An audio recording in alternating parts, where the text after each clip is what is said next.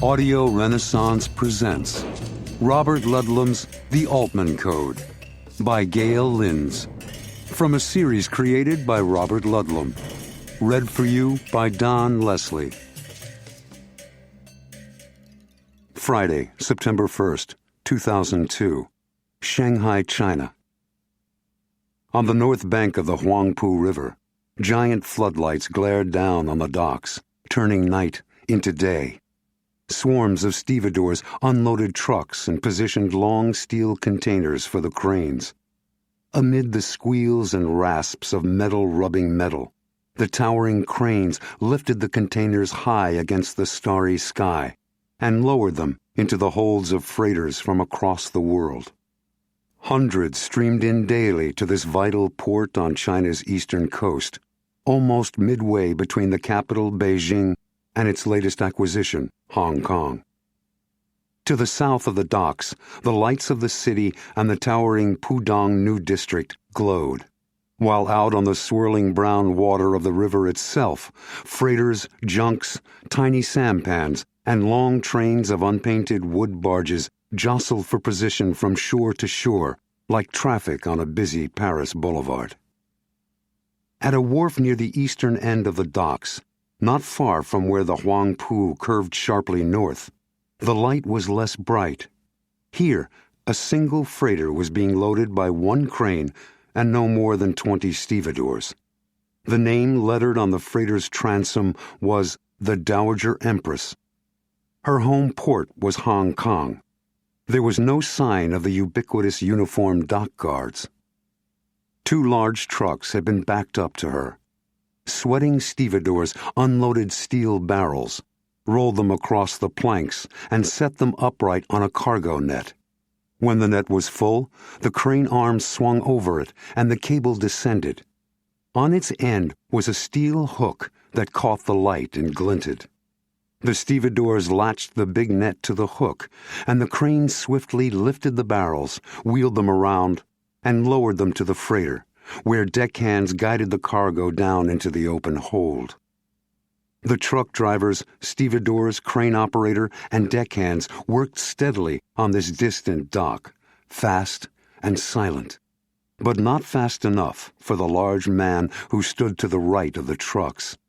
His sweeping gaze kept watch from land to river.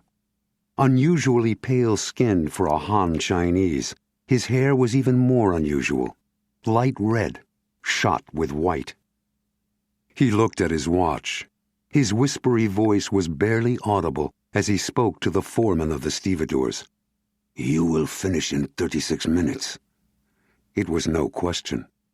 The foreman's head jerked around as if it had been attacked. He stared only a moment, dropped his gaze, and rushed away, bellowing at his men. The pace of work increased. As the foreman continued to drive them to greater speed, the man he feared remained a looming presence.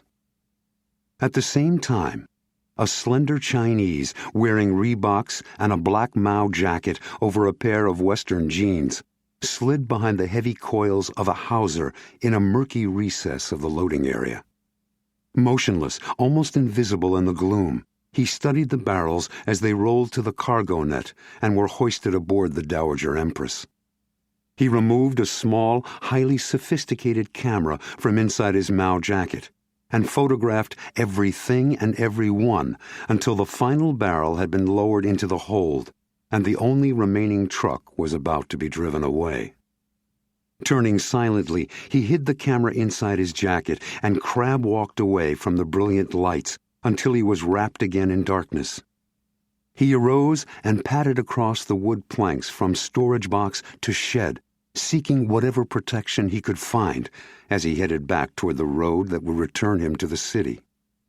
A warm night wind whistled above his head, carrying the heavy scent of the muddy river. He did not notice. He was exultant because he would be returning with important information. He was also nervous. These people were not to be taken lightly. By the time he heard footsteps, he was nearing the end of the wharf where it met the land, almost safe.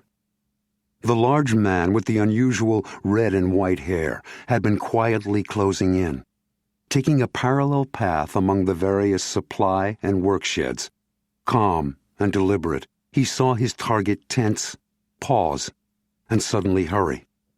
The man glanced quickly around. To his left was the lost part of the dock where storage and seagulls found their haven, while on the right was a pathway kept open for trucks and other vehicles to go back and forth to the loading areas. The last truck was behind him, heading this way, toward land. Its headlights were funnels in the night. It would pass soon. As his prey darted behind a tall pile of ropes on the far left, the man pulled out his garrote and sprinted. Before the prey could turn, the man dropped the thin cord around his neck, yanked, and tightened. For a long minute, the victim's hands clawed, his shoulders twisted in agony, his body thrashed. At last, his arms fell limp, and his head lolled forward. As the truck passed on the right, the wood dock shuddered. Hidden behind the mountain of ropes, the killer lowered the corpse to the planks. He released the garrote and searched the dead man's clothes until he found the camera. Without hurrying, he walked back and retrieved 2 of the enormous cargo hooks. He knelt by the corpse, used the knife from the holster on his calf to slash open the belly, buried the points of the iron hooks inside, and sealed them there by winding rope around the man's middle. With alternating feet, he rolled him off into the dark water. The body made a quiet splash and sank. Now it would not float up. He walked toward the last truck, which had paused as ordered, waiting, and climbed aboard. As the truck sped away toward the city, the Dowager Empress hauled up her gangway and let go her lines. A tug towed her out into the Huangpu, where she turned down river for the short journey to the Yangtze and finally the open sea. Tuesday, September 12th, Washington, D.C. There was a saying in Washington that lawyers ran the government, but spies ran the lawyers. The city was cobwebbed with intelligence agencies, everything from the legendary CIA and FBI and the little-known NRO to alphabet groups in all branches of the military and government, even in the illustrious departments of state and justice. Too many, in the opinion of President Samuel Adams Castilla, and too public. Rivalries were notoriously a problem. Sharing information that inadvertently included misinformation was a bigger problem. Then there was the dangerous sluggishness of so many bureaucracies. The president was worrying about this and a brewing international crisis as his black Lincoln town car cruised along a narrow back road on the northern bank of the Anacostia River. Its motor was a quiet hum, and its tinted windows opaque. The car rolled past tangled woods and the usual lighted marinas until it finally rattled over the rusted tracks of a rail spur, where it turned right into a busy marina that was completely fenced. The sign read, Anacostia Seagoing Yacht Club, private members only. The yacht club appeared identical to all the others that lined the river east of the Washington Navy Yard. It was an hour before midnight. Only a few miles above the Anacostia's confluence with the broad Potomac, the marina moored big, open-water power cruisers and long-distance sailing boats, as well as the usual weekend pleasure craft. President Castilla gazed out his window at the piers, which jutted out into the dusky water. At several, a number of salt-encrusted ocean-going yachts were just docking. Their crews still wore foul-weather gear. He saw that there were also 5 frame buildings of varying sizes on the grounds. The layout was exactly what had been described to him. The Lincoln glided to a halt behind the largest of the lighted buildings, out of sight of the piers and hidden from the road by the thick woods. 4 of the men riding in the Lincoln with him, all wearing business suits and carrying mini-submachine guns, swiftly stepped out and formed a perimeter around the car. They adjusted their night vision goggles as they scanned the darkness. Finally, one of the 4 turned back toward the Lincoln and gave a sharp nod. The 5th man, who had been sitting beside the president, also wore a dark business suit, but he carried a 9mm Sig Sauer. In response to the signal, the president handed him a key, and he hurried from the car to a barely visible side door in the building. He inserted the key into a hidden lock and swung the door open. He turned and spread his feet, weapon poised. At that point, the car door that was closest to the building opened. The night air was cool and crisp, tainted with the stench of diesel. The president emerged into it, a tall, heavy-set man wearing chino slacks and a casual sport jacket. For such a big man, he moved swiftly as he entered the building.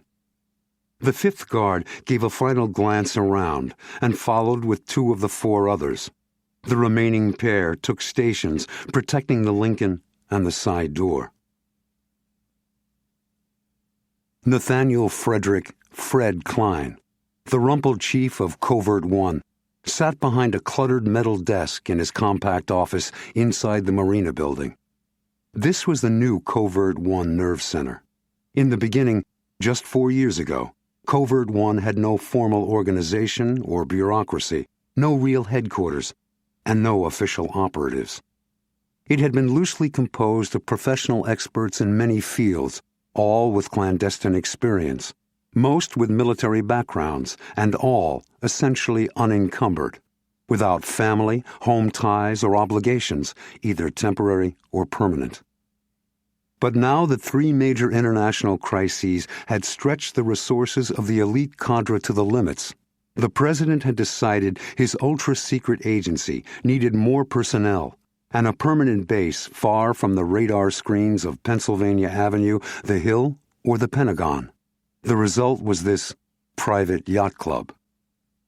Alone in his office, the sounds of his small nighttime staff muted beyond his door, Klein closed his eyes and rubbed the bridge of his longish nose. His wire-rimmed glasses rested on the desk. Tonight, he looked every one of his 60 years. Since he had accepted the job of heading Covert-One, he had aged. His enigmatic face was riven with new creases, and his hairline had receded an inch. Another problem was on the verge of erupting. As his headache lessened, he sat back, opened his eyes, put his glasses back on, and resumed puffing on his ever-present pipe. The room filled with billows of smoke that disappeared almost as soon as he produced them, sucked out by a powerful ventilating system installed specifically for the purpose. A file folder lay open on his desk, but he did not look at it. Instead, he smoked, tapped his foot, and glanced at the ship's clock on his wall every few seconds.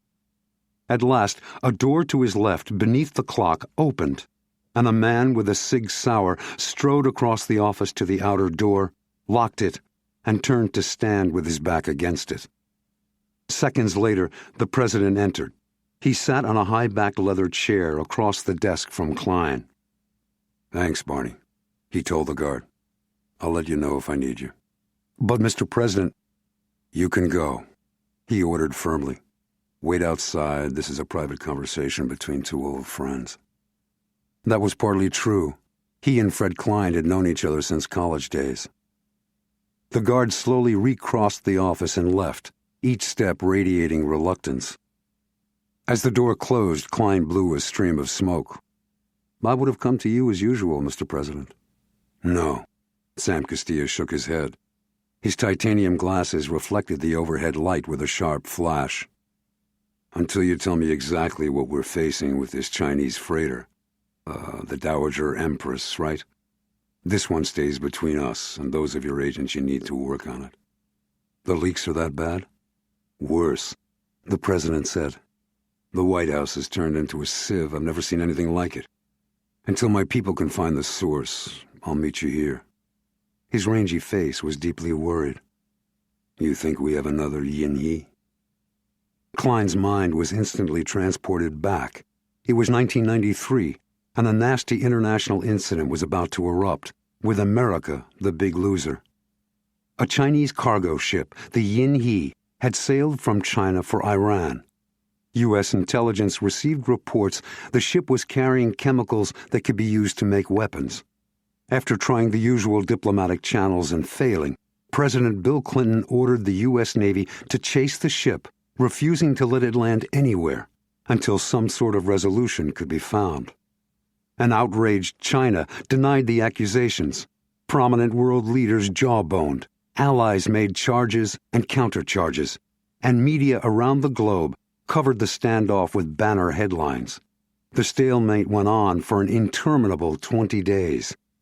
When China finally began to noisily rattle its sabers, the U.S. Navy forced the ship to stop on the high seas, and inspectors boarded the Yanhe. To America's great embarrassment, they uncovered only agricultural equipment, plows, shovels, and small tractors. The intelligence had been faulty. He puffed gloomily, fanning the smoke away from the president. "Do we have another Yanhe?" he repeated. "Maybe." Klein tamped down the ash in his pipe. "One of our operatives is a professional sinologist who's been working in Shanghai the past 10 years for a consortium of American firms that are trying to get a foothold there. His name's Avery Mondragon. He's alerted us to information he's uncovered that the Dowager Empress is carrying tens of tons of thiodiglycol, used in blister weapons, and thionyl chloride, used in both blister and nerve weapons. The freighter was loaded in Shanghai, is already at sea, and is destined for Iraq." "How good is the information this time, Fred? 100%? 90? "I haven't seen it," Klein said evenly, puffing a cloud of smoke and forgetting to wave it away this time. "But Mondragon says it's documentary. He has the ship's true invoice manifest. The price of another mistake on our part could be particularly high for us, too, now that they're close to signing our human rights treaty." In exchange for financial and trade concessions from the U.S., for which the president had cajoled and arm-twisted a reluctant Congress, China had all but committed to signing a bilateral human rights agreement that would open its prisons and criminal courts to UN and U.S. inspectors, bring its criminal and civil courts closer to Western and international principles, and release longtime political prisoners. Such a treaty had been a high-priority goal for American presidents since Dick Nixon. "We can't allow the Dowager Empress to sail into Basra with weapons-making chemicals. That's the bottom line, period." Castilla stood and paced.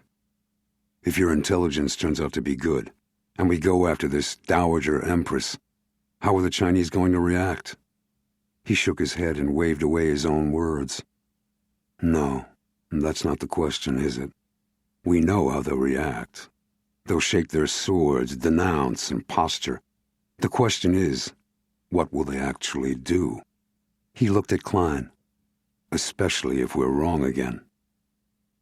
The Covert-One chief said the words neither wanted to think. "With their long-range nuclear weapons, we're as much a target as any country." Castilla shook off a shudder. Klein removed his glasses and massaged his temples. They were silent. At last, the president sighed. He had made a decision. "All right. I'll have Admiral Brose order the Navy to follow and monitor the Dowager Empress.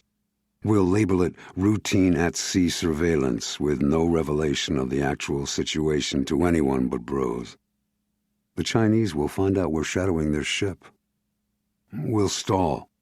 The problem is, I don't know how long we'll be able to get away with it."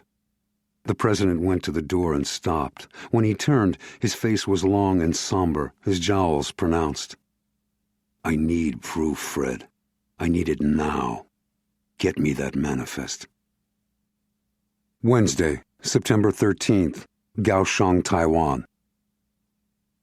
After a medium-rare hamburger and a bottle of Taiwanese lager at Smoky Joe's on Kaohsiung-One Road, Jon Smith decided to take a taxi to Kaohsiung Harbor. He still had an hour before his afternoon meetings resumed at the Grand Heli Hotel, when his old friend Mike Kearns from the Pasteur Institute in Paris would meet him there. Smith had been in Kaohsiung, Taiwan's second-largest city, nearly a week, but today was the first chance he'd had to explore. That kind of intensity was what usually happened at scientific conferences, at least in his experience.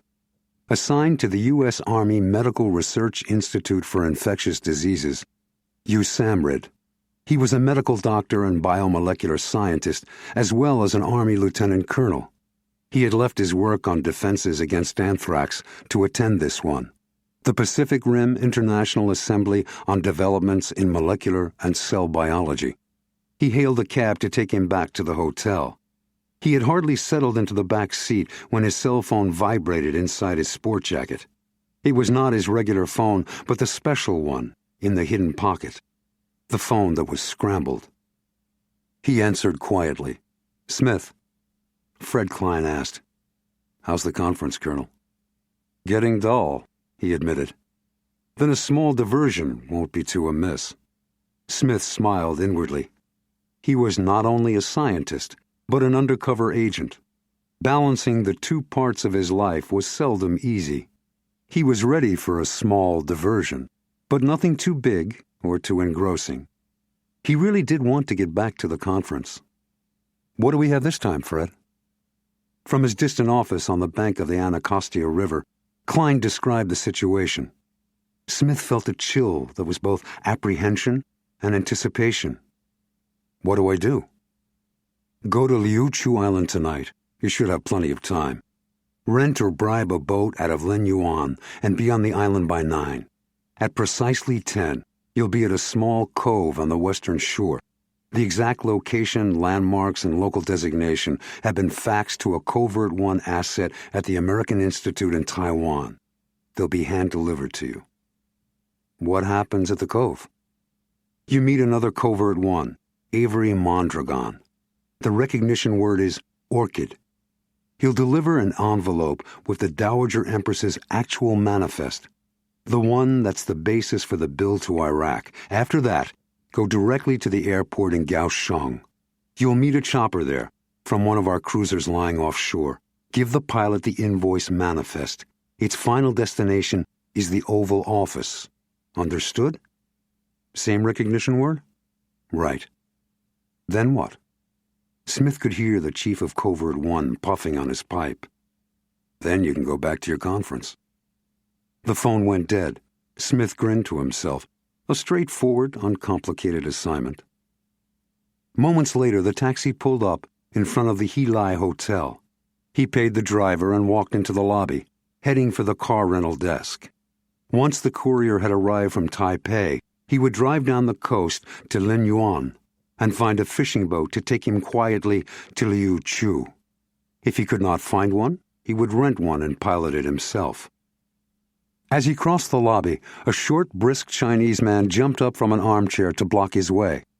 "Ah, Dr. Smith. I have been waiting for you. I'm honored to meet you personally.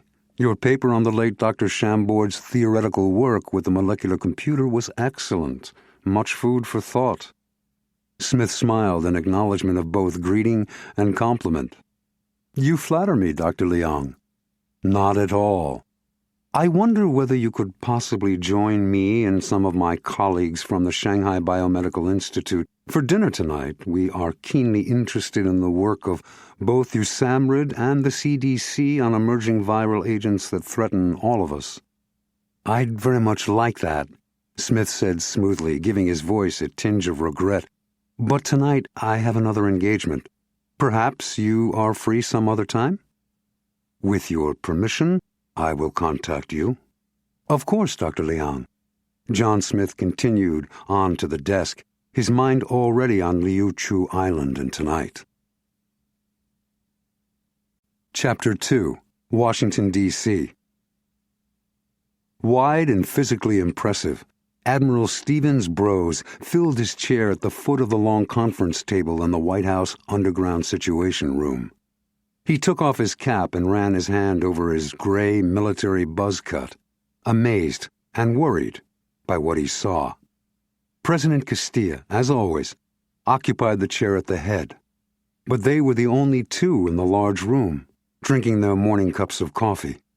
The rows of seats at the long table around them were ominous in their emptiness. "What chemicals, Mr. President?" Admiral Brose asked. He was also the chairman of the Joint Chiefs. "Thiol-diglycol, blister weapons, and thionyl chloride. Blister and nerve gases. Damn painful and lethal, all of them. A wretched way to die." The Admiral's thin mouth and big chin tightened. "How much is there?" Tens of tons. President Castilla's grim gaze was fixed on the Admiral. Unacceptable. When... Brose stopped abruptly, and his pale eyes narrowed. He took in all the empty chairs at the long table. I see. We're not going to stop the Dowager Empress en route and search her. You want to keep our intelligence about the situation secret. For now, yes.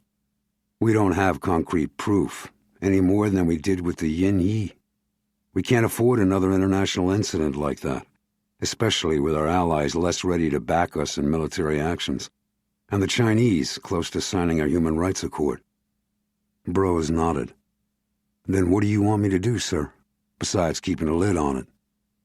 Send one ship to keep tabs on the Empress, close enough to move in, but out of sight.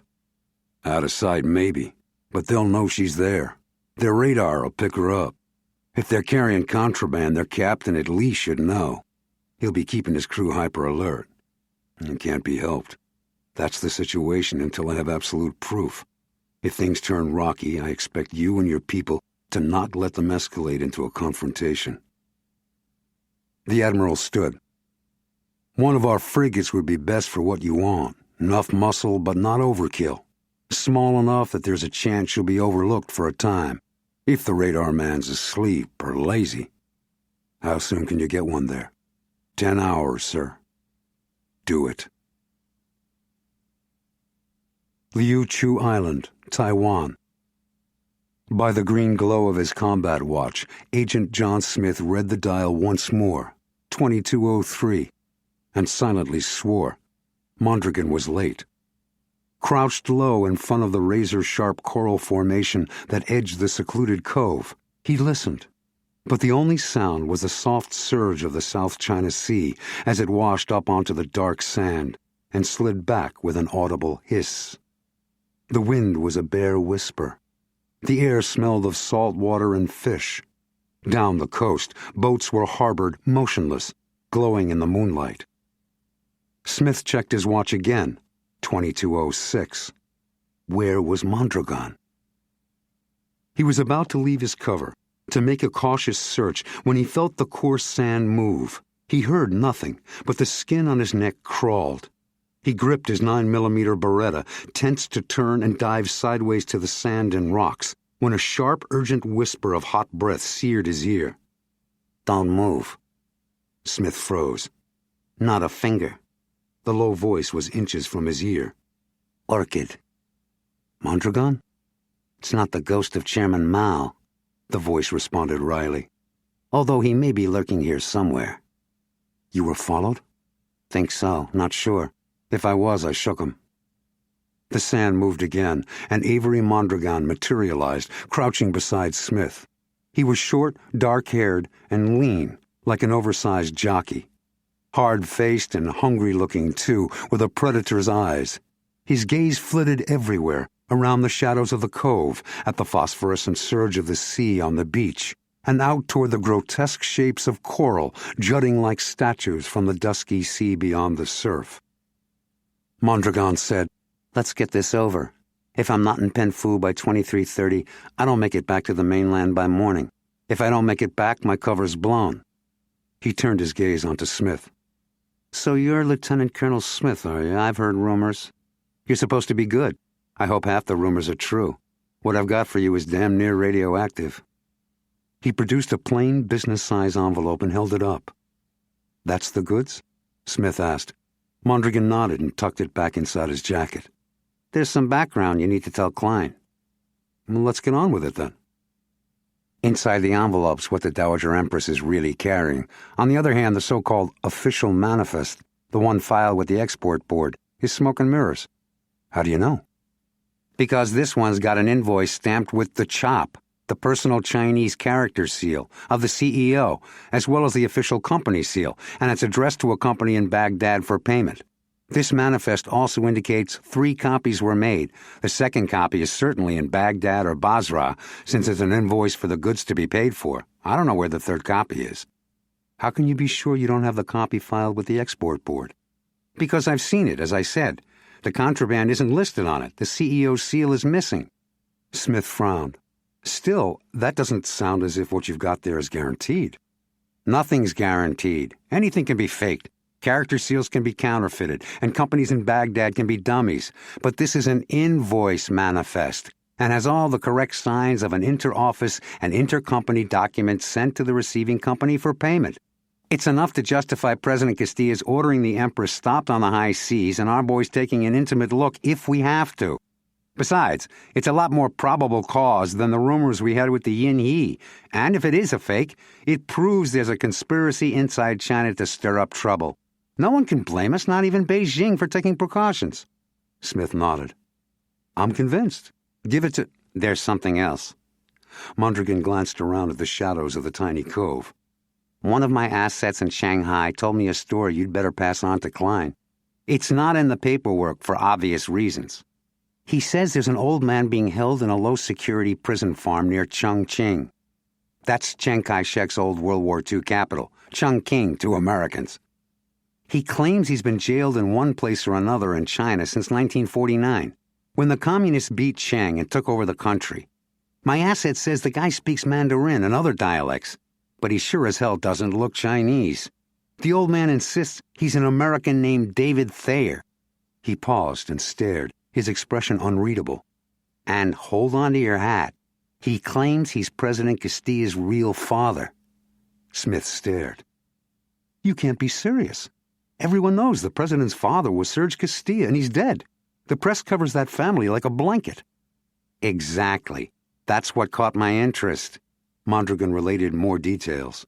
My asset says he used the exact phrase, President Castilla's real father. If the guy's a fraud, why make up a yarn so easily disproved? Smith's mind raced as he calculated ages and years. It was numerically possible. Exactly where is this old man being... Down! Mondragon dropped flat to the sand. Heart racing, Smith dove behind a coral outcrop as shouts and angry Chinese and a fusillade of automatic fire hammered from their right close to the sea. Mondragon rolled behind the outcropping and came up in a crouch beside Smith, his 9mm Glock joining Smith's Beretta, aiming into the dark of the cove, searching for the enemy. Well, Mondragon said gloomily, I guess I didn't shake them. Smith wasted no time on recriminations. Where are they? You see anything? Not a damn thing. Smith pulled night vision goggles from inside his windbreaker.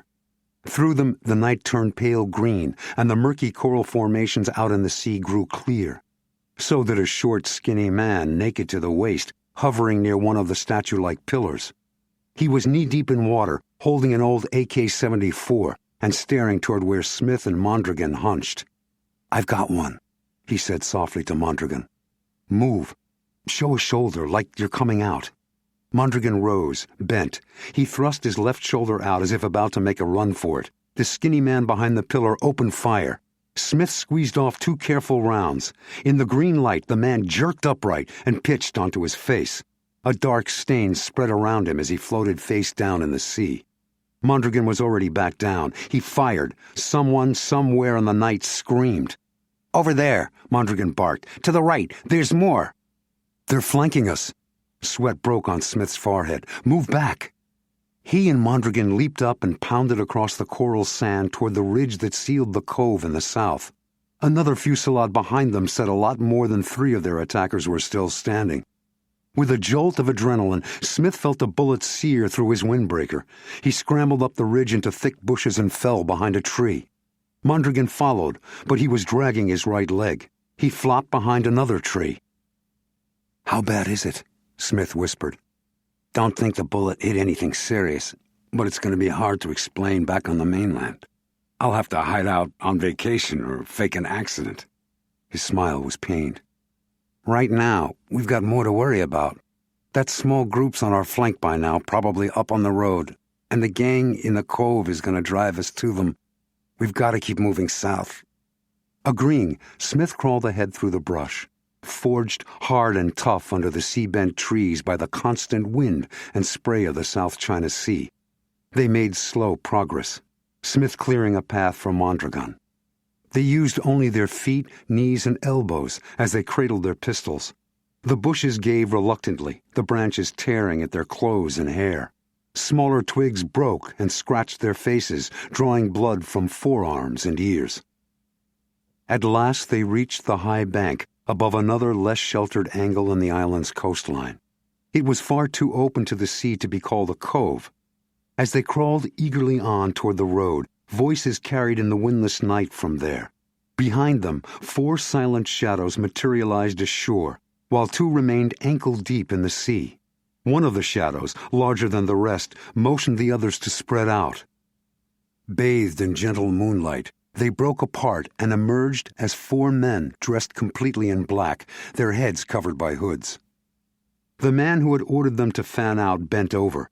Smith heard a whispery version of a deep, harsh voice give instructions over what was probably a handheld radio. "Chinese," Mondragon analyzed quietly, listening. His tones were tight. He was in pain. "Can't make out all of the words, but it sounds like the Shanghai dialect of Mandarin, which means they probably did follow me from Shanghai. He's their leader." "We could play the odds," Smith told him. "Head on for the road. Are you up for that? Otherwise, we'll make a stand here." "Are you crazy? They'll massacre us here." They crawled deeper into the brush and trees away from the sea. They had gone a slow 20 more feet when footsteps approached from the rear, grinding through the undergrowth. Simultaneously, they saw the shadows of the inland group pushing toward them and the sea. Their pursuers had guessed what they would do and were closing in from front and back. Smith swore. "They've heard us, or found our trail. Keep moving. When the ones from the road get close, I'll rush them." "Maybe not," Mondragon whispered back, hope in his voice.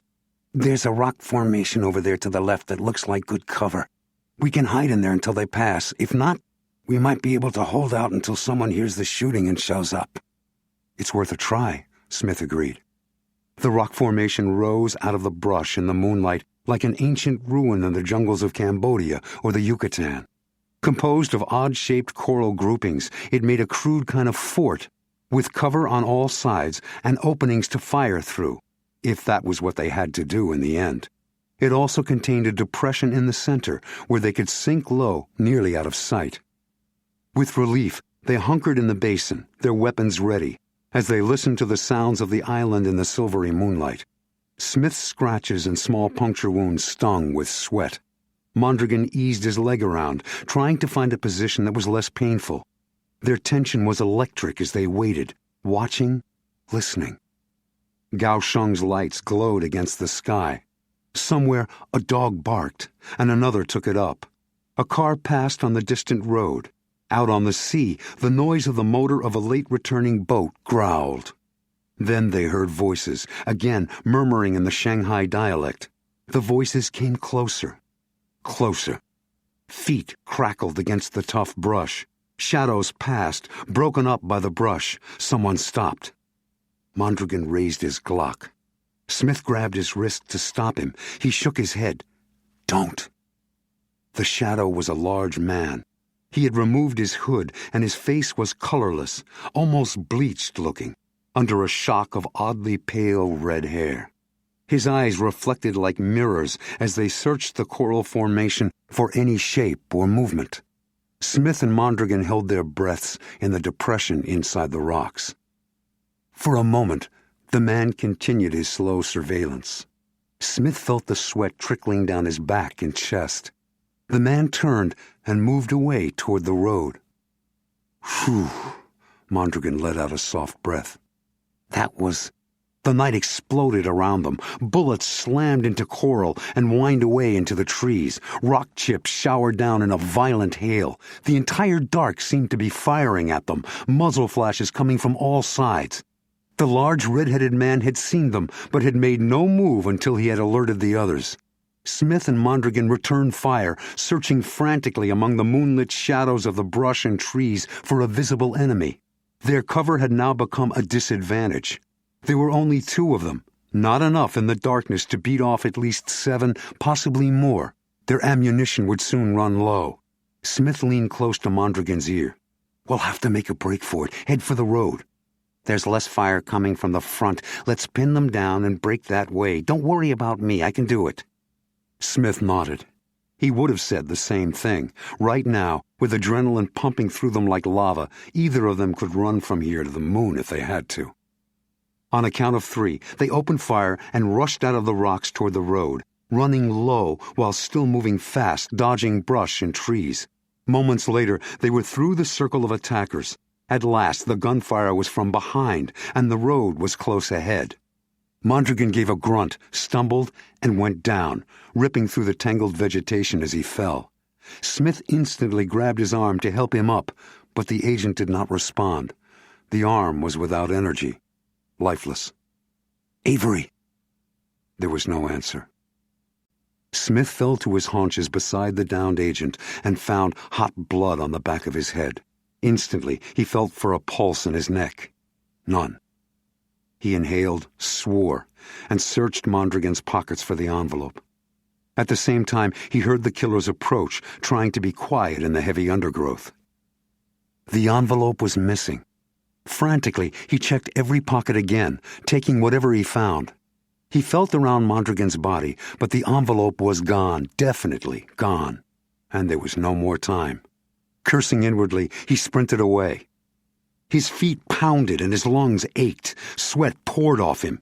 He did not know how far he ran or for how long, but he became aware that there were no sounds of pursuit. He crouched in the cover of a tree for a full 5 minutes. It seemed like 5 hours. His pulse pounded into his ears. Had they given up? If the killers had quit their pursuit, it meant only one thing. They had what they had come for. They had found the secret invoice manifest of the Dowager Empress. Thursday, September 14th, Kaohsiung, Taiwan. The windows of Jon Smith's room on the 20th floor of the Grand Hilai Hotel displayed a breathtaking panorama of Kaohsiung's sparkling night, from the horizon-to-horizon lights up to the black star-studded sky. Tonight, Smith had no interest in it.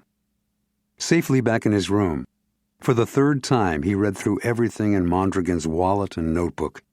He had hoped there would be some clue to how the murdered Covert-One agent had secured the manifest. The only unexplained item was a crumpled, cocktail-sized napkin from a Starbucks coffee shop with a name scrawled on it in ink, Zhao Yangji. His cell phone buzzed. It was Fred Klein returning his call. Klein's greeting was a question. "You delivered the article to the airport?" "No," Smith told him. "I have bad news. Mondragon was killed." The silence at the other end was like a sigh. "I'm sorry. I worked with him a long time. He was a fine agent, and I'll miss him. I'll contact his parents. They'll be shocked, distraught." Smith breathed deeply. Once. Twice. "Sorry, Fred. This must be hard on you. Tell me what happened, John." Smith told him about the envelope, the attack, and Mondragon's death. The killers were Chinese from Shanghai. The invoice manifest must have been the real thing. "I have a lead, but it's remote." He told Klein about the Starbucks napkin. "You're sure the napkin's from Shanghai? Was Mondragon anywhere but Shanghai in the last few months?" "Not that I'm aware of." "Then it's a possibility, and it's all I have anyway." "Can you get to Shanghai?" "I think so.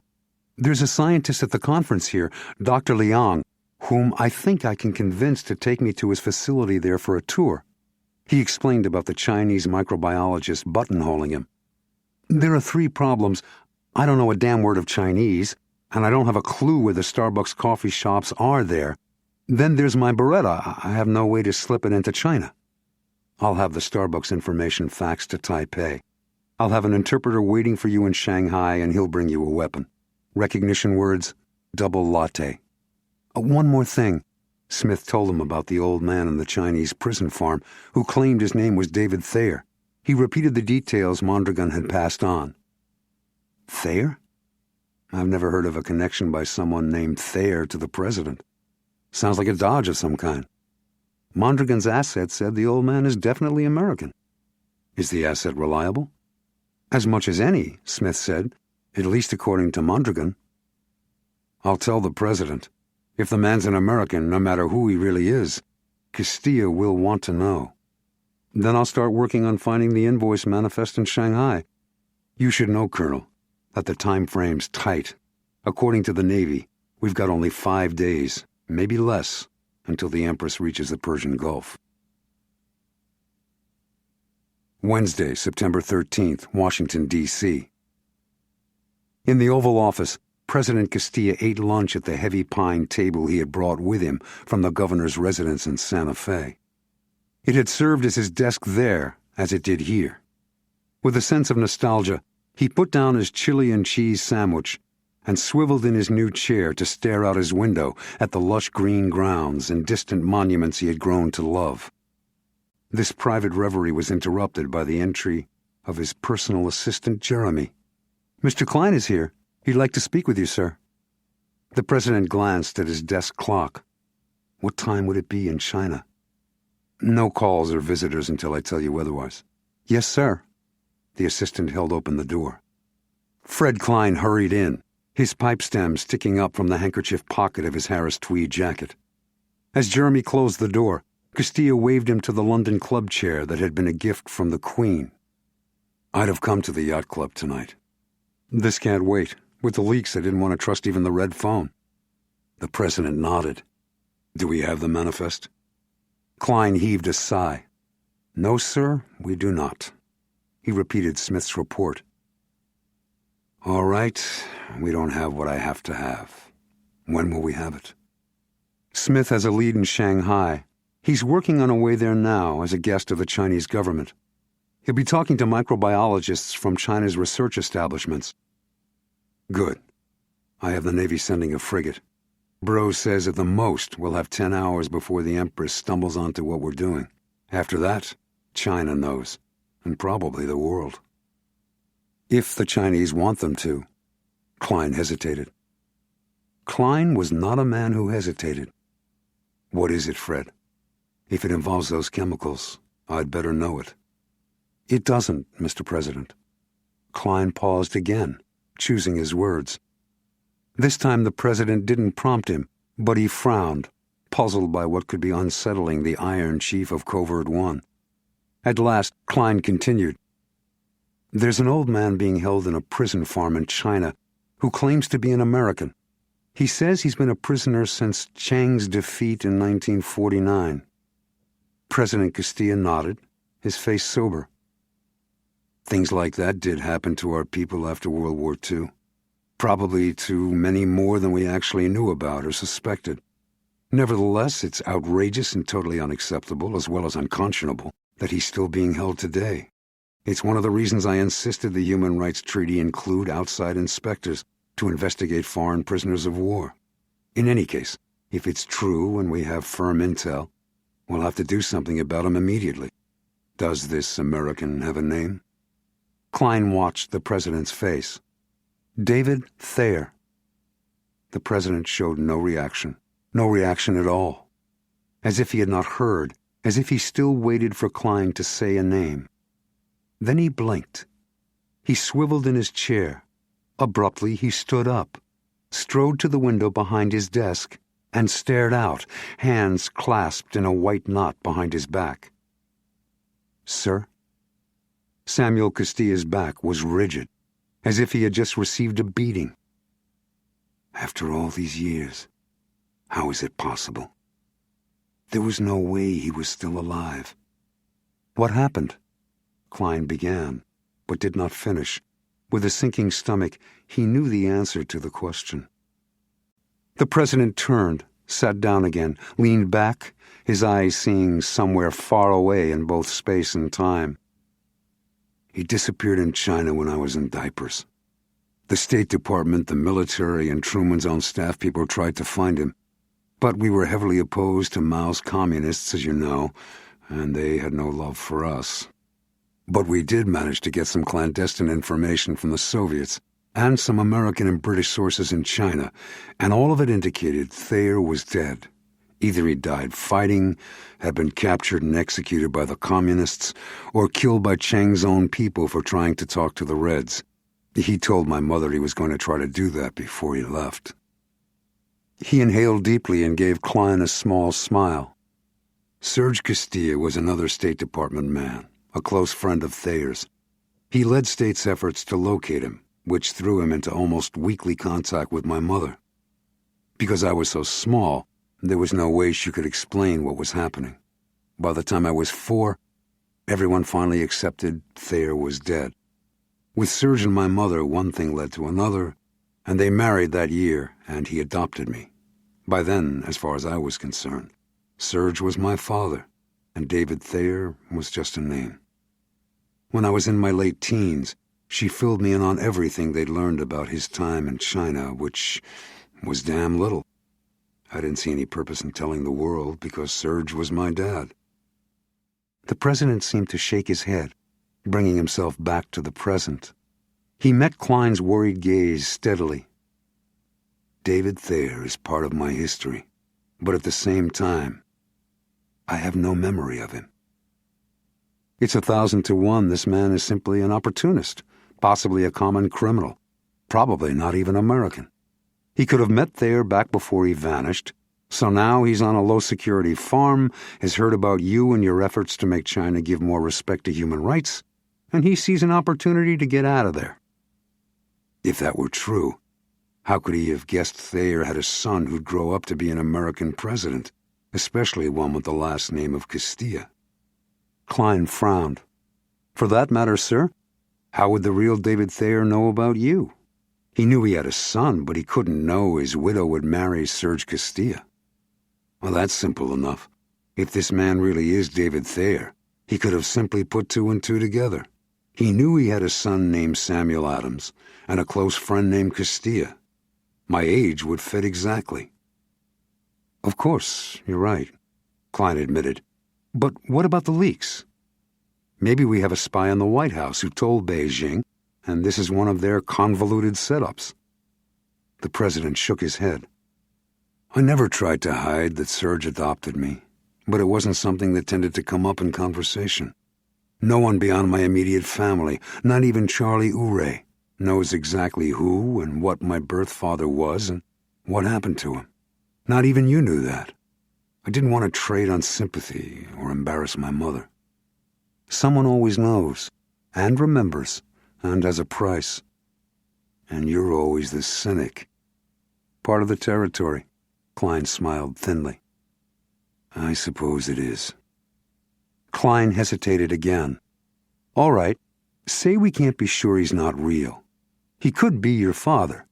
If he is, what do you want to do? The president leaned back in his chair again, took off his glasses, and ran his big hands over his face. He sighed heavily.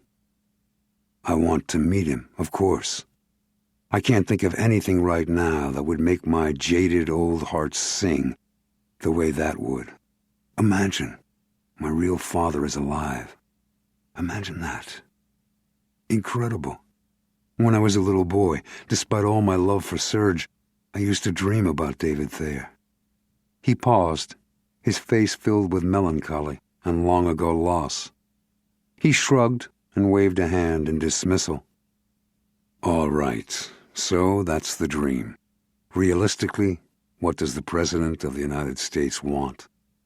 I want him out of China, of course. He's an American. Therefore, he deserves a complete support of his country. As I would with any American who has been through the ordeal that he has, I want to meet him, thank him for his courage, and shake his hand. But, that said, there are international consequences to consider.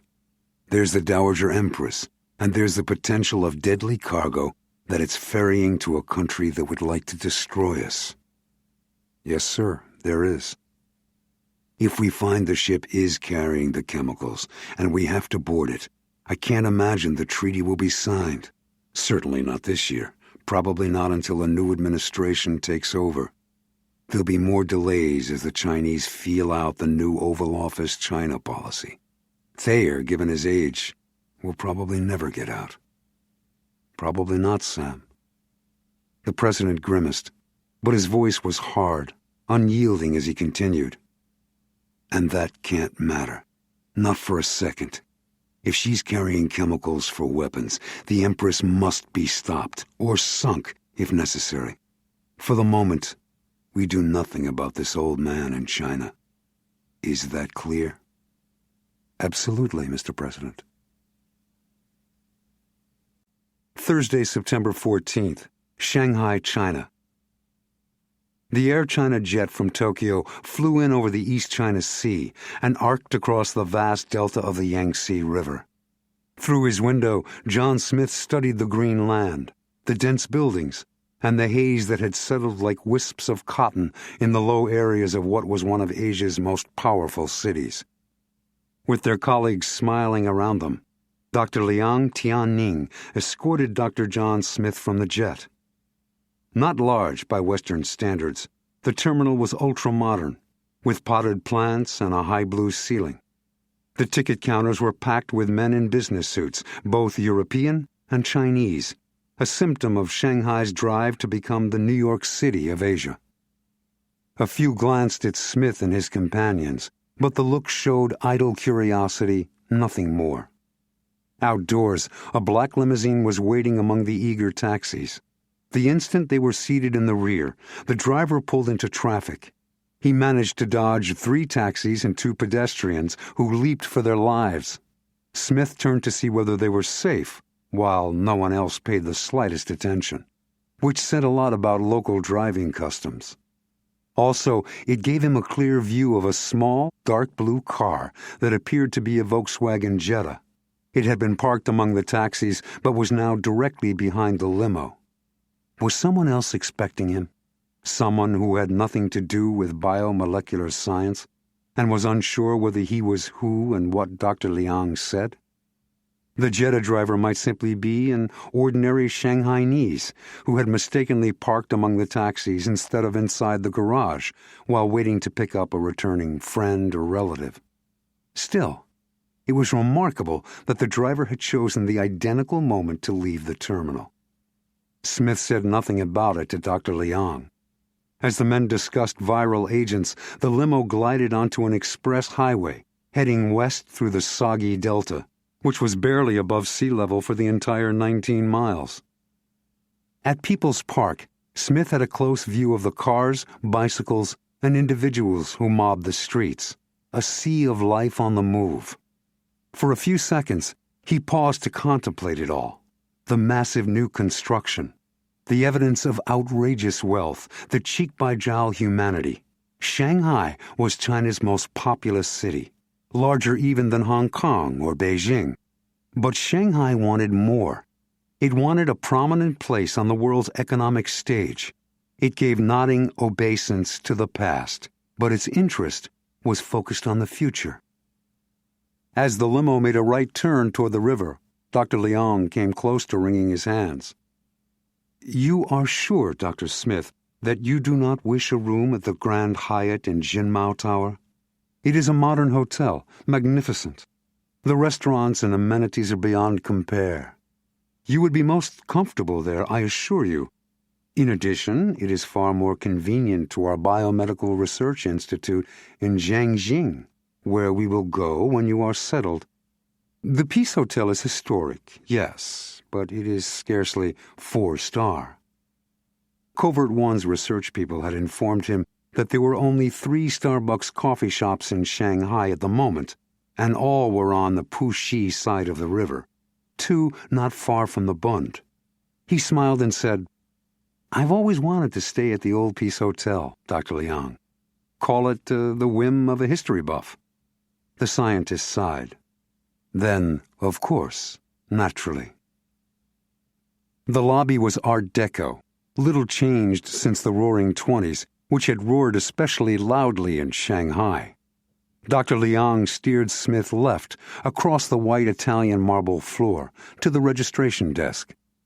The haughty desk clerk looked down his nose at Dr. Liang as he registered, and then over at Smith. He made little effort to conceal his arrogance. Dr. Liang spoke to him in low, harsh Chinese, and Smith heard what sounded like the name of the research institute. Fear flashed in the clerk's eyes. Instantly, he became almost obsequious toward the Western guest. Despite the aura of freewheeling capitalism that had enlarged the city, Shanghai was in China. China was still a communist country, and Dr. Liang appeared to be a great deal more influential than he had let anyone at the Taiwan conference see.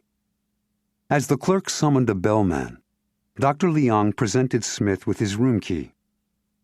"I regret a suite could not be authorized, but your room will be most spacious and comfortable. Do you wish to freshen up before we continue to the Institute?" "Today?" Smith acted surprised. "I'm afraid I wouldn't be at my best. Dr. Liang, I was in meetings and consultations until the small hours last night. A day of rest, and I'll be able to do justice to our colleagues in the morning." Dr. Liang was startled. "Well, of course, that will be fine. I will alert my staff to rearrange our schedule, but surely you will join us for dinner. It would give all of us a great pleasure to reveal to you the beauty of Shanghai after dark." Smith resisted an urge to bow. It was not a Chinese custom. "I'd be delighted, thank you. But perhaps we can have a late start. Would 9 o'clock do?" "That is agreeable. We will be here." Liang smiled and nodded understandingly, but there was an edge to his voice as he added, "We will not keep you up too late, Dr. Smith. That is a promise." Was there suspicion behind the words and the smile? Or was Dr. Liang simply losing patience? For a simple scientist, he seemed to inspire a little too much fear in the desk clerk. Smith was acutely aware he might have raised his colleague's doubts by putting him off in Taiwan, then seeking him out a few hours later, and finally, no matter how subtly he had tried to make the invitation seem to come from Liang, hinting he would not turn down an immediate invitation. But with the time pressure, he'd had to take the risk. Suspicious or not, the scientist was at least smiling when he left. Smith watched through the glass doors as he stopped at the limo. The driver appeared from somewhere and spoke swiftly and urgently. Both got in, and the limo sped away. The bellman had taken his suitcase. Smith rode the elevator up to his floor and found his room, still contemplating Dr. Liang, the limousine driver who had inspected an engine that had given no indication it needed inspecting, and the dark blue Jetta. His bag was waiting, and the bellman was gone. Tipping was frowned upon in the People's Republic, although, as Shakespeare wrote in Hamlet, it was a custom more honored in the breach than in the observance. Smith checked inside his suitcase. The all-but-invisible filament he'd had installed in the interior was unbroken, which meant no one had searched it. He decided he must be too jumpy, probably overreacting. Still, somewhere out there was the true manifest of the Empress, as well as the people who had created it and the people who had stolen it from Mondragon. They might or might not be the same group. In any case, he was reasonably certain some had seen him close enough that they would recognize him again. By now, they might already know his name. At the same time, all he had was a short glimpse of the big, tall leader of the attackers, a Han Chinese with unusual red hair and a meaningless name scribbled on a coffeehouse napkin.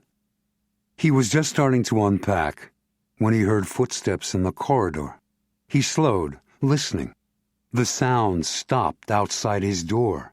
His pulse accelerating, he padded across the room and flattened against the wall, waiting. Major Pan I-2 was small and pudgy, with soft hands, a gentle voice, and a benign smile. He wore a conservative gray European suit, clip-on floral bow tie, and horn-rimmed glasses. There was nothing about him to frighten anyone until you looked behind the glasses. The eyes were completely unresponsive. When he smiled, the eyes did not. When he conversed in his quiet voice, the eyes did not animate or listen. They watched. They looked at you, but they did not see you. It was impossible to say at any given moment what they did see. "Explain what has alarmed you about this Dr. Jon Smith," Major Pan said. "Has he been asking questions?" No, nothing like that." Liang fell into his desk chair. It is only that in Taiwan he was so eager, and then when we have arranged an immediate visit to the research center here, he is quite suddenly too tired. He says that tomorrow would be better." "You don't think he's tired?" "In Taiwan, at the conference, he did not seem tired. At the airport in Taipei, he was quite eager."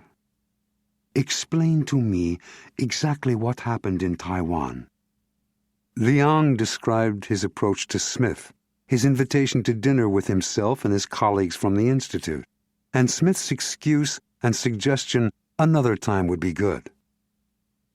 Major Pond considered. "It was the next morning that he suddenly approached you to come to Shanghai to visit your institute?" "Well, not in so many words, but I would say he made it quite clear he would be interested in an immediate invitation." The Major nodded to himself again. He abruptly slid off the filing cabinet and was gone. Dr. Liang stared at the closed door of his office, wondering what had happened. He was certain he had reported everything by phone to the Security Bureau, as he was required to do after every trip outside China. Why had Major Pond come here? And what could he have learned just now that made him leave so suddenly? The Major had a reputation as a man who succeeded in his work where everyone else failed. Liang shook his head, feeling a disorienting chill of fear. Beijing, China. The highly secure conclave of Jiangnanhai stood in the shadow of the legendary Forbidden City in central Beijing, where China's emperors and empresses once played and governed. For centuries, Jiangnanhai was the imperial court's pleasure garden, where horse races, hunts, and festivals were held for nobility and their retainers on the green banks of two lakes. In fact, Jiangnanhai meant Central and Southern Lake. Niu Jianxing leaned back behind his cluttered desk, entwined his fingers, and closed his eyes. He was still within the circular pool of light cast by his old desk lamp. It glared on his sunken cheeks and delicate features, which were partially hidden behind tortoiseshell glasses. The harsh light did not appear to bother him. As if he were so deep in concentration, he did not know there was any light at all, as if nothing disturbing could exist in the tranquil world inside his mind. Niu Jianxing had become a very important man, by acquiring power step by clandestine step. Ever since entering the party and the government, he had found repose to be a great aid to concentration and correct decisions. He would often sit silently like this at Politburo and Standing Committee meetings. At first, the others had thought he was asleep and had dismissed him as a lightweight from the countryside of Tianjin. They talked as if he were not there. In fact, as if he did not exist at all, until it became clear, to the permanent regret of a few who had spoken too freely, that he heard every word, and usually had their problems solved or dismissed before they could even articulate them. After that, his admirers nicknamed him the Owl, a catchy name that spread through the ranks and made him someone to be remembered, a savvy politician as well as tactician. He had made it his personal chop. At the moment, the Owl was pondering the disquieting rumor that some of his colleagues on the Standing Committee had second thoughts about signing the Human Rights Agreement with the United States he had worked so hard to negotiate. He had spent the morning putting out feelers to identify who those backsliders might be. Strange that he'd had no warning of such serious dissension. This concerned him too, hinting as it did of an organized opposition waiting for the right moment to reveal themselves and kill the treaty. Now that China was entering the capitalist world, it was inevitable that some in government would be determined to destroy it, to preserve their own dominance. A light knock yanked him from his reverie. His eyes snapped open. His windows were shuttered against the bright Beijing day and the magnificent gardens of Jiangnanhai. The years had taught him the importance of his secluded office. The single knock came again, one he recognized only too well. It always signaled trouble. "Come in, General." General Chu Kuei-rong, PLA, retired, marched into the cloistered room, took off his hat, and sat. Hunched forward in the hardwood chair that faced the desk, he had a scarred face, thick shoulders, and barrel chest. His tiny eyes were sunk in deep wind and sun creases. They squinted at Nyo, as if looking through the raw desert sunlight. His shaved head reflected like polished steel in the circle of light from the desk lamp. In his metal-bedecked uniform, he resembled some old Soviet marshal, contemplating the destruction of Berlin in World War II. Only the thin cigar clamped between his teeth spoiled the image. "It's the spy." "Major Pan?" The owl hid his impatience. "Yes, Major Pan thinks Dr. Liang could be jumping at shadows, but he's not sure." General Chu was the chief of the Public Security Bureau, one of the organs under the owl's control. Major Pan was one of the general's top operatives.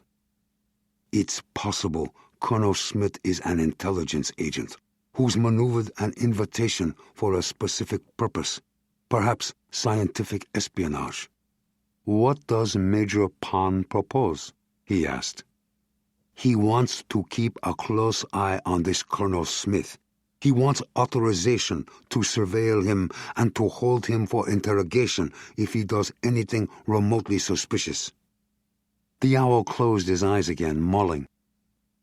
"Surveillance is probably wise, but I want concrete evidence before authorizing interrogation. These are sensitive times, and at the moment we're fortunate to have an American government peculiarly disposed toward peace and cooperation. We'd be fools not to take advantage of this rare occasion." Shanghai. Smith's spacious room in the Peace Hotel was suddenly claustrophobic. Pressed flat against the wall next to the door, he listened for the footsteps to move. Instead, there was a knock. It was as faint as the footsteps had been. Smith did not move. There it was again. A light tapping, now insistent, nervous. Not a bellman or a maid. Then he knew. Damn! It had to be the interpreter Fred Klein had arranged. He opened the door, grabbed a tall, thin Chinese man by the front of his oversized leather jacket, and jerked him into the room. The fellow's blue Mao cap flew off. "Hey!" Smith seized the cap in midair, heeled the door closed, and glared at the skinny man, who struggled while at the same time looking aggrieved. "What's the word?" "Double latte." "What's your cover?" "Interpreter and chauffeur, what else? Definitely not gun runner. So here, take it quick." As if it were scorching his fingers, he handed Smith a canvas holster encasing a duplicate of his 9mm Beretta. "You have a name?"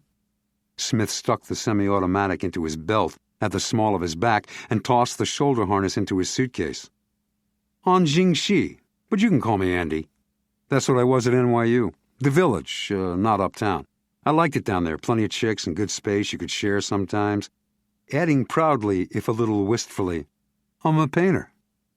"Congratulations," Smith said dryly. "It's an even more unstable living than a spy's. Okay, Andy, let's go get coffee at a Starbucks and see whether we can figure out who's on my tail." 2 hours later, Andy dropped Smith at the second Starbucks and drove off to park.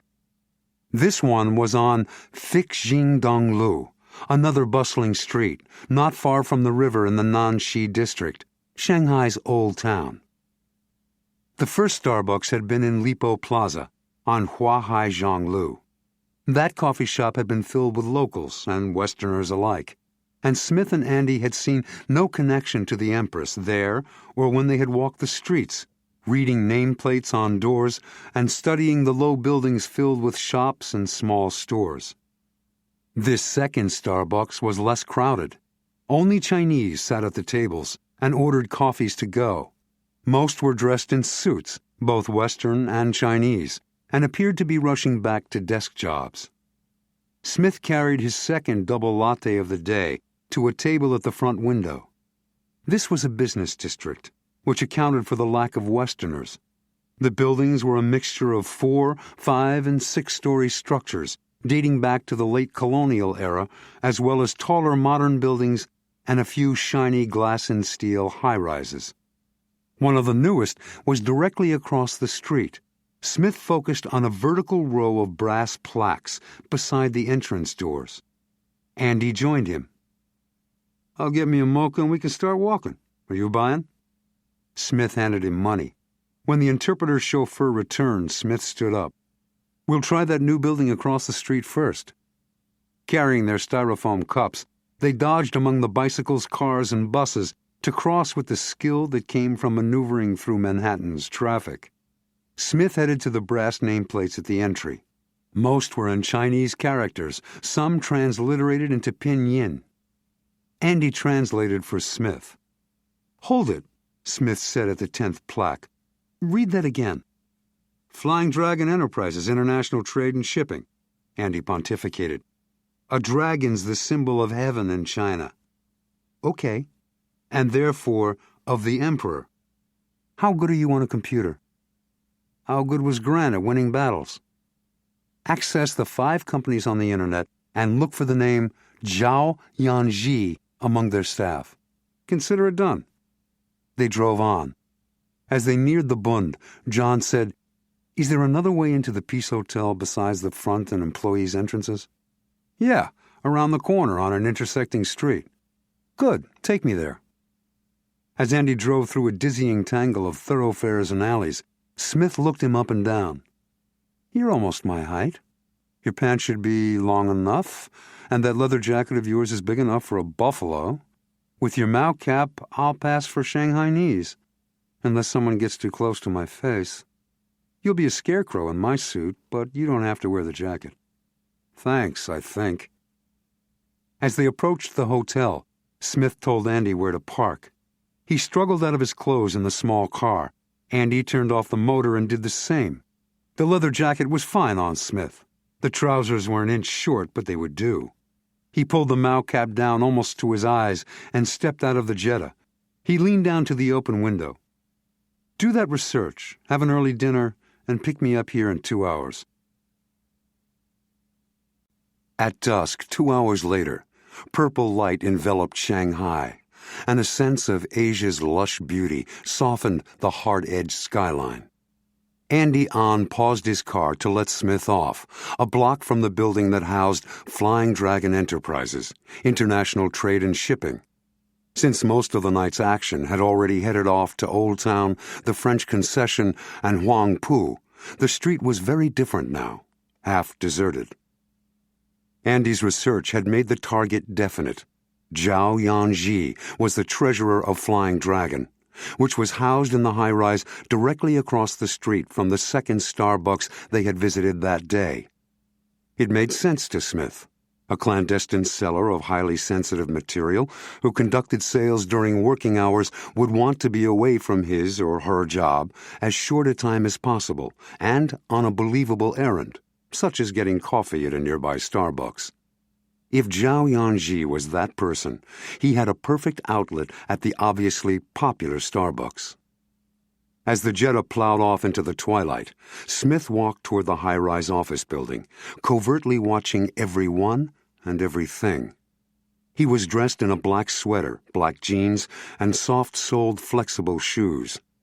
On his back was a light pack, also black. He looked up. The building that housed Flying Dragon blazed with light, a contributor to the city's dazzling night skyline. Across the street, the Starbucks was still open, a scattering of coffee drinkers sitting at the small round tables in a hyper-realistic display, reminiscent of an Edward Hopper painting. The air had that faint diesel odor of all cities, with touches of Asian spices and garlic. Through the high-rise's plate glass windows, Smith saw a single uniformed guard dozing behind a security desk in the lobby. Smith might be able to slip past, but the risk was unnecessary. The modern building should have all the customary features. He continued past to the driveway that led down into a lighted but closed garage. About 10 feet beyond the ramp was an exit door to the fire stairs. Just what he needed. He tried it. It was locked from inside. He used the pick locks disguised as surgical instruments he carried in his medical kit. The door opened on the fourth try. He slid inside, closed it quietly behind, returned the pick locks to his backpack, and listened in the empty stairwell. It stretched upward, out of sight. He waited 2 minutes and began climbing. At the 8th floor, he took a stethoscope from his backpack and used it to listen through the door. Satisfied there was neither sound nor movement on the other side, he tried the entrance doors. They were unlocked. Eager but wary, he slipped inside and wove soundlessly among the furniture to the solid door in the far corner. The door was marked in both Chinese and English gold lettering. Yu Yong-fu, President and Chairman. No light showed beneath the door. He slid inside and, using the illumination from the open doorway, crossed to a large desk. He switched the lamp there onto low beam. The small column of yellow light gave the office a dim, ghostly effect that would not be evident down on the street. He closed the outer door and surveyed the room, impressed. It was not a prized corner office, but it was so mammoth that its size more than compensated. The view was pure prestige, too, sweeping from the river and the towers of Pudong to the historic Bund, northeast Shanghai, across Suzhou Creek, and finally back to the river as it curved east and headed downstream to the Yangtze. The most important piece of furniture to Smith was a 3-drawer filing cabinet which stood against the left wall.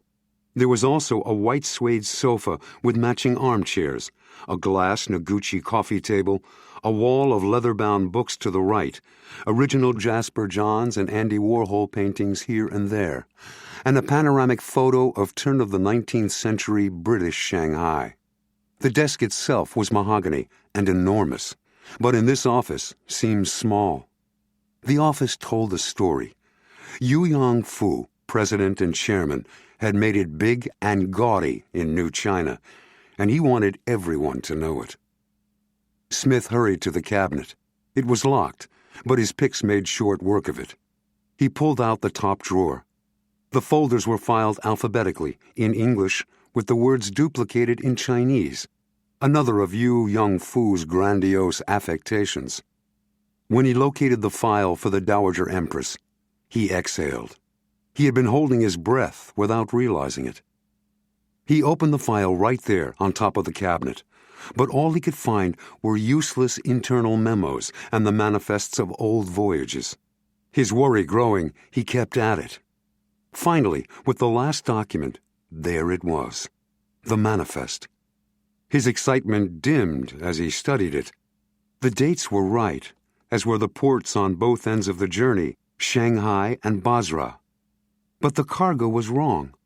It was a list of what the freighter allegedly carried: radios, CD players, black tea, raw silk, and other innocent freight. It was a copy of the official manifest filed with the export board. A smokescreen. Angrily, he returned to the cabinet, searching through the other file drawers, but found nothing more that related to the Empress. As he closed and relocked the cabinet, he grimaced. He would not give up. There must be a safe somewhere. He scanned the huge office and considered what sort of person would create it. Vain, self-congratulatory, and obvious. Of course, obvious. He turned back to the filing cabinet. Above it hung the panoramic picture of old British Shanghai. He lifted the framed photo from the wall, and there it was, the safe. A simple wall safe with no time lock or any other advanced electronics he could see. His pick locks would, "Who are you?" demanded a voice in heavily accented English. He turned slowly, quietly, making no provocative move. Standing in the gray light of the doorway was a short, heavy Chinese man who wore rimless glasses. He was aiming a Sig Sauer at Smith's belly. Beijing. Night was one of Beijing's best times, when the slow transformation from terrible pollution and gray socialist lifestyles to unleaded fuels and cutting-edge fun was apparent in pockets of vibrant nightlife under a starry sky that was once impenetrable through city smog. Karaoke and solemn band music were out. Discos, pubs, clubs, and restaurants with live music and fine food were in. Beijing was still firmly communist, but seductive capitalism was having its way. The city was shrugging off its dreariness and growing affluent. Tonight was a special meeting of the 9-member Standing Committee. From under his half-closed eyes, he studied the faces of his 8 colleagues at the ancient imperial table in the Jiangnan High meeting room. Which man should concern him? In the party, and therefore in the government, a rumor was not merely a rumor. It was a call for support, which meant one of the solemn older men, or the smiling younger ones, was reassessing his position on the human rights agreement, even as Niu waited to make his report. Half blind behind his thick glasses, their leader, the august General Secretary, was unlikely to resort to spreading a rumor, Niu decided. No one would oppose him openly, not this year. And where he went, his acolyte from their days in Shanghai would always follow. That one had the face of an executioner and was too old and too committed to his boss to ever be secretary himself. He had no reason to bother with fighting the treaty. The 4 beaming younger men were possibilities. Each was assembling backers to strengthen his power base, but at the same time, all were modern men and, as such, strong proponents of good relations with the West. Since the treaty was important to the current U.S. president, persuading them to reverse their support would be difficult. That left 2 potentials, one of whom was Shi Jingnu, with the fat, grinning face of the silk merchant's clerk he once was. To paraphrase Shakespeare, he smiled and smiled, but was a villain. The second possibility was bald, narrow-eyed, never smiling Wei Gaofan, who, as a young soldier, had once met the incomparable Chu Tei and never moved beyond that moment. The owl nodded to himself inside his own sleepy smile. One of those 2. They were old guard, fighting to maintain power as the specter of irrelevance breathed chills down the backs of their ancient, wrinkled necks. Jian Xing, you have not commented on Shi Jingnu's report. The General Secretary smiled to show he knew the owl was not sleeping. I have no comment. The owl Niu Jian Xing said. Then do you have a security report to make? One matter came up today, Chairman, Niu said. Dr. Liang Tianning, the director of the Shanghai Biomedical Research Institute, invited an eminent American microbiologist, Lieutenant Colonel Jon Smith, M.D., to visit his institute and speak to his researchers. Wei Gaofan interrupted. When did the Americans begin to give military rank to scientists? Is this another example of the warmongering of... The colonel, Niu snapped back, is a medical doctor and works at the United States Army Medical Research Institute of Infectious Diseases, a world-renowned Level 4 installation similar to our biomedical establishments in Beijing and Shanghai. The General Secretary supported the owl. I know Dr. Liang well from my time in Shanghai. We can trust his judgment concerning whom his researchers need to hear. Actually, Niu continued, Dr. Liang has some doubts about the American. He went on to repeat what General Chu Kui-rong had told him. I tend to agree with Major Pan's first assessment of the matter. Dr. Liang is something of an old ragman, always jumping at shadows. You take a possible American spy very lightly, Niu, Shi Jingnu criticized, his gaze flicking from one colleague to the other to gauge their reactions.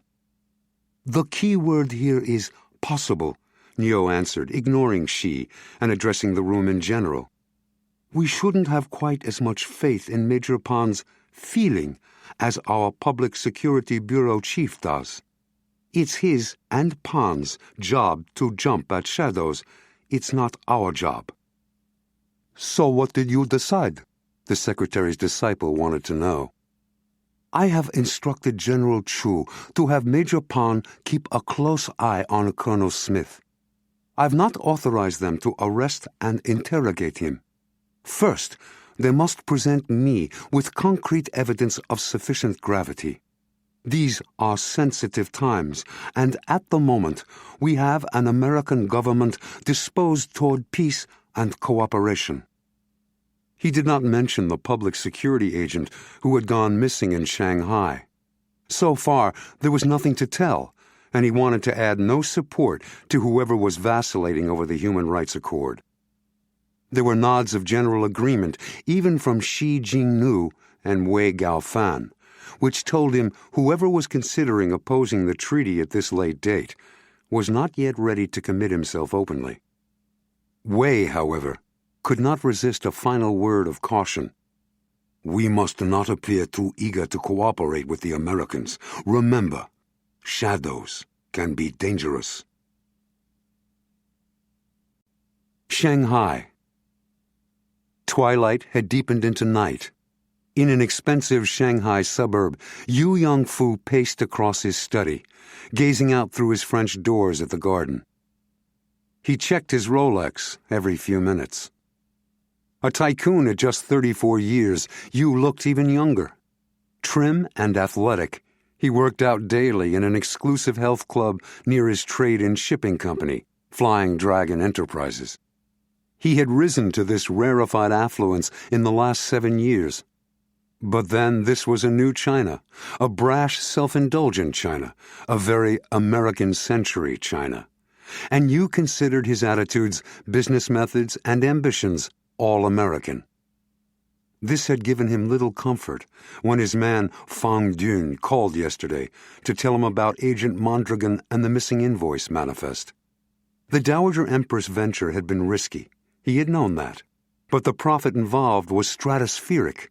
Plus, there would be enormous guanxi because the cargo was connected to the illustrious Wei Gaofan himself, a longtime powerful member of the Standing Committee. But now something was very wrong. Where was that blasted Fang? Where was the manifest? The death of 10,000 cuts to the one who had given it to the American. "Are you all right, husband?" Yu whirled to snap at his interfering wife and stopped. That was not the kind of wife Kuan Yi was, or ever would be. Theirs was a modern marriage, a Western marriage. He managed to control his voice. "It's that damnable Fang. He should have been back from Taiwan by now." "The invoice manifest?" Yu nodded. "He'll get it, Young Fu."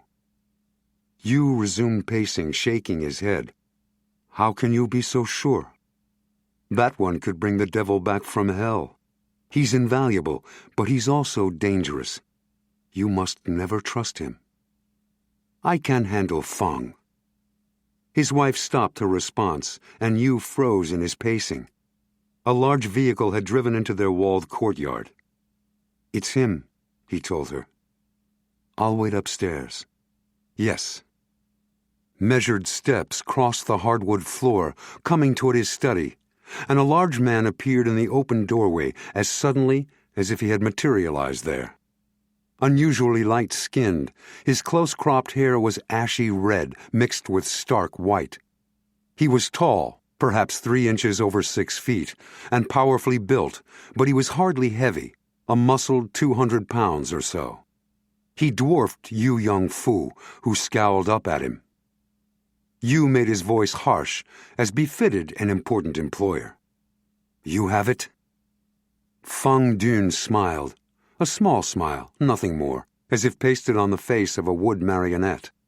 He padded across the study to a leather armchair and sat with hardly a sound. His voice was low and whispery.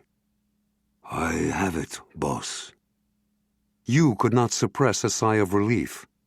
Then he held out his hand and made his voice stern. "Give it to me." Fang leaned forward and handed him the envelope. Yu ripped it open and scanned the contents. Fang noted the hands trembled. "It's the real manifest," Fang assured him. His light brown eyes were almost colorless, giving them the appearance of emptiness. They darkened and focused on Yu's face. It was a stare few had been able to meet. Yu was not among them. He quickly looked away. "I'll lock it in my safe upstairs. Fine work, Fang. There'll be a bonus in it for you." He stood. Fang stood too. He was in his late 40s, once a soldier and career officer who had started as an observer in the American war against North Vietnam and the late Soviet Union. He gave it up when he realized there was far greater profit in the profession of mercenary, in the would-be armies of the restless Central Asian republics, particularly as the Soviets collapsed. He considered himself a good judge of men and situations, and he was underwhelmed by what he saw in Yu Yongfu. As they walked through the study's doorway, Fang said, "I suggest you burn the manifest. That way, no one else can steal it. It's not over, boss." Yu jerked back as if pulled on a leash. "What do you mean?" "Perhaps you should hear what happened on Taiwan." Where he stood 1 foot out of the room like a confidence man poised to make a clean getaway, Yu hesitated. "Tell me." "We killed the American agent, and we retrieved the manifest." Yu wanted to scream with frustration. Why was this not finished? What the hell did Fang mean? "I know that. If that's all—" "But Mondragon wasn't alone. There was another man on the beach. A well-trained man, clever and skilled. Almost certainly another American spy sent to ferry the information to Washington while Mondragon returned to his cover in Shanghai. The beach was merely a transfer point.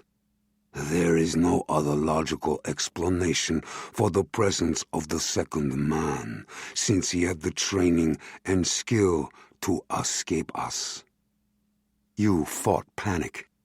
What was so bad about that? The Americans had failed. The manifest was now safely in his pocket. But he failed, and we have the manifest. What? "The man's in Shanghai now." Fang watched every move the entrepreneur made, every twitch of a muscle. "I doubt he's here for a holiday." A sour taste rose into Yu's throat. "Here? How could such a thing happen? You let him follow you back? How could you be so stupid?" He heard his voice rise like that of a hysteric. Instantly, he stopped his tirade. "He couldn't have followed us. Mondragon must have given him some other information. Or he found some on Mondragon's corpse. One of those two brought him here." Yu struggled to regain control. "But how did he get into the country?" "That's the question, isn't it? It appears he's actually a well-known microbiologist and medical doctor who also happens to be a soldier. Lieutenant Colonel Jon Smith, M.D., a biomedical researcher. What he does not appear to be is an operative with any known U.S. agency. Yet he was the one who met Mondragon on the beach, and then he invited himself into our country. Zhongnanhai now has him under surveillance." "How do you know this?" "Knowing such things is why you pay me so well." It was true. Fang's guanxi sometimes appeared to be greater than Yu's own, and it could make him impudent. He constantly needed to be reminded who was boss. "I pay you to do your job, nothing more. Why is this American still alive?" "He's not easy to approach, and we must be careful. As I said, Zhongnanhai is watching." Yu tasted bile in his throat. Yes, of course. But he must be killed quickly. Have you discovered who gave Mondragon the invoice manifest? Not yet. Find him, and when you do, kill him too. Feng smiled. Oh, of course, boss. The president seemed to shake his head, bringing himself back to the present. He met Klein's worried gaze steadily. David Thayer is part of my history, but at the same time, I have no memory of him. It's 1,000 to 1 this man is simply an opportunist, possibly a common criminal, probably not even American. He could have met Thayer back before he vanished, so now he's on a low-security farm, has heard about you and your efforts to make China give more respect to human rights, and he sees an opportunity to get out of there. If that were true, how could he have guessed Thayer had a son who'd grow up to be an American president, especially one with the last name of Castilla? Klein frowned. For that matter, sir, how would the real David Thayer know about you? He knew he had a son, but he couldn't know his widow would marry Serge Castilla. Well, that's simple enough. If this man really is David Thayer, he could have simply put 2 and 2 together. He knew he had a son named Samuel Adams and a close friend named Castilla. My age would fit exactly. Of course, you're right, Klein admitted. But what about the leaks? Maybe we have a spy in the White House who told Beijing, and this is one of their convoluted setups. The president shook his head. I never tried to hide that Serge adopted me, but it wasn't something that tended to come up in conversation. No one beyond my immediate family, not even Charlie Ouray, knows exactly who and what my birth father was and what happened to him. Not even you knew that. I didn't want to trade on sympathy or embarrass my mother. Someone always knows, and remembers, and has a price. And you're always the cynic. Part of the territory, Klein smiled thinly. I suppose it is. Klein hesitated again. All right, say we can't be sure he's not real. He could be your father. If he is, what do you want to do? The president leaned back in his chair again, took off his glasses, and ran his big hands over his face. He sighed heavily. I want to meet him, of course. I can't think of anything right now that would make my jaded old heart sing the way that would. Imagine my real father is alive. Imagine that. Incredible. When I was a little boy, despite all my love for Serge, I used to dream about David Thayer. He paused, his face filled with melancholy and long-ago loss. He shrugged and waved a hand in dismissal. All right, so that's the dream. Realistically, what does the President of the United States want? I want him out of China, of course. He's an American. Therefore, he deserves a complete support of his country. As I would with any American who has been through the ordeal that he has, I want to meet him, thank him for his courage, and shake his hand. But, that said, there are international consequences to consider. There's the Dowager Empress, and there's the potential of deadly cargo that it's ferrying to a country that would like to destroy us. Yes, sir, there is. If we find the ship is carrying the chemicals, and we have to board it, I can't imagine the treaty will be signed. Certainly not this year. Probably not until a new administration takes over. There'll be more delays as the Chinese feel out the new Oval Office China policy. Thayer, given his age, will probably never get out. Probably not, Sam. The president grimaced, but his voice was hard, unyielding as he continued. And that can't matter. Not for a second. If she's carrying chemicals for weapons, the Empress must be stopped, or sunk, if necessary. For the moment, we do nothing about this old man in China. Is that clear? Absolutely, Mr. President. Thursday, September 14th, Shanghai, China.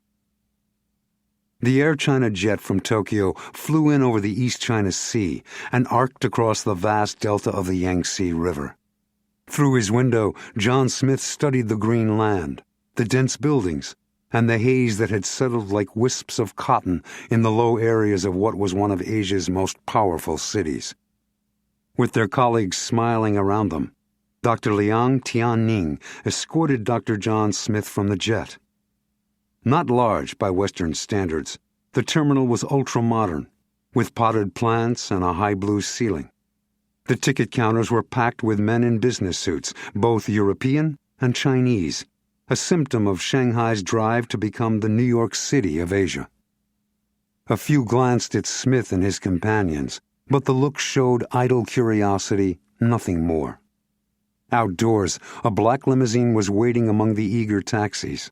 The instant they were seated in the rear, the driver pulled into traffic. He managed to dodge 3 taxis and 2 pedestrians who leaped for their lives. Smith turned to see whether they were safe, while no one else paid the slightest attention, which said a lot about local driving customs. Also, it gave him a clear view of a small, dark blue car that appeared to be a Volkswagen Jetta. It had been parked among the taxis, but was now directly behind the limo. Was someone else expecting him? Someone who had nothing to do with biomolecular science, and was unsure whether he was who and what Dr. Liang said? The Jetta driver might simply be an ordinary Shanghainese who had mistakenly parked among the taxis instead of inside the garage while waiting to pick up a returning friend or relative. Still, it was remarkable that the driver had chosen the identical moment to leave the terminal. Smith said nothing about it to Dr. Liang. As the men discussed viral agents, the limo glided onto an express highway, heading west through the soggy delta, which was barely above sea level for the entire 19 miles. At People's Park, Smith had a close view of the cars, bicycles, and individuals who mobbed the streets, a sea of life on the move. For a few seconds, he paused to contemplate it all. The massive new construction, the evidence of outrageous wealth, the cheek-by-jowl humanity. Shanghai was China's most populous city, larger even than Hong Kong or Beijing. But Shanghai wanted more. It wanted a prominent place on the world's economic stage. It gave nodding obeisance to the past, but its interest was focused on the future. As the limo made a right turn toward the river, Dr. Liang came close to wringing his hands. "You are sure, Dr. Smith, that you do not wish a room at the Grand Hyatt in Jinmao Tower? It is a modern hotel, magnificent. The restaurants and amenities are beyond compare. You would be most comfortable there, I assure you. In addition, it is far more convenient to our Biomedical Research Institute in Jiangxing, where we will go when you are settled. The Peace Hotel is historic, yes, but it is scarcely 4-star. Covert-One's research people had informed him that there were only 3 Starbucks coffee shops in Shanghai at the moment, and all were on the Puxi side of the river, 2 not far from the Bund. He smiled and said, "I've always wanted to stay at the old Peace Hotel, Dr. Liang. Call it the whim of a history buff." The scientist sighed. Then, of course, naturally. The lobby was Art Deco, little changed since the Roaring '20s, which had roared especially loudly in Shanghai. Dr. Liang steered Smith left, across the white Italian marble floor, to the registration desk. The haughty desk clerk looked down his nose at Dr. Liang as he registered, and then over at Smith. He made little effort to conceal his arrogance. Dr. Liang spoke to him in low, harsh Chinese, and Smith heard what sounded like the name of the research institute. Fear flashed in the clerk's eyes. Instantly, he became almost obsequious toward the Western guest. Despite the aura of freewheeling capitalism that had enlarged the city, Shanghai was in China. China was still a communist country, and Dr. Liang appeared to be a great deal more influential than he had let anyone at the Taiwan conference see. As the clerk summoned a bellman, Dr. Liang presented Smith with his room key. "I regret a suite could not be authorized, but your room will be most spacious and comfortable. Do you wish to freshen up before we continue to the Institute?" "Today?" Smith acted surprised. "I'm afraid I wouldn't be at my best. Dr. Liang, I was in meetings and consultations until the small hours last night. A day of rest, and I'll be able to do justice to our colleagues in the morning." Dr. Liang was startled. "Well, of course, that will be fine. I will alert my staff to rearrange our schedule, but surely you will join us for dinner.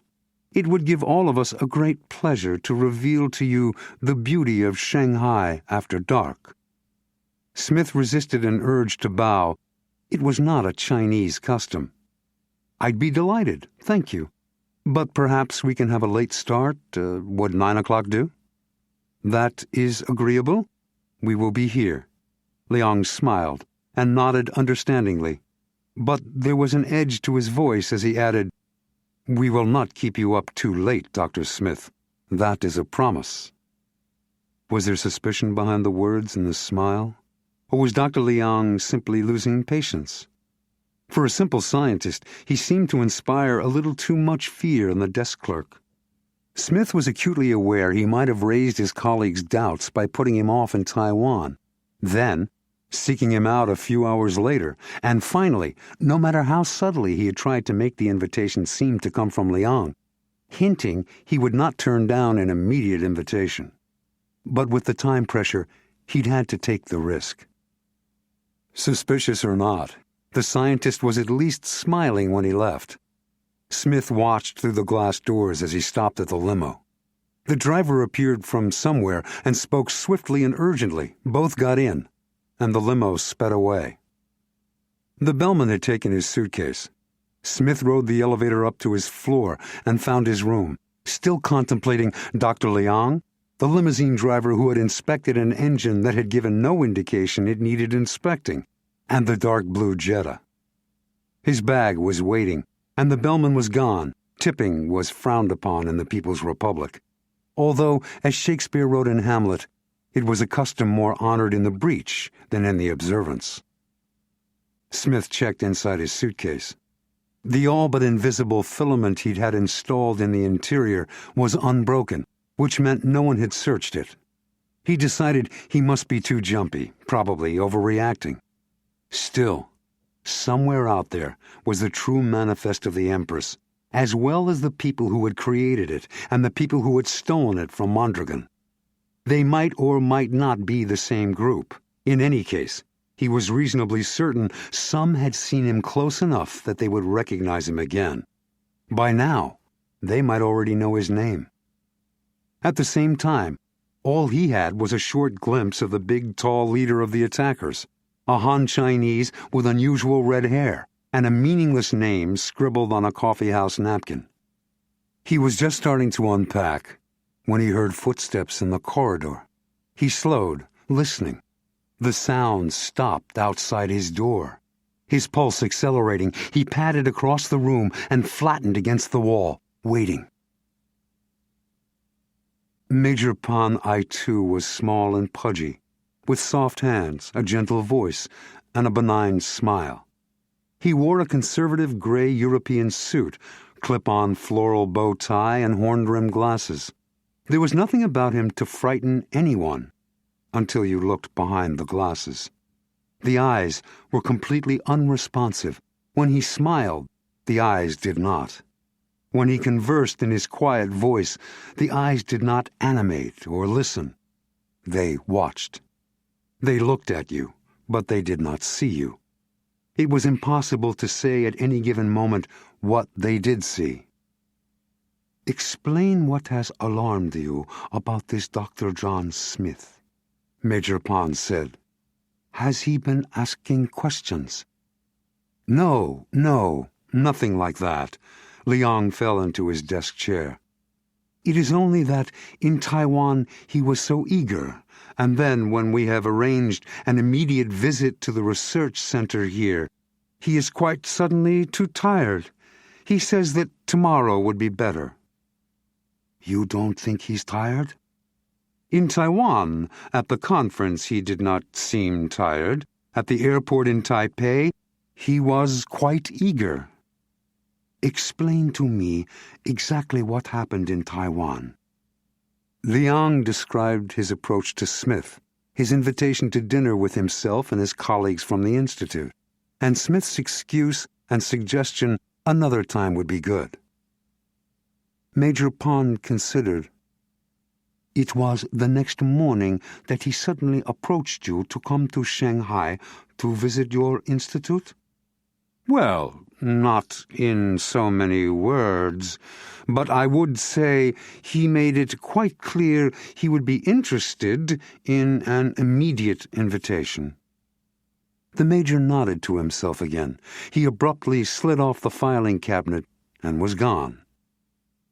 Dr. Liang stared at the closed door of his office, wondering what had happened. He was certain he had reported everything by phone to the Security Bureau, as he was required to do after every trip outside China. Why had Major Pond come here? And what could he have learned just now that made him leave so suddenly? The Major had a reputation as a man who succeeded in his work where everyone else failed. Liang shook his head, feeling a disorienting chill of fear. Beijing, China. The highly secure conclave of Zhongnanhai stood in the shadow of the legendary Forbidden City in central Beijing, where China's emperors and empresses once played and governed. For centuries, Zhongnanhai was the imperial court's pleasure garden, where horse races, hunts, and festivals were held for nobility and their retainers on the green banks of two lakes. In fact, Zhongnanhai meant Central and Southern Lake. Niu Jianxing leaned back behind his cluttered desk, entwined his fingers, and closed his eyes. He was still within the circular pool of light cast by his old desk lamp. It glared on his sunken cheeks and delicate features, which were partially hidden behind tortoiseshell glasses. The harsh light did not appear to bother him. As if he were so deep in concentration, he did not know there was any light at all, as if nothing disturbing could exist in the tranquil world inside his mind. Niu Jianxing had become a very important man, by acquiring power step by clandestine step. Ever since entering the party and the government, he had found repose to be a great aid to concentration and correct decisions. He would often sit silently like this at Politburo and Standing Committee meetings. At first, the others had thought he was asleep and had dismissed him as a lightweight from the countryside of Tianjin. They talked as if he were not there. In fact, as if he did not exist at all, until it became clear, to the permanent regret of a few who had spoken too freely, that he heard every word, and usually had their problems solved or dismissed before they could even articulate them. After that, his admirers nicknamed him the Owl, a catchy name that spread through the ranks and made him someone to be remembered, a savvy politician as well as tactician. He had made it his personal chop. At the moment, the Owl was pondering the disquieting rumor that some of his colleagues on the Standing Committee had second thoughts about signing the Human Rights Agreement with the United States he had worked so hard to negotiate. He had spent the morning putting out feelers to identify who those backsliders might be. Strange that he'd had no warning of such serious dissension. This concerned him too, hinting as it did of an organized opposition waiting for the right moment to reveal themselves and kill the treaty. Now that China was entering the capitalist world, it was inevitable that some in government would be determined to destroy it, to preserve their own dominance. A light knock yanked him from his reverie. His eyes snapped open. His windows were shuttered against the bright Beijing day and the magnificent gardens of Zhongnanhai. The years had taught him the importance of his secluded office. The single knock came again, one he recognized only too well. It always signaled trouble. "Come in, General." General Chu Kuei-rong, PLA, retired, marched into the cloistered room, took off his hat, and sat. Hunched forward in the hardwood chair that faced the desk, he had a scarred face, thick shoulders, and barrel chest. His tiny eyes were sunk in deep wind and sun creases. They squinted at Nyo, as if looking through the raw desert sunlight. His shaved head reflected like polished steel in the circle of light from the desk lamp. In his metal-bedecked uniform, he resembled some old Soviet marshal, contemplating the destruction of Berlin in World War II. Only the thin cigar clamped between his teeth spoiled the image. "It's the spy." "Major Pan?" The owl hid his impatience. "Yes, Major Pan thinks Dr. Liang could be jumping at shadows, but he's not sure." General Chu was the chief of the Public Security Bureau, one of the organs under the owl's control. Major Pan was one of the general's top operatives. "It's possible Colonel Smith is an intelligence agent who's maneuvered an invitation for a specific purpose, perhaps scientific espionage." "What does Major Pan propose?" he asked. "He wants to keep a close eye on this Colonel Smith. He wants authorization to surveil him and to hold him for interrogation if he does anything remotely suspicious." The owl closed his eyes again, mulling. "Surveillance is probably wise, but I want concrete evidence before authorizing interrogation. These are sensitive times, and at the moment we're fortunate to have an American government peculiarly disposed toward peace and cooperation. We'd be fools not to take advantage of this rare occasion." Shanghai. Smith's spacious room in the Peace Hotel was suddenly claustrophobic. Pressed flat against the wall next to the door, he listened for the footsteps to move. Instead, there was a knock. It was as faint as the footsteps had been. Smith did not move. There it was again. A light tapping, now insistent, nervous. Not a bellman or a maid. Then he knew. Damn! It had to be the interpreter Fred Klein had arranged. He opened the door, grabbed a tall, thin Chinese man by the front of his oversized leather jacket, and jerked him into the room. The fellow's blue Mao cap flew off. "Hey!" Smith seized the cap in midair, heeled the door closed, and glared at the skinny man, who struggled while at the same time looking aggrieved. "What's the word?" "Double latte." "What's your cover?" "Interpreter and chauffeur. What else? Definitely not gun runner. So here, take it quick." As if it were scorching his fingers, he handed Smith a canvas holster encasing a duplicate of his 9mm Beretta. "You have a name?" Smith stuck the semi-automatic into his belt at the small of his back and tossed the shoulder harness into his suitcase. "On Jingxi, but you can call me Andy. That's what I was at NYU. The Village, not uptown. I liked it down there, plenty of chicks and good space you could share sometimes." Adding proudly, if a little wistfully, "I'm a painter." "Congratulations," Smith said dryly. "It's an even more unstable living than a spy's. Okay, Andy, let's go get coffee at a Starbucks and see whether we can figure out who's on my tail." 2 hours later, Andy dropped Smith at the second Starbucks and drove off to park. This one was on Fixjingdonglu, another bustling street, not far from the river in the Nanxi district, Shanghai's old town. The first Starbucks had been in Lipo Plaza, on Huahai Zhonglu.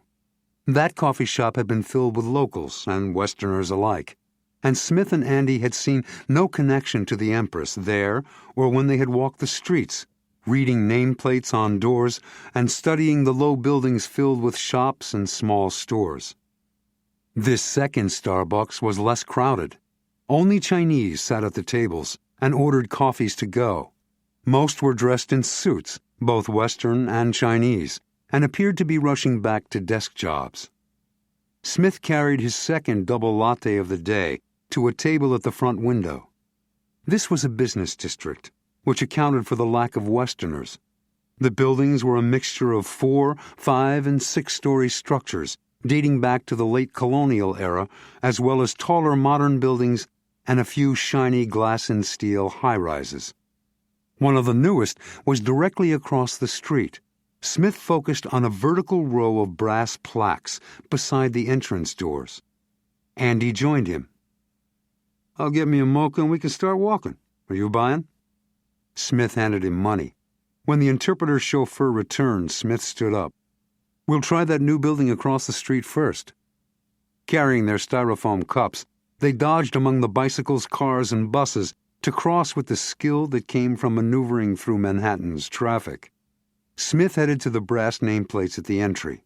Most were in Chinese characters, some transliterated into pinyin. Andy translated for Smith. "Hold it," Smith said at the 10th plaque. "Read that again." "Flying Dragon Enterprises, International Trade and Shipping," Andy pontificated. "A dragon's the symbol of heaven in China." "Okay. And therefore of the emperor. How good are you on a computer?" "How good was Grant at winning battles?" "Access the 5 companies on the internet and look for the name Zhao Yanji among their staff. Consider it done." They drove on. As they neared the Bund, John said, "Is there another way into the Peace Hotel besides the front and employees' entrances?"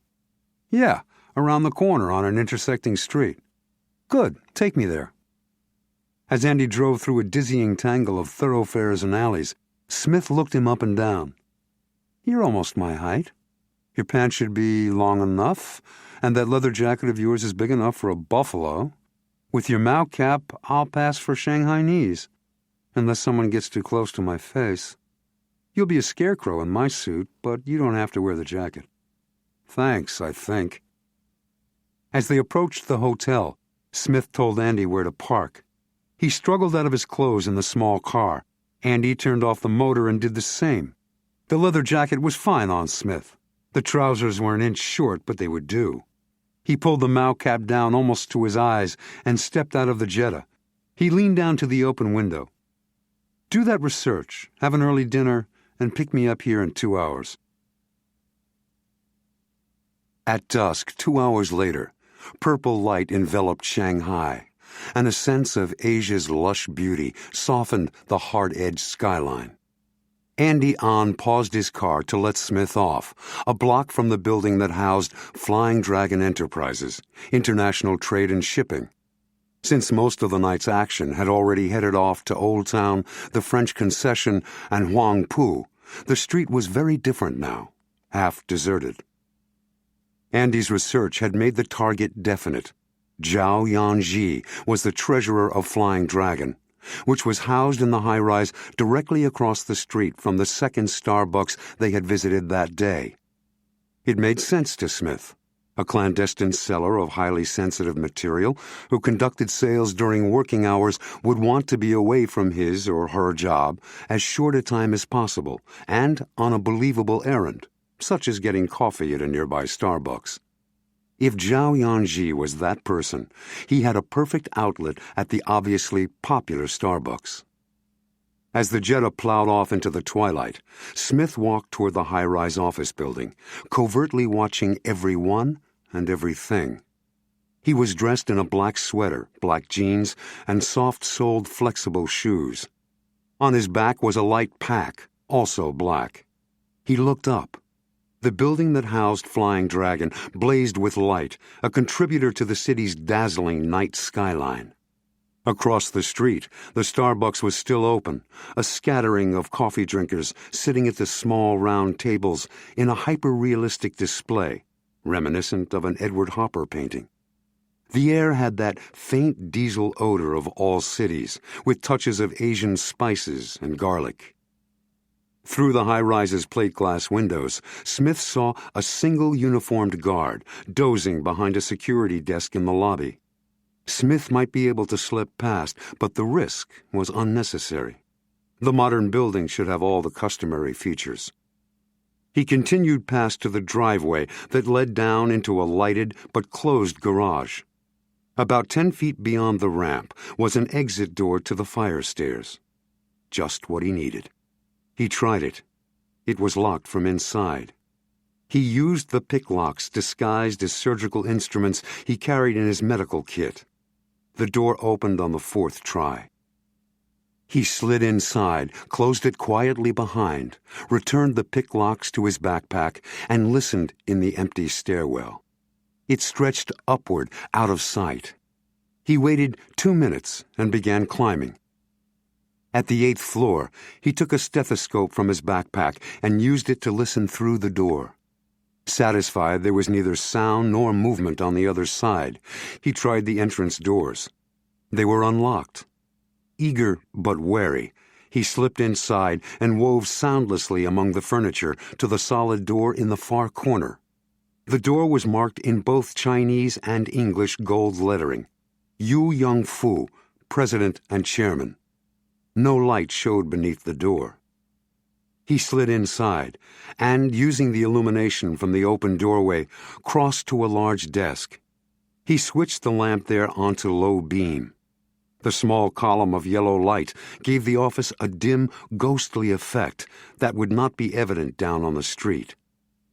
He closed the outer door and surveyed the room, impressed. It was not a prized corner office, but it was so mammoth that its size more than compensated. The view was pure prestige, too, sweeping from the river and the towers of Pudong to the historic Bund, northeast Shanghai, across Suzhou Creek, and finally back to the river as it curved east and headed downstream to the Yangtze. The most important piece of furniture to Smith was a 3-drawer filing cabinet which stood against the left wall.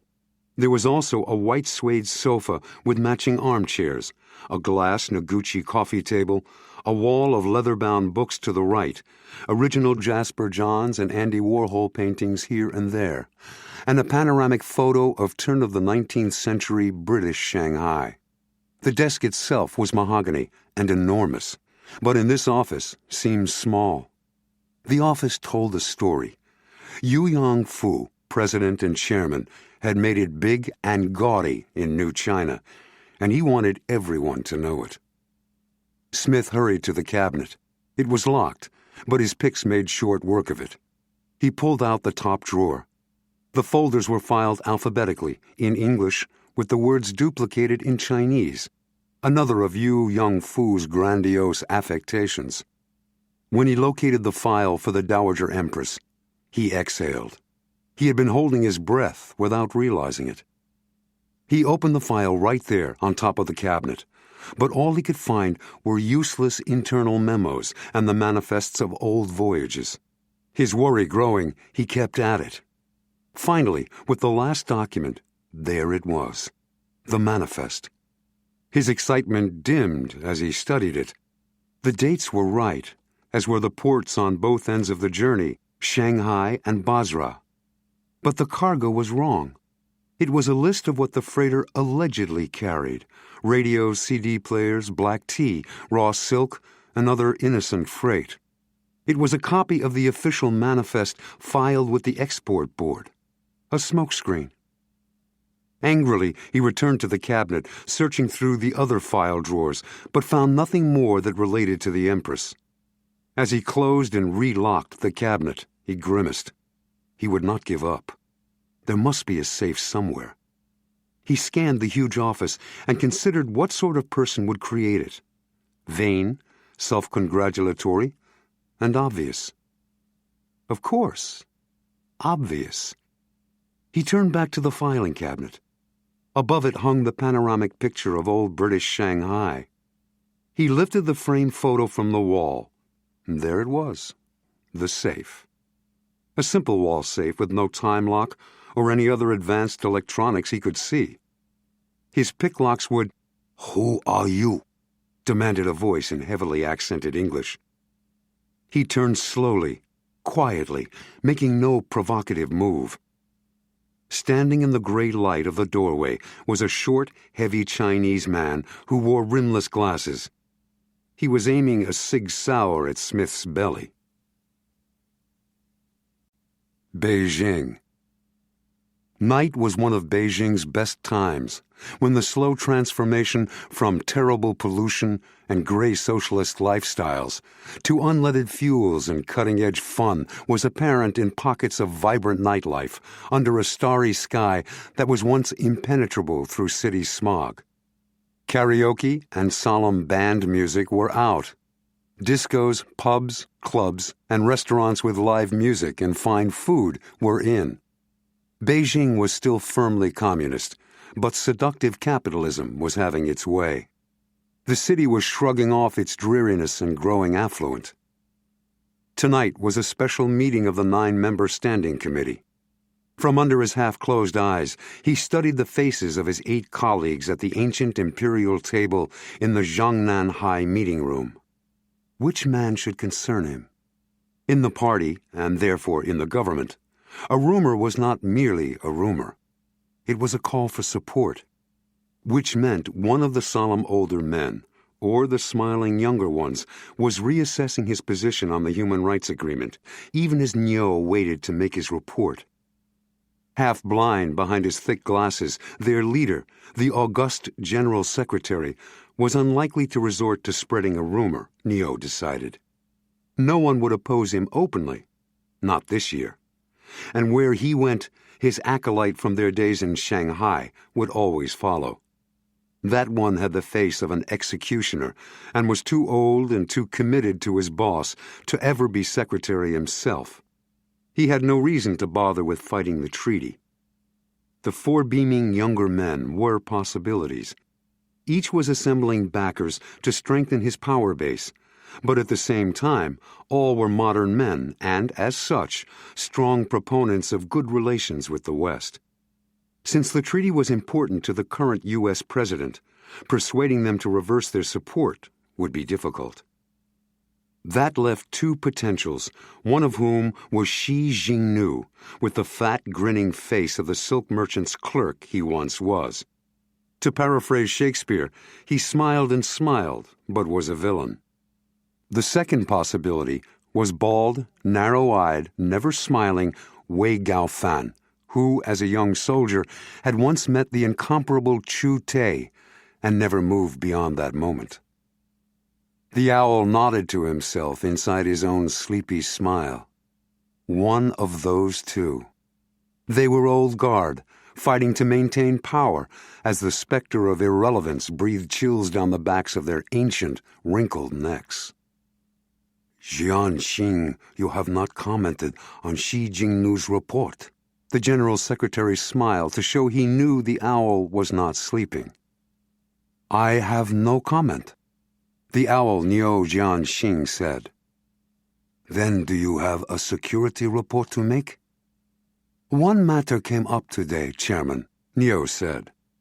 Dr. Liang Tianning, the director of the Shanghai Biomedical Research Institute, invited an eminent American microbiologist, Lieutenant Colonel Jon Smith, M.D., to visit his institute and speak to his researchers.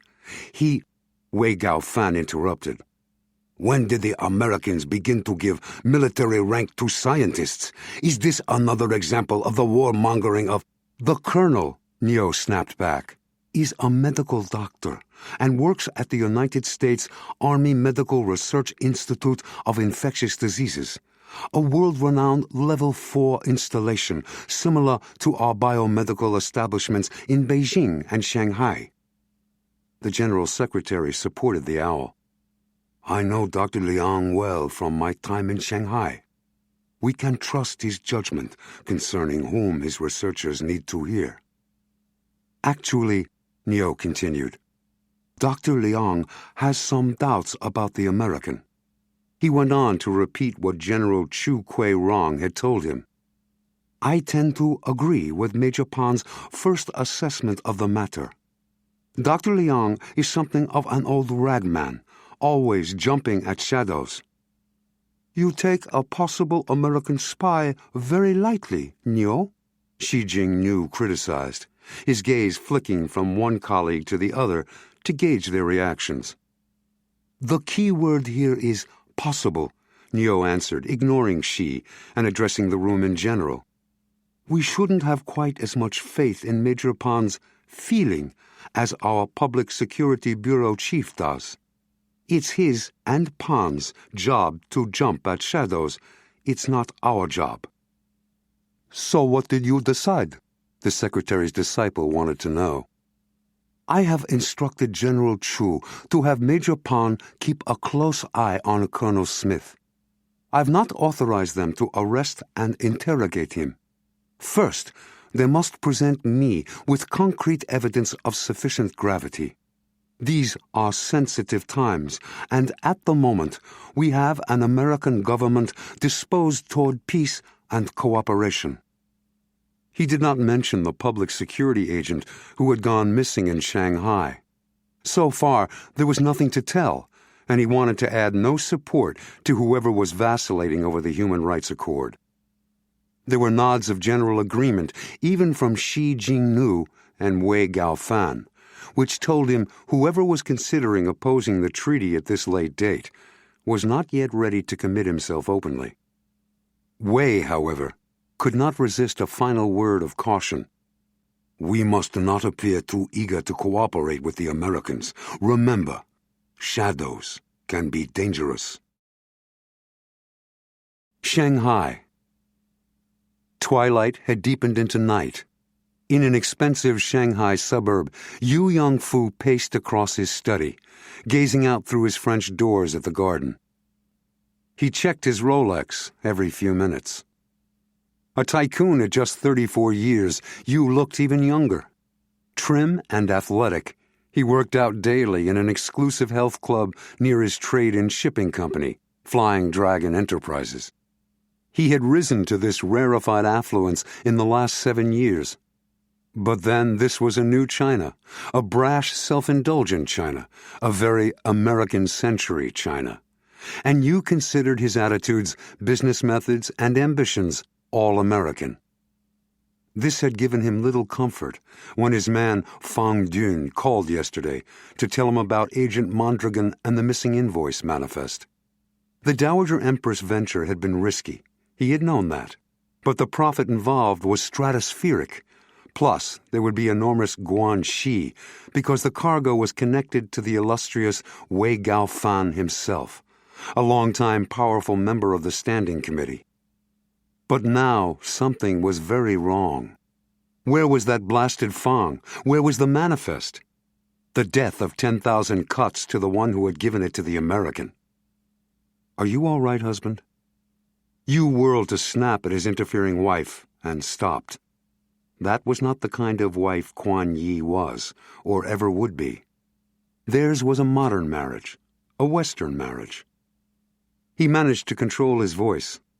"It's that damnable Fang. He should have been back from Taiwan by now." "The invoice manifest?" Yu nodded. "He'll get it, Yongfu." Yu resumed pacing, shaking his head.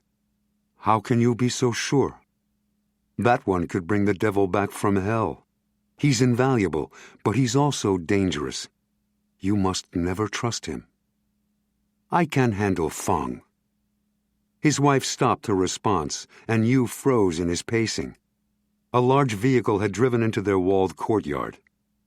"It's him," he told her. "I'll wait upstairs." "Yes." Measured steps crossed the hardwood floor, coming toward his study, and a large man appeared in the open doorway as suddenly as if he had materialized there. Unusually light-skinned, his close-cropped hair was ashy red mixed with stark white. He was tall, perhaps 3 inches over 6 feet, and powerfully built, but he was hardly heavy, a muscled 200 pounds or so. He dwarfed Yu Yongfu, who scowled up at him. Yu made his voice harsh, as befitted an important employer. "You have it?" Fang Dun smiled, a small smile, nothing more, as if pasted on the face of a wood marionette. He padded across the study to a leather armchair and sat with hardly a sound. His voice was low and whispery. "I have it, boss." Yu could not suppress a sigh of relief. Then he held out his hand and made his voice stern. "Give it to me." Fang leaned forward and handed him the envelope. Yu ripped it open and scanned the contents. Fang noted the hands trembled. "It's the real manifest," Fang assured him. His light brown eyes were almost colorless, giving them the appearance of emptiness. They darkened and focused on Yu's face. It was a stare few had been able to meet. Yu was not among them. He quickly looked away. I'll lock it in my safe upstairs. Fine work, Fong. There'll be a bonus in it for you." He stood. Fong stood too. He was in his late 40s, once a soldier and career officer who had started as an observer in the American war against North Vietnam and the late Soviet Union. He gave it up when he realized there was far greater profit in the profession of mercenary, in the would-be armies of the restless Central Asian republics, particularly as the Soviets collapsed. He considered himself a good judge of men and situations, and he was underwhelmed by what he saw in Yu Yong-fu. As they walked through the study's doorway, Fong said, "I suggest you burn the manifest. That way, no one else can steal it. It's not over, boss." Yu jerked back as if pulled on a leash. "What do you mean?" "Perhaps you should hear what happened on Taiwan." Where he stood 1 foot out of the room like a confidence man poised to make a clean getaway, Yu hesitated. "Tell me." "We killed the American agent, and we retrieved the manifest." Yu wanted to scream with frustration. Why was this not finished? What the hell did Fong mean? "I know that. If that's all—" "But Mondragon wasn't alone. There was another man on the beach. A well-trained man, clever and skilled. Almost certainly another American spy sent to ferry the information to Washington while Mondragon returned to his cover in Shanghai. The beach was merely a transfer point. There is no other logical explanation for the presence of the second man, since he had the training and skill to escape us." Yu fought panic. What was so bad about that? The Americans had failed. The manifest was now safely in his pocket. But he failed, and we have the manifest. What? "The man's in Shanghai now." Feng watched every move the entrepreneur made, every twitch of a muscle. "I doubt he's here for a holiday." A sour taste rose into Yu's throat. "Here? How could such a thing happen? You let him follow you back? How could you be so stupid?" He heard his voice rise like that of a hysteric. Instantly, he stopped his tirade. "He couldn't have followed us. Mondragon must have given him some other information. Or he found some on Mondragon's corpse. One of those two brought him here." Yu struggled to regain control. "But how did he get into the country?" "That's the question, isn't it? It appears he's actually a well-known microbiologist and medical doctor who also happens to be a soldier. Lieutenant Colonel Jon Smith, M.D., a biomedical researcher. What he does not appear to be is an operative with any known U.S. agency. Yet he was the one who met Mondragon on the beach, and then he invited himself into our country. Zhong Nanhai now has him under surveillance." "How do you know this?" "Knowing such things is why you pay me so well." It was true. Feng's guanxi sometimes appeared to be greater than Yu's own, and it could make him impudent. He constantly needed to be reminded who was boss. "I pay you to do your job, nothing more. Why is this American still alive?" "He's not easy to approach, and we must be careful. As I said, Zhong Nanhai is watching." Yu tasted bile in his throat. Yes, of course. But he must be killed. Killed quickly. Have you discovered who gave Mondragon the invoice manifest?" "Not yet." "Find him. And when you do, kill him too." Feng smiled. "Of course, boss." In the dim light of the Flying Dragon office, Smith saw the short, heavy man stare at the file folder still open on the filing cabinet. The man's gun wavered as his gaze swept to the exposed safe on the wall above the cabinet. Smith said, "You must be Zhao Yangji. It was you who gave Avery Mondragon the Empress's real manifest." The muzzle of the Sig Sauer began to shake. "How?" "Mondragon told me. They killed him before he could pass it to me." "Who has it now?" "They do." Zhao Yangji grabbed the shaking pistol with both fleshy hands to try to steady it. How do I know you're telling the truth?" "Because I know about Mondragon. I know your name, and I'm here looking for the manifest myself." Zhao blinked. The Sig Sauer dropped to his side, and he sank cross-legged to the floor, head in his hands. "I am a dead man." Smith picked the Sig Sauer from his fingers. He transferred his Beretta to his jacket pocket, shoved the Sig Sauer into his belt, and looked down at Zhao. Zhao sat with the back of his neck exposed, as if waiting for the slice of an executioner's axe. Smith asked, "They can trace the manifest back to you?" The head nodded. "Not today, perhaps not tomorrow, but eventually. Feng is a sorcerer. He can see behind any screen." "Who's Feng?" "Feng Dun, Yu Yongfu's security chief." Smith frowned, wondering, what does he look like? Zhao described his height and strength, the red and white hair, and the viciousness that was hidden behind the calm exterior. "You've seen him?" "I have," Smith nodded, not surprised. At last, he had a name for him. "Start at the beginning. Why did you do it?" Zhao looked up, suddenly angry, his terror forgotten. "Yu Yongfu is greedy, a pig. He is why I gave the manifest to Mondragon. The honored grandfather of my friend Bei-Ru Tiao founded Flying Dragon Enterprises while the English and Americans were still among us. We were an honorable company. As Smith listened to the harangue, he pieced together a story that was all too common in the New People's Republic. Flying Dragon had been a relatively small, conservative company, primarily ferrying cargo up and down the Yangtze and along the coast as far as Hainan Island.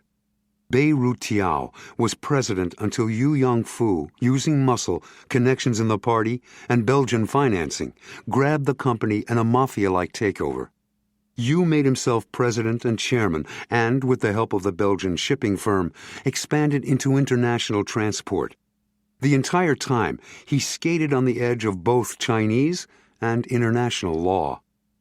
Zhao's voice shook with emotion. "My friend, Ru Tiao is ruined because of Yu Yongfu. I gave the manifest to Mondragon to expose Yu Yongfu and ruin him in return." All his bravado vanished as quickly as it erupted. "But I have failed. I am a dead man." "How did you manage to steal it?" He nodded to the exposed safe above the file cabinet. "It was in a secret file in Yu's safe. I am the treasurer of Flying Dragon. I pretended to welcome you, and he made the mistake of retaining me. One day, he forgot he had taken the file from the safe, and I found it. I returned it to the safe after I took the manifest. At the time, he did not remember he had left it out, but he will remember now. The manifest had to come from somewhere." His body slumped more, beaten. "Where do you think the manifest is? In the safe here again?" Zhao shook his head. "No, you would be too afraid to leave it here now. It must be with him at home. He has a safe there too." "Where does he live?" "Far beyond Hangzhou Airport. An obscene mansion that would have shamed an official of the Yuan dynasty." He related an address that meant nothing to Smith, but Andy would be able to find it. "Mondragon said there were 3 copies?" "Yes," Zhao said dully. 3. "Where are the other 2? "One must be in Basra or Baghdad, with the recipient company. That would be normal procedure. I don't know where the other is." Smith gazed at the woeful Zhao. "I can arrange to get you safely out of China." The heavy little man sighed. "Where would I go? China is my home." He pulled himself to his feet, walked across the room, and collapsed in one of Yu Yongfu's suede armchairs. Perhaps they do not find out.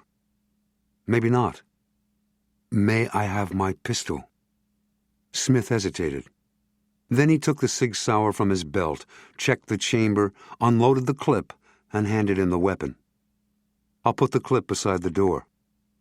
He left him there, seated in the stately armchair, staring out into the new Shanghai night. Inside Yu Yongfu's walled compound, Feng Dun sat patiently in his Ford Escort, hidden in the black umbra beneath a branching plane tree. As a breeze carried the sweet scent of blooming jasmine in through his roll-down window, he studied the shadows that moved behind the curtains of the mansion's windows. As he fingered his old Soviet Tokarev with one hand, he punched numbers into his cell phone with the other.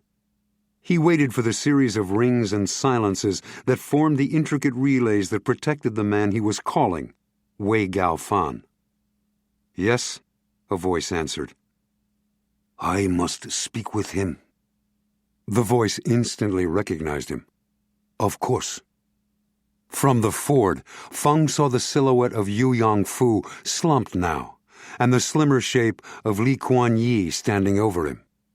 Her hand was on his shoulder, no doubt comforting him. What has happened about the American? The gruff voice of Wei Gaofan asked from distant Beijing. Feng reported, Jon Smith is apparently still in his hotel. The security police are watching it.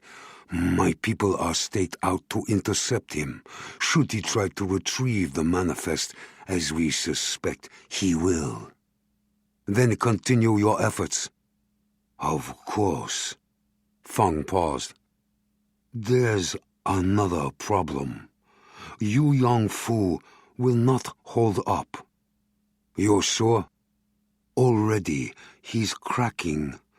Should the slightest detail be uncovered, he'll break, reveal everything. Perhaps he'll do that even before. With finality, he pronounced, We can no longer trust him. All right, I'll take care of it. You liquidate the American. Hong Kong. From the penthouse balcony of the Altman Group, Hong Kong's sea of twinkling lights seemed to spread forever, a testament to the vigorous city. In the teak-paneled dining room, a dinner party was winding down. The aromas of expensive meats and French sauces filled the room. The genial host, Ralph McDermott, founder, CEO, and chairman of Altman, held forth for the benefit of his last two guests. A man of medium height, with a bland face that would never be noticed in a crowd, McDermott was in his mid-60s, slightly overweight, and jovial. Making an almost soundless entry, McDermott's private assistant spoke quietly into his ear. McDermott gave no acknowledgement, but he apologized to his guests. I regret I must take this call. It's been a grand evening. Educational for me as well as particularly enjoyable. Thank you for your company. The compliments properly offered and rejected, McDermott hurried through the penthouse to the master's suite. His jovial smile vanished. He snarled into the phone. Report. All went well, Feng Dun told him.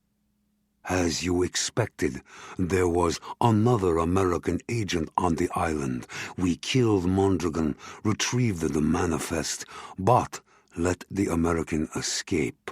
They will now be fully alarmed. Excellent. In their mansion on the outskirts of Shanghai, Yu Yongfu and his family had an important guest. His arrival had surprised them.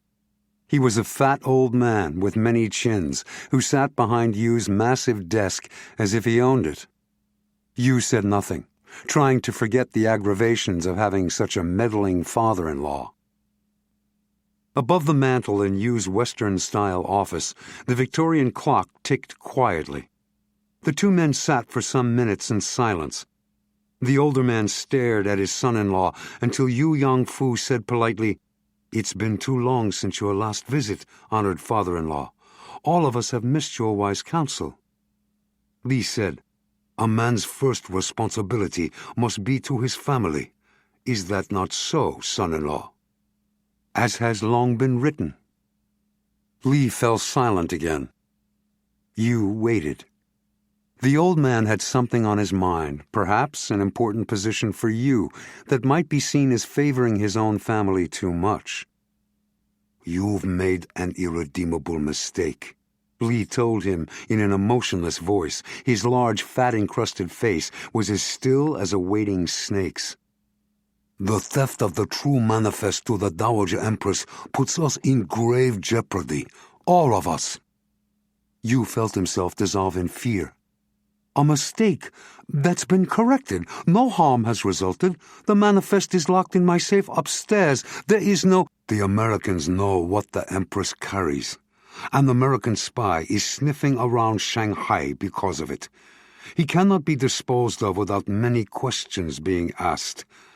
You have imperiled me, and worse, you have imperiled Wei Gao-fan. What was secret is no longer secret, and what is no longer secret can come to the ears of Wei Gao-fan's enemies on the Central Committee, the Politburo, even on the Standing Committee itself. Feng will dispose of this American. What comes to the ears of the Politburo will be investigated. You'll be investigated." Yu Yongfu was desperate. "They'll learn nothing. They'll learn everything. It isn't in you to resist, son-in-law." Li's tone softened. "It's sad, but it's true. You'll reveal everything, and if you live, you'll be ruined, which means the ruin of all of us, all of the Yus, all of the Lis." "No!" Yu Yongfu shuddered. His stomach was a fist. He could hardly breathe. "I'll go away. Yes, I'll leave." Li dismissed him with a wave. "The matter is decided. But the only question now is how it is to be done. That is your choice. Will it be prison, disgrace, and ruin for our family? Many questions asked and answered, and the loss of the favor of Wei Gao-fan for all of us? Without the great Wei, I will go down. Your wife, my daughter, will fall with me, and there will be no future for my other children and their families either. Most crucial to you, there will be no future for your children." Yu trembled. But you are right. None of that need happen. The Honorable Wei will save all of us. The responsibility will end with you. Without you to speak and no question as to the manner of your death, nothing can lead to Wei Gao-fan or myself. My position remains secure because we will retain Wei's favor. Your wife and children will still have an unlimited future." Yu Yongfu opened his mouth to answer, but no sound came out. Fear paralyzed him as he saw his suicide. Far to the west of downtown Shanghai, beyond the Ring Road Expressway, Andy cut his engine and allowed his Jetta to glide to a stop on a tree-lined suburban street. There were no streetlights. The houses were mostly dark at this late hour. Nothing moved in the blue steel moonlight. In the passenger seat, Smith checked his watch. It was after 9 o'clock. Before he had rendezvoused with Andy, he left a message on Dr. Liang's answering machine that he was indisposed and unable to join him and his colleagues for dinner. He hoped that would cover his activities tonight. "That's the address over there." Andy pointed across the street. "Yu Yongfu's mansion." Smith saw no numbers. "How the hell do you know?"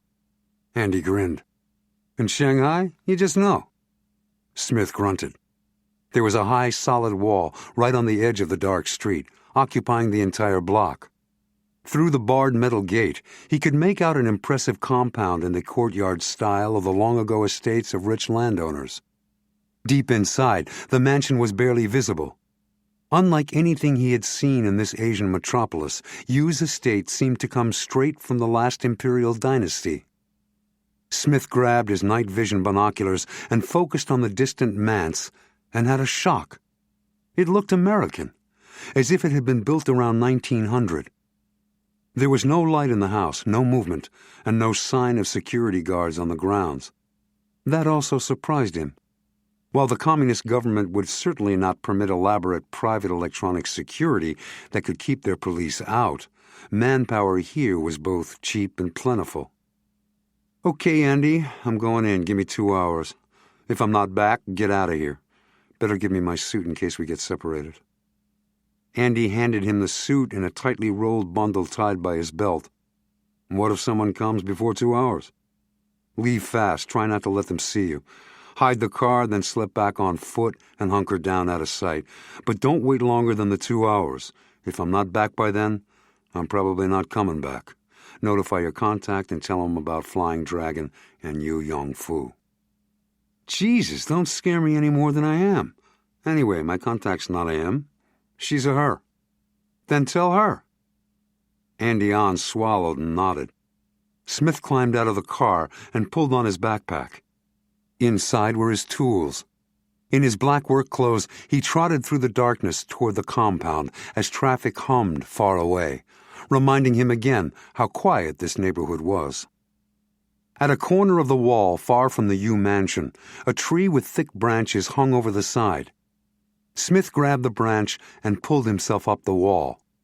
At the top, he paused. Blooming jasmine perfumed the air. He had a sense he was on the edge of a forest, so dense were the trees and underbrush. He dropped over into dry leaves. They crunched under his feet.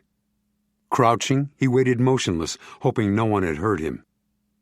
There was still no sign of security. It made him uneasy. A man of the ambition and ostentation of Yu would have some sort of protection, most likely a phalanx of personal guards. He worked his way around to the front again. The door was a quarter open. He stepped inside, his soft-soled shoes making little sound. He paused to peer into the room to his left. It was a Victorian-style dining room, but everything in it was Chinese, from the carved wood dinner table to the screens that hid various corners. He padded to the right. Another open archway showed a living room, twice the size of the dining room. It was dark and nearly silent. He listened, frowning. Inside, he could hear the soft sound of someone weeping. A beautiful woman sat alone in the darkened living room, in the midst of heavy, museum-quality antique side-pieces. She was curled up on a brown leather Eames chair. Small and slender, she wore her shiny black hair pulled back in a simple ponytail. In one hand, she held a half-full brandy snifter. An uncorked bottle of Remy Martin cognac stood on the chrome and ebony table next to her. A large cat watched from a luxurious couch nearly half as long as the mammoth living room. He stepped carefully into the room, his Beretta still in both hands. The woman raised the snifter and drank it dry in a single gulp.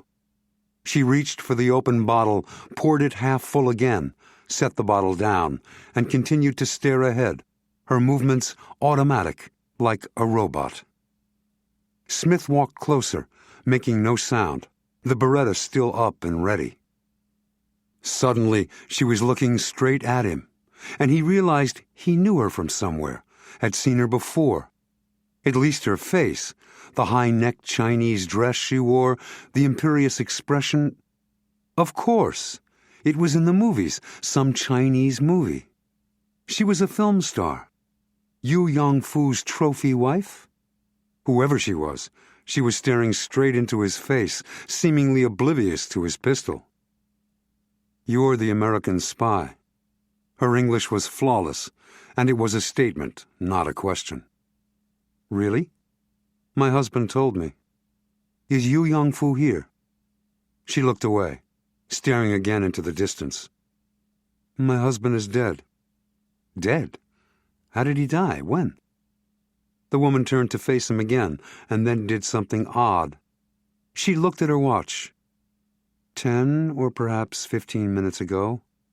"How?" He didn't tell me. Possibly a pistol like the one you're holding. Do all men love guns? Her matter-of-fact, emotionless voice, her morbid calm, chilled Smith, like a sharp wind blowing across a glacier. It was you, she continued. They feared you, your presence. It would cause questions they didn't want asked. Who are they? She drained her cognac again. Those who required my husband to kill himself. For me and the children, they said. For the family. She laughed. It was abrupt, like an explosion, a macabre sound, more like a bark than a real laugh. There was no humor in it, only bitterness. If you want to avenge him, help me bring them down. I need a document he had. It'll expose them for the international criminals they are. She considered. There was speculation in her gaze. She searched his face as if to find some trick. Then she shrugged, picked up the bottle of Remy Martin, poured her snifter almost full, and gazed away. Upstairs, she said woodenly, in the safe in our bedroom. She did not look at him again. Instead, she sipped the brandy and studied the empty air above her head, as if it were full of answers she could not quite read. He slipped upstairs to the second-floor landing, where the shadows were denser, since there were no windows to let in the moonlight. The wall safe was behind a hanging, depicting some ancient battle from what looked like the Yuan dynasty of Kublai Khan. Smith took out his picklocks, laid them on the cabinet closest to the safe, and inspected the combination lock. He took hold of the dial knob, and the safe door moved. Full of misgivings, he pulled on the knob. Just as the door swung toward him, a powerful car engine roared to life outside the house. Smith sprinted to the window, which overlooked the garage and driveway, in time to see the taillights of the Jaguar disappear down the long driveway toward the street. Damn! He tore out of the bedroom and down the stairs, two at a time, to the living room. The snifter and bottle were on the table beside the Eames chair, and the woman was gone. Had it all been a setup? A trap? The woman's purpose to distract him with her bitter tale of forced suicide? He listened, but there were no sounds of any vehicles coming up the driveway. He rushed back upstairs to a bedroom at the front of the house to get a different view. It was a boy's room. From the window, he looked past the garden and trees toward the distant wall. He heard nothing now out on the street, saw nothing moving anywhere in the gardens below. Maybe he was wrong. Maybe she really was distraught and half-drunk, running away because of her horror to some private sanctuary or to join her husband in death. He could not take the chance. He raced back upstairs, emptied the safe, and dumped the contents on one of the couch beds. There were jewels, letters, documents. There was no money and no manifest. He shook his head angrily, his disappointment raw. He searched through the letters and documents twice more, swearing to himself. The invoice manifest was definitely missing. There was one item that was interesting. A typed note on the letterhead of a Belgian company, Donk and Lapierre, S.A. Antwerp, and Hong Kong. Written in French, it was addressed to Yu Yongfu at Flying Dragon Enterprises. It assured Yu the shipment would arrive in Shanghai on August 24th in plenty of time for the Dowager Empress to sail, and it expressed great optimism for our joint venture. It was signed by Jan Donk and listed a phone number in Hong Kong under the sender's name. Relieved he might have found something solid at last, Smith jammed the letter into his backpack and hurried out of the bedroom. He was at the head of the stairs when he saw shadows flit across the moonlight windows on either side of the front door. His pulse accelerated as he forced himself to stay motionless, listening. Out in the night, quick footsteps ran close to the house. With a jolt of adrenaline, he sprinted back to the master bedroom and peered out the rear windows at the formal English garden. No one was in sight, but there were no trees and no other way down except to jump. He dashed to the windows on the other side of the room, which faced away from the driveway and garage. The manicured lawn was the color of tarnished copper in the moonlight. There were trees, but none close enough to reach. There was, however, a drain pipe that ran from the gutters at the edge of the roof above him down to the grass. As he studied the drain pipe, two figures ran around the front corner of the mansion close to the house. They tested each window for entry. He waited until the figures vanished toward the rear. He opened the window, climbed out, sat on the sill with his legs dangling, and leaned to the drain pipe, which was sheet metal and looked well attached to the house. Holding it, he swung himself out. It groaned, but held. Using the toes of his shoes, he literally walked down the side of the mansion.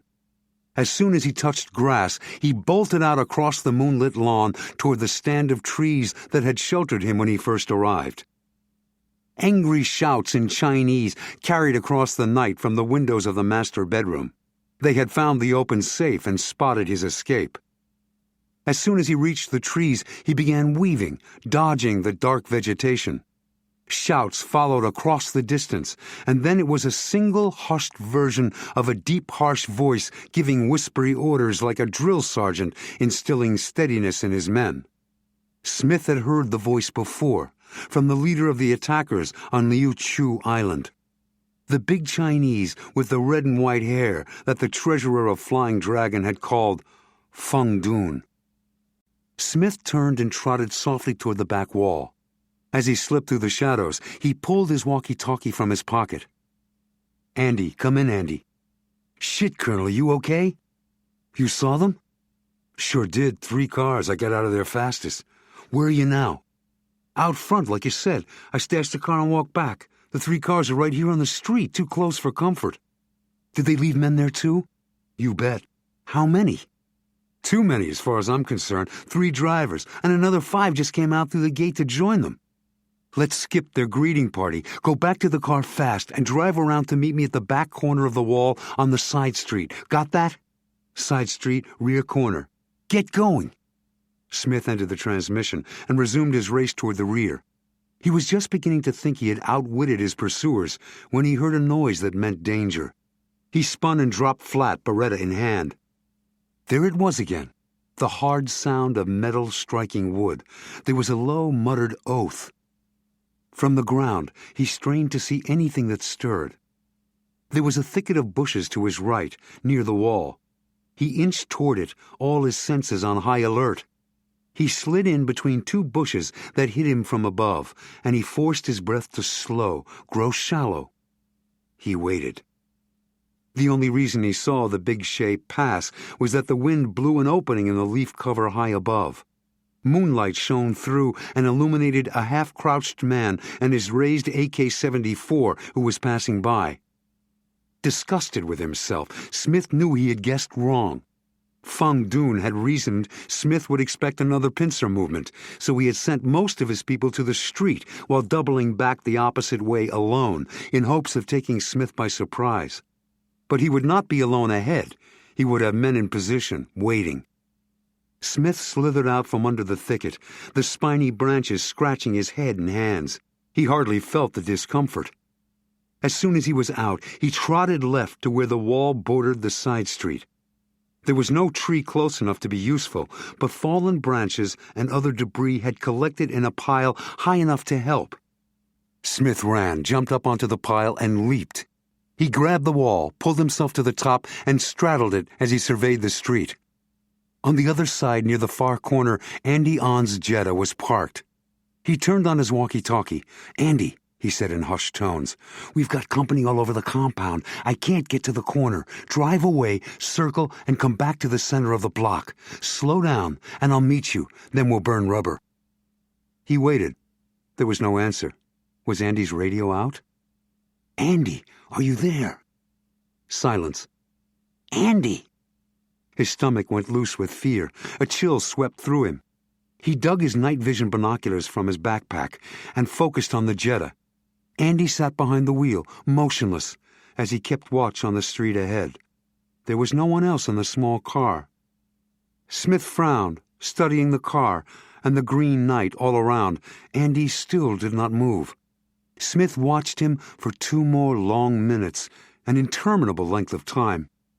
But nothing changed. Andy moved not an inch, not a muscle, not the blink of an eye. Smith heaved a sad sigh. Andy was dead. They had taken him out. He put away his binoculars and dropped down to the street, sprinted across into the cluster of smaller neighborhood estates, and tore off through their grounds. He heard no shouts behind him this time. They would be too focused on the Jetta, expecting him to connect with Andy. Finally, he reached a major street. Dripping with sweat, he hailed a taxi. Washington, D.C. In the big conference room next door to the Oval Office, the air was heavy with anticipation. The chairs encircling the long table were filled, as were the chairs lining the walls, where assistants, advisors, and researchers sat and stood, waiting to hear what decisions would be made, so they were prepared to find answers to their boss's questions. This packed meeting was just a preliminary discussion, but it was for the all-important annual multi-billion-dollar appropriations package for military weapons. The new Secretary of Defense, Henry Stanton, who sat to the right of the President, had called it. Stanton was a man of medium height and hot disposition. "Mr. President, gentlemen and lady," he inclined his head to the only woman at the long table, former Brigadier General Emily Powell Hill, the President's national security advisor. "Think of our military as if it were an alcoholic. Like any alcoholic, if it and our nation is to survive, it must make a clean break from the past." Emily Powell Hill jumped in to soothe the offended egos.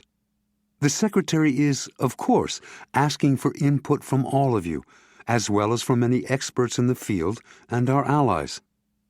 "The Secretary," Secretary Stanton snapped, "is asking nothing. He's telling you the way it is.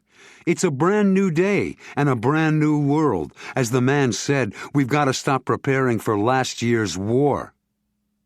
Stanton, accustomed to cowing corporate boards that rubber-stamped his every whim, paused for effect. His analytical gaze perused the assembled generals and secretaries. For more than half a century, America's been arming to fight a short, highly intense war in Europe or the old Soviet Union from large, permanent bases that were relatively convenient distances away. Targets were within striking range of carrier-based fighters and bombers, plus there were the giant bombers that could fly out of America. To prevent war, we relied on containment and massive deterrence. All that must change radically. It must change now. Admiral Brose nodded. "I'm in full agreement, if you're suggesting a leaner military. It has to be quick to respond, fast to deploy, anywhere at any time, and equipped with lighter, smaller, stealthier, more expendable weapons. The Navy's already implemented its street fighter concept of small carriers, missile ships, and submarines to fight in the narrow coastal waters we expect we'll be operating in more and more." Air Force General Bruce Kelly was next to Brose. He sat erect, his patrician face florid, his uniform immaculate, and his eyes clear and calculating. "I assume the Secretary isn't suggesting we abandon our deterrent capability," he said in a mild voice. "Our nuclear weapons, long-range or short-range, are critical." "True," Stanton offered his charming smile, since he and Kelly were in fundamental agreement. "But we should consider reducing stockpiles and trimming research for bigger and better bombs and the giant missiles capable of carrying them. We must shift funding from giant carriers, huge tanks, and fighter jets with overwhelming power to light, small, almost invisible weapons." The Army Chief of Staff, Lieutenant General Tomas Guerrero, was seated to the far right of Admiral Brose. His big square-fingered hands nodded on the table. "No one's going to tell me we won't need tanks, heavy artillery, and large forces trained to fight big wars. Russia and China are still out there, Secretary Stanton. You're forgetting them. They've got massive armies, enormous territories, and nuclear weapons. Then there's India, Pakistan, and a united Europe, too. Europe's already our economic adversary." Stanton was not about to back down. "That's exactly what I am telling you, General." NSA Powell Hill chimed in. I doubt anyone believes or wants our current military power scrapped, Mr. Stanton. As I understand it, your opinion is that we need to intensify our direction in developing smaller weapons and capabilities. Stanton began. Before the Defense Secretary could continue, Admiral Brose used his commanding presence and voice to bull his way in. No one in this room disagrees with the concept of a leaner, meaner military. Hell, that's what we've been working on since the Gulf War. We just haven't made the complete commitment you're asking for. From the far end of the table, Lieutenant General Oda, the Marine Commandant, boomed, I sure don't disagree. Light and fast, that's what the Marines want. Nods of consensus filled the room. Only President Castilla, who was usually a full participant in any serious discussion of the military, remained silent. He appeared to be brooding, waiting for something else to be said. Secretary Stanton glanced at him, sensing uncertainty. He moved ahead boldly. As far as it goes, I'm glad you agree with my analysis, but I get the impression you're talking about beginning tomorrow. That's not good enough. We have to start today, now, at this moment. I'll speak for the Navy, Brose said. We're already rethinking our carriers and other surface vessels. In confined waters or waters close to a coast, they'll be sitting ducks for missiles. If it's a war deep inside a continent, no ships or short-range aircraft will be able to get to the battlefield anyway. That leaves the Army and the Protector artillery system, Secretary of the Army Jasper Cott announced. He was an elegant man with fastidious manners. Smooth-cheeked, with a quiet face and expressive eyes, he was also unflappable under the most trying circumstances. I'll anticipate Secretary Stanton by agreeing we need the quickly committed army he envisions. If a ground war had erupted in Kosovo, our tanks would have needed months to arrive, and when they did, the massive weight of the 70-ton Abrams would have crushed 10 of the 12 bridges between the port and the battlefield. That's why we're training interim brigades now. They'll ultimately have a new armored vehicle far smaller than the Abrams, and we can ship it by air. Then we don't need the Protector system at all, do we, Secretary Cott? Stanton challenged. Cott's voice remained polite, almost neutral. As a matter of fact, we do need it. We need it very much. As General Guerrero said, we've got serious potential adversaries out there: China, Russia, Serbia, India, Pakistan, and, don't forget, Iran and Iraq. Our long-range bombers are powerful, but not always accurate. Artillery's still the key to winning a major battle. We like the Protector because it's far superior to our current Paladin system. It gives us the superiority to deter big military adversaries. By the way, the Protector is easily airlifted. It's easy to fly into remote areas only if it remains at the 42 tons you stripped it down to. You discarded a lot of the armor you really want. Everyone knows you'll put it back on as soon as you can. Then the damn thing will be too heavy to fly anywhere. It will remain airlift capable, General Guerrero retorted. As the men around the table bristled, ready to resume arguing, Admiral Brose raised his voice. I believe we have defined our position sufficiently. Funds for weaponry are not unlimited, right, Emily? The National Security Advisor nodded soberly. Unfortunately. So I tend to side with the Defense Secretary on this, Brose told them. Our first priority is to develop the fleeter forces our experiences from Somalia to the present tell us we need. We also need to hold the line on what we have and keep a wary eye on the military developments of potential enemies. He gazed across the table to the President. What do you say, sir? Although President Castilla had remained oddly silent through the lengthy discussion, he was known to favor a sparer military. He nodded almost to himself. Finally, he announced, we may have to consider a larger military allocation than we anticipated. Puzzled, everyone in the room looked at one another and back at the President. He was vacillating, a rare occurrence for such a firm decision-maker. Only Admiral Brose had an inkling of what could be causing the uncharacteristic hesitancy. the Dowager Empress, and China's strategic interests in her. The president stood. "We'll meet again soon to discuss this further. Emily, I need to speak with you and Charlie on another matter." The assorted generals, cabinet members, and assistants filed out, frowning and exchanging cryptic comments about what they obviously considered an unsatisfying meeting. President Castilla watched them go, his expression grave. Shanghai. Pulling out his cell phone as he entered his room, Smith stopped in his tracks. The thin sheet of see-through plastic on the carpet was gone. He returned his cell phone to his pocket, drew his Beretta, and surveyed the floor. He did not have to look far. The plastic sheet was wadded up against the floorboard only feet from the door.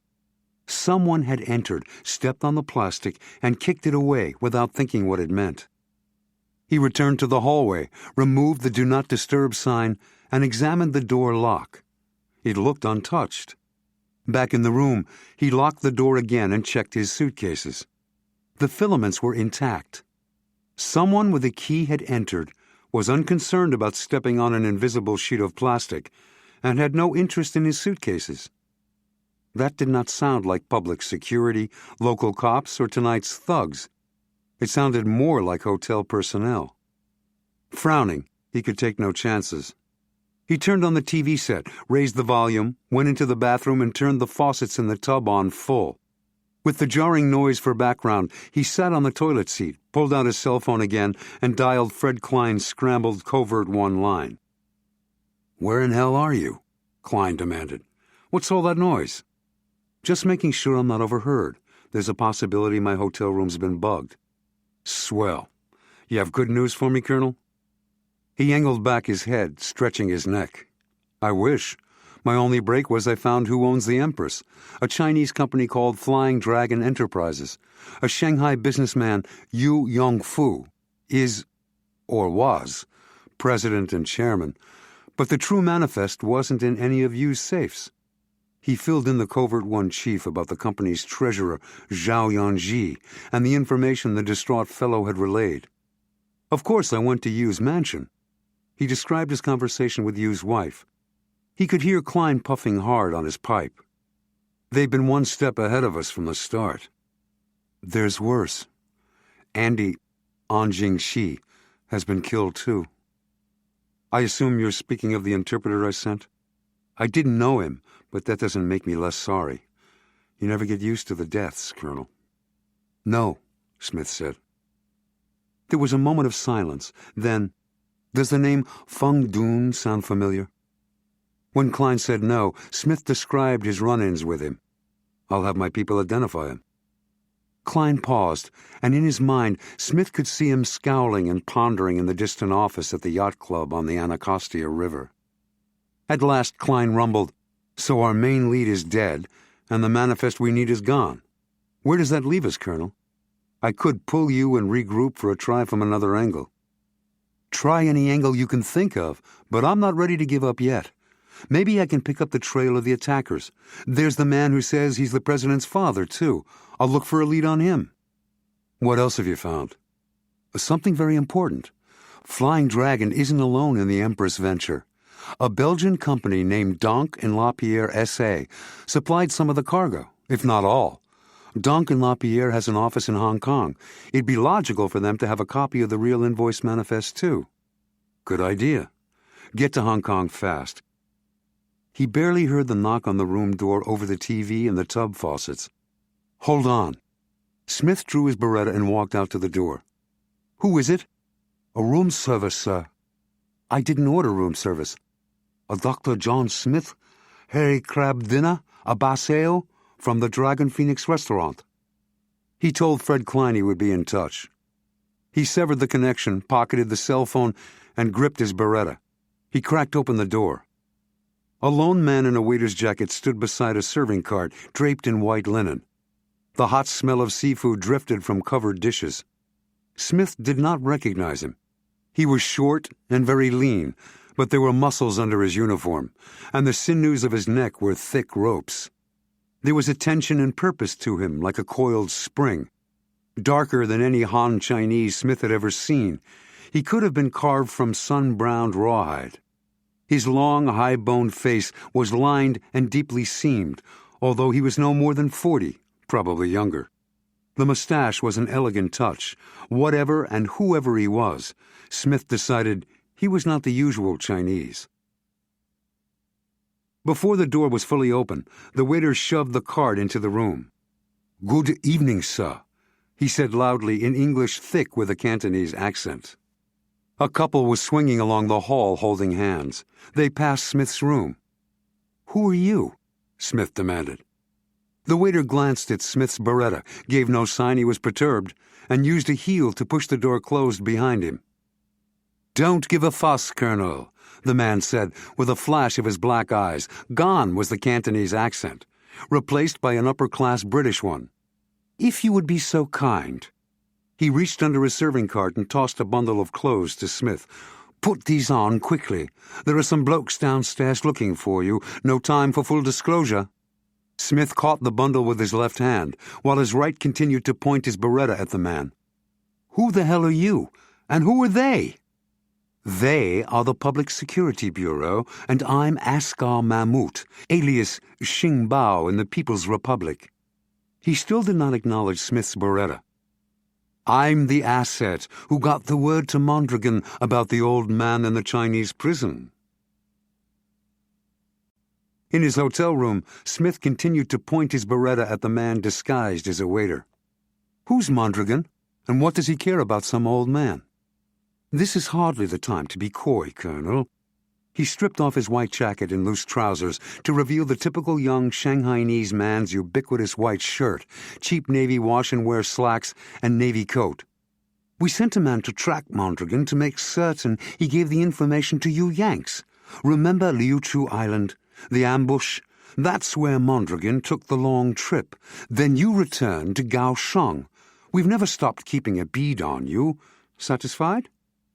Still, Smith's weapon remained trained on him. "Why would public security care about me?" "Oh, bloody hell! Back off! David Thayer could just be our ticket to worldwide recognition of what's actually going on here in China. Public security's after you for their reasons, not ours." "Grab only what you must." Mahmoud had wheeled the serving cart around to face the door. He opened it.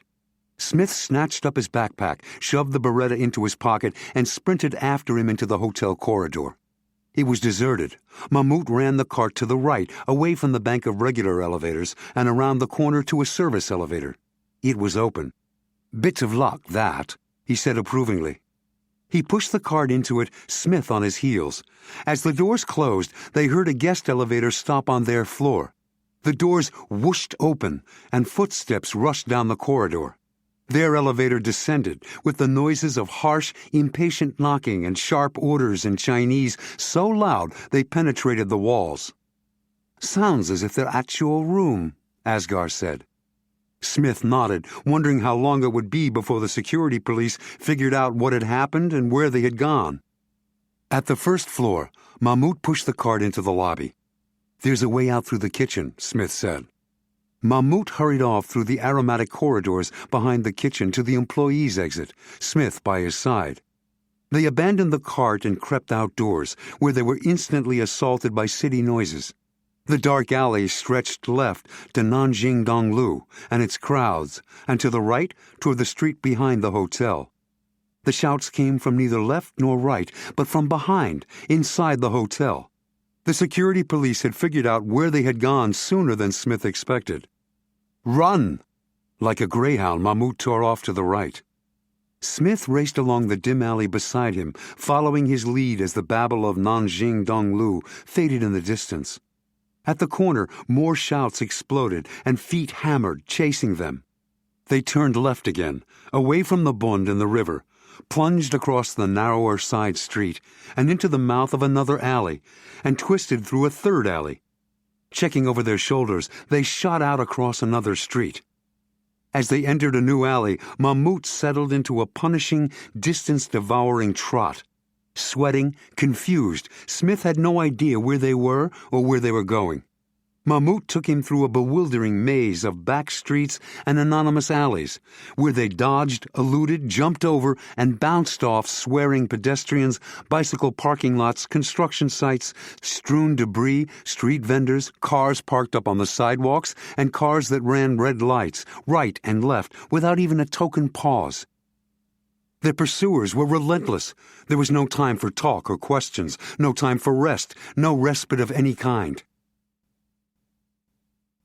"The metro, there, old boy, come along." Mahmoud skidded downstairs, used his Y90 prepaid ticket to enter, and handed it back to Smith. Smith pounded after, to a well-lighted platform marked Henan Lu. At this late hour, few people waited for trains. On edge, drenched in sweat, Smith and Mahmoud paced the loading area and studied the various entrances. When a train finally came, they leaped aboard. The subway car was clean, fast, and comfortable. When they reached the next station, Mahmoud stepped off and looked up and down the platform. After one survey, he returned to the car, shaking his head. "Trouble? The city police are watching the exits, which tells me the public security people know we took the metro.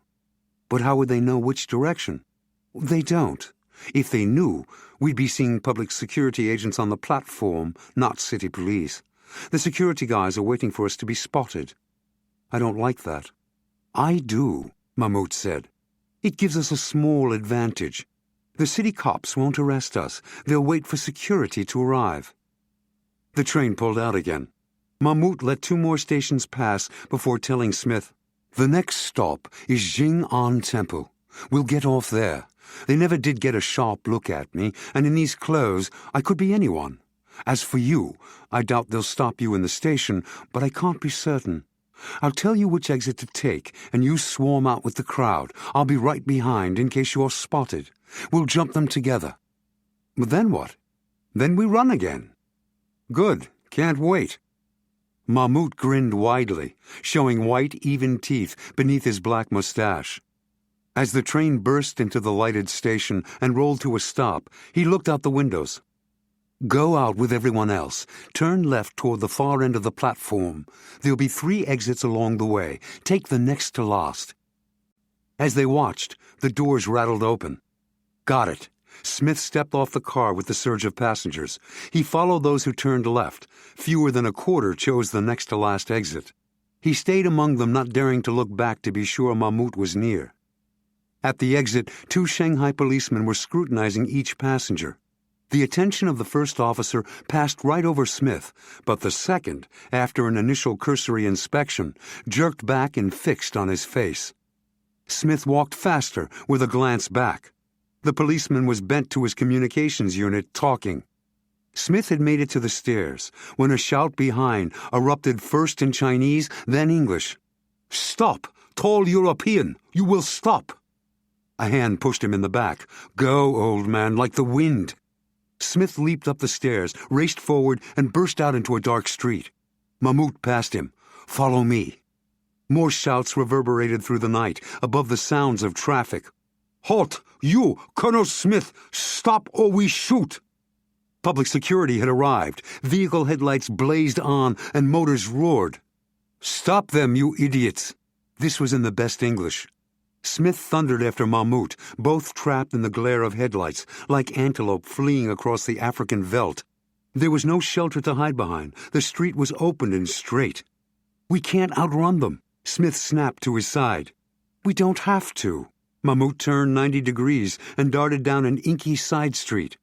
They passed a stately European house from the early 1800s, and Smith realized they must be in the old French concession at last. The headlights closed in. Mahmoud turned again onto an even narrower and darker side street.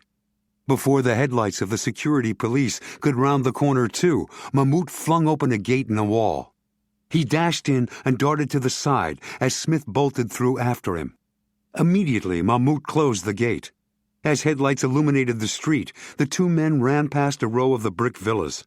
They left a broader alley for what became a labyrinth of passageways, each smaller than the last, with doors opening from all sides. "Is that gate we came through the only way out?" Smith asked. "Usually," Mahmoud said. "Come along now, in here." He ducked into one of the buildings along the most constricted alley Smith had seen so far. Smith followed through small rooms where men with long, dusky faces, similar to Mahmoud's, all wearing white or mosaic skullcaps, sat in chairs or lounged on rugs and pillows. Most slept, but others studied him curiously, without fear. Mahmoud stepped lightly, making as little noise as possible, as he headed toward an irregular hole in the wall. He crawled through. "Come along, Colonel, don't dawdle." "What's this?" Smith asked dubiously, following. "Safety." They were in another room, this one furnished with beds, chairs, small tables, and standing lamps. They were alone. "We're in the French concession, but where?" Smith wondered. His heart still hammered from their long marathon, and he was drenched in sweat. Mahmoud's face was not only sweaty, but deep red from the exertion. "In the long tongs." He wiped an arm across his forehead. "What's that?" "Attached European-style brick houses built in the late 1800s. Smith heard a noise. He glanced back in time to see an entire section of brick wall, the exact shape of the hole they had come through, being fitted back into the opening. "From the other side, the hole's essentially invisible now," Mahmoud explained. Smith was impressed. "What the hell is this place?" "A safe house. Hungry? I could eat the Imperial Palace. For myself, I'm regretting those crabs we left behind." Mahmoud opened a door, and they entered another room. This one contained a long table, a stove, and a refrigerator. Mahmoud started to open the refrigerator, but his hand stopped in midair. Smith heard it too. On the other side of the far wall, heavy feet walked, and male voices argued and discussed. They sounded like the security police, and only a room away. Mahmoud shrugged. "They won't find our hole in the wall, Colonel. You'll adjust to a feeling of safety. We're not even in the same long tong they are." Asghar Mahmoud chuckled silently as he reached into the refrigerator. "Take a seat at the table, Colonel. They won't find us." He pulled out more food, carried everything to 2 microwave ovens, and turned them on. As their dinner heated, he found 2 bottles of ale and sat at the table. He pointed to the second chair. "Trust me, Colonel." The voices and feet continued to sound, but no one had appeared, and Smith was hungry. He sat facing Mahmoud, who opened bottles of Newcastle brown ale and poured them into common English pub imperial pint glasses, etched crowns and all. "Cheers and safe passage." Mahmoud raised his glass and cocked his head as if entertained by Smith's nervousness. At last Smith shrugged. His throat was tinder dry from all the running. "What the hell? Bottoms up." He drank deeply. Mahmoud put down his glass and wiped foam from his mustache. "You should give us more credit, Colonel. This is as safe a house as any that your CIA maintains." "Who's us? And why do you have 2 names, one Chinese and one something else?" "Because the Chinese insist the land of my people is in China, so I must therefore be Chinese and have a Han name. Us are the Uyghurs. I'm a Uyghur from out in Xinjiang. Actually, a half Uyghur, but that's a technicality important only to my parents. My real name is Asghar Mahmoud. At the Metro, they called you Colonel Smith, and you obviously have military training. Do you have other names as well?" Jon Smith. I'm a medical doctor and scientist who happens to be a military officer. And what the hell is a Uyghur?" Mahmoud took another gulp of ale and gave a wry smile. "Ah, Americans, you know so little of the world, so little of history, even, sadly, sometimes your own. Charming, energetic, and ignorant. That's you Yanks. Allow me to enlighten you." It was Smith's turn to smile. He drank. "I'm all ears, as we Yanks say." "Gentlemanly of you." His voice rose with pride. "The Uyghurs are an ancient Turkic people. We've lived on the deserts, mountains, and steppes of eastern Central Asia since long, long before your Christ. Long, too, before the Chinese worked up the nerve to escape their eastern river valleys. We're distant cousins of the Mongols and closer cousins of the Turks, Uzbeks, Kyrgyz, and Kazakhs. The Chinese force us to take Han names, speak Han, and behave like Han. They close our schools and refuse to teach us in anything but Han. They send millions of their own to populate our cities, destroy our way of life, and drive us from our farms into the desert or the high steppes with the Kazakhs, if we wish to survive as a people. They don't let us pray to Allah, and they demolish our historic mosques. They're stamping out our language, customs, and literature. Smith nodded. And your Brit accent? I was sent to England. I assume you're not the only one sent away to be educated? Of course not. There have been several dozen of us over the years, including my sister. We're only a resistance, a nuisance, alas. Just ambushers, saboteurs, and bandits. We harry the Han. The Han claim there's only some 7 or 8 million of us. We say we're 30 million. But even 30 million on horses and pickups can accomplish little against 1 billion with tanks. Nevertheless, we must resist. It's our nature, if nothing else. The result is we become an autonomous region. That's meaningless in the larger picture, of course, especially with Urumqi already a Han Chinese city, but it does show we have them worried enough to try to bribe us.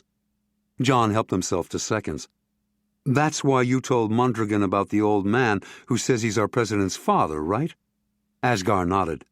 Who knows whether he is?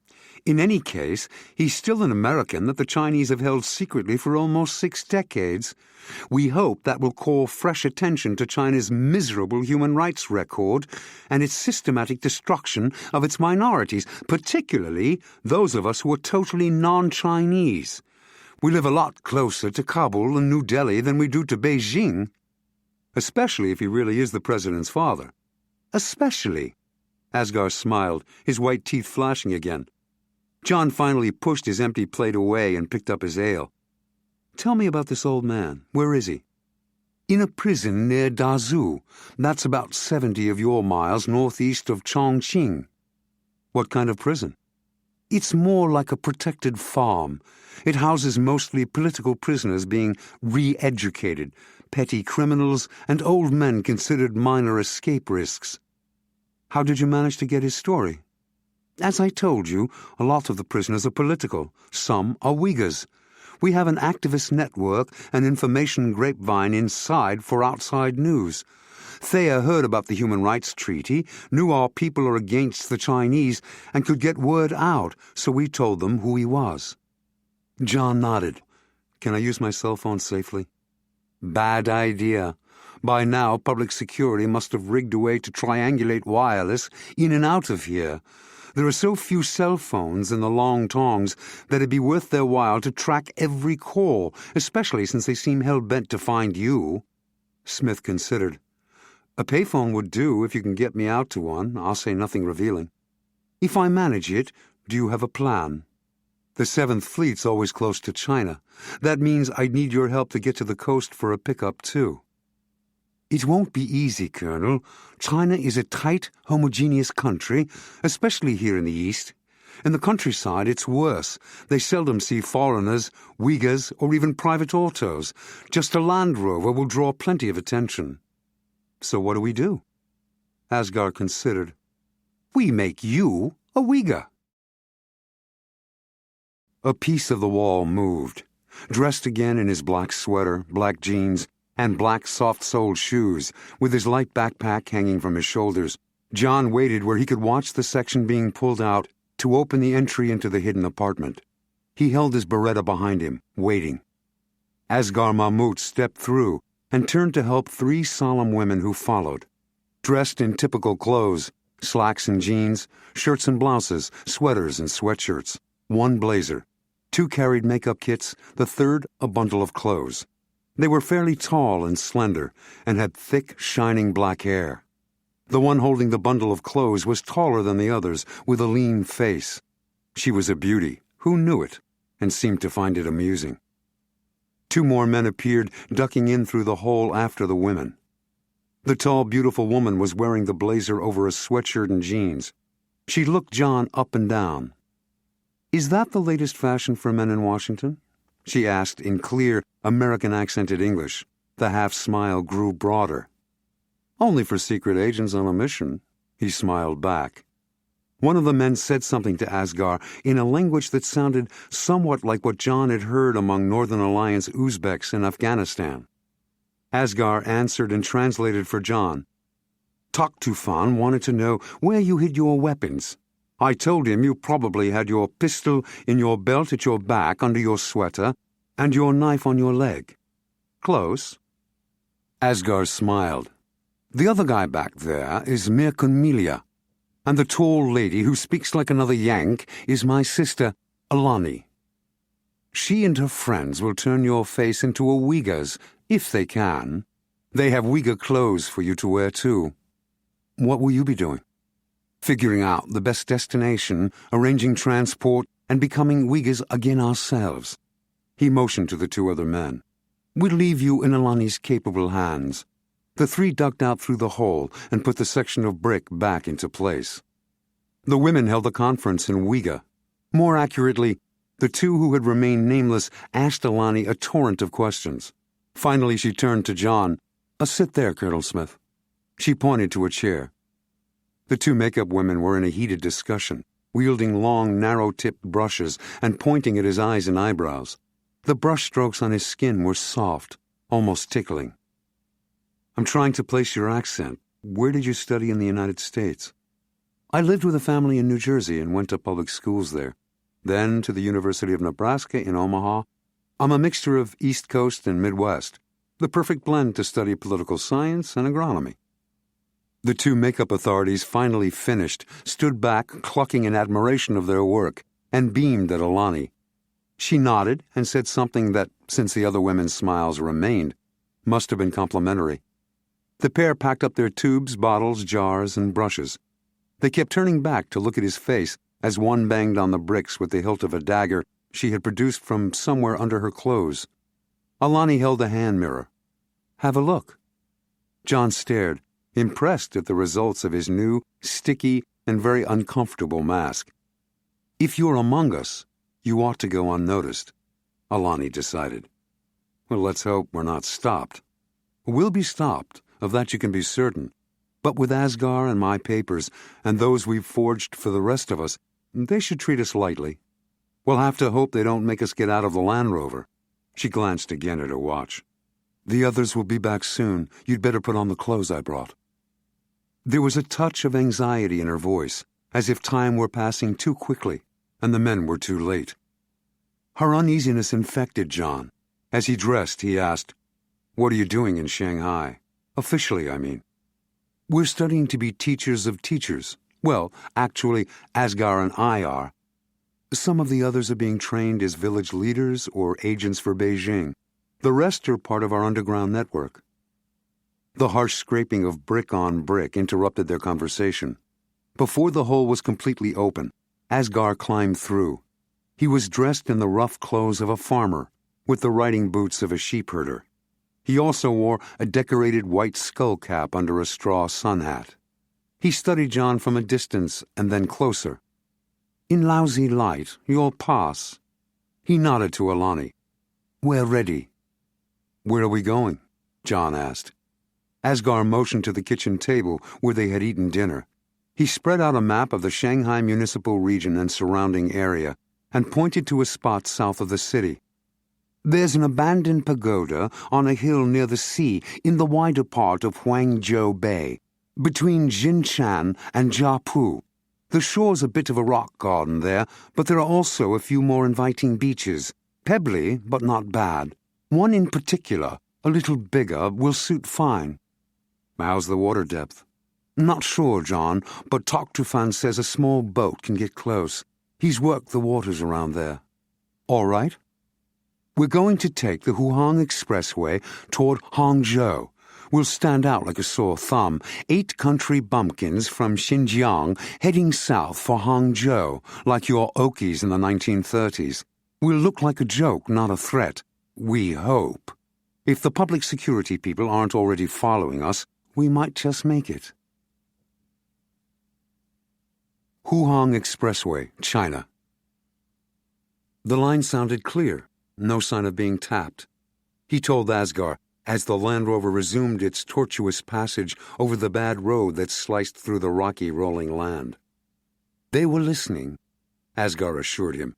Any long-distance call will be checked, especially to Hong Kong. What's good is that low-level employees do the monitoring, and for them it's routine. They seldom catch anyone unless they're terribly obvious. This time, though, the service knows you're here, so they're certain to have ordered a special alert. But if your contact's a solid, long-term cover, you may be all right. John grimaced. Thanks. Asghar drove steadily but slowly, not wanting to attract attention. If the security police are watching, they'll wait until we hit the beach and the mission's in progress. They'll want to capture the rescue team too, but we've got time, so there's no sense in taking unnecessary chances by speeding. With luck, they're not following us anyway. John agreed. He settled back and closed his eyes. Everyone but Asghar dozed, awaking occasionally to the clean salt tang of the open sea and the sour odor of mudflats. At Jiapu, they turned northwest toward Jinshan. Here on the coastal road, the pickups and bicycles flowed in both directions, north to Shanghai and south to Hangzhou.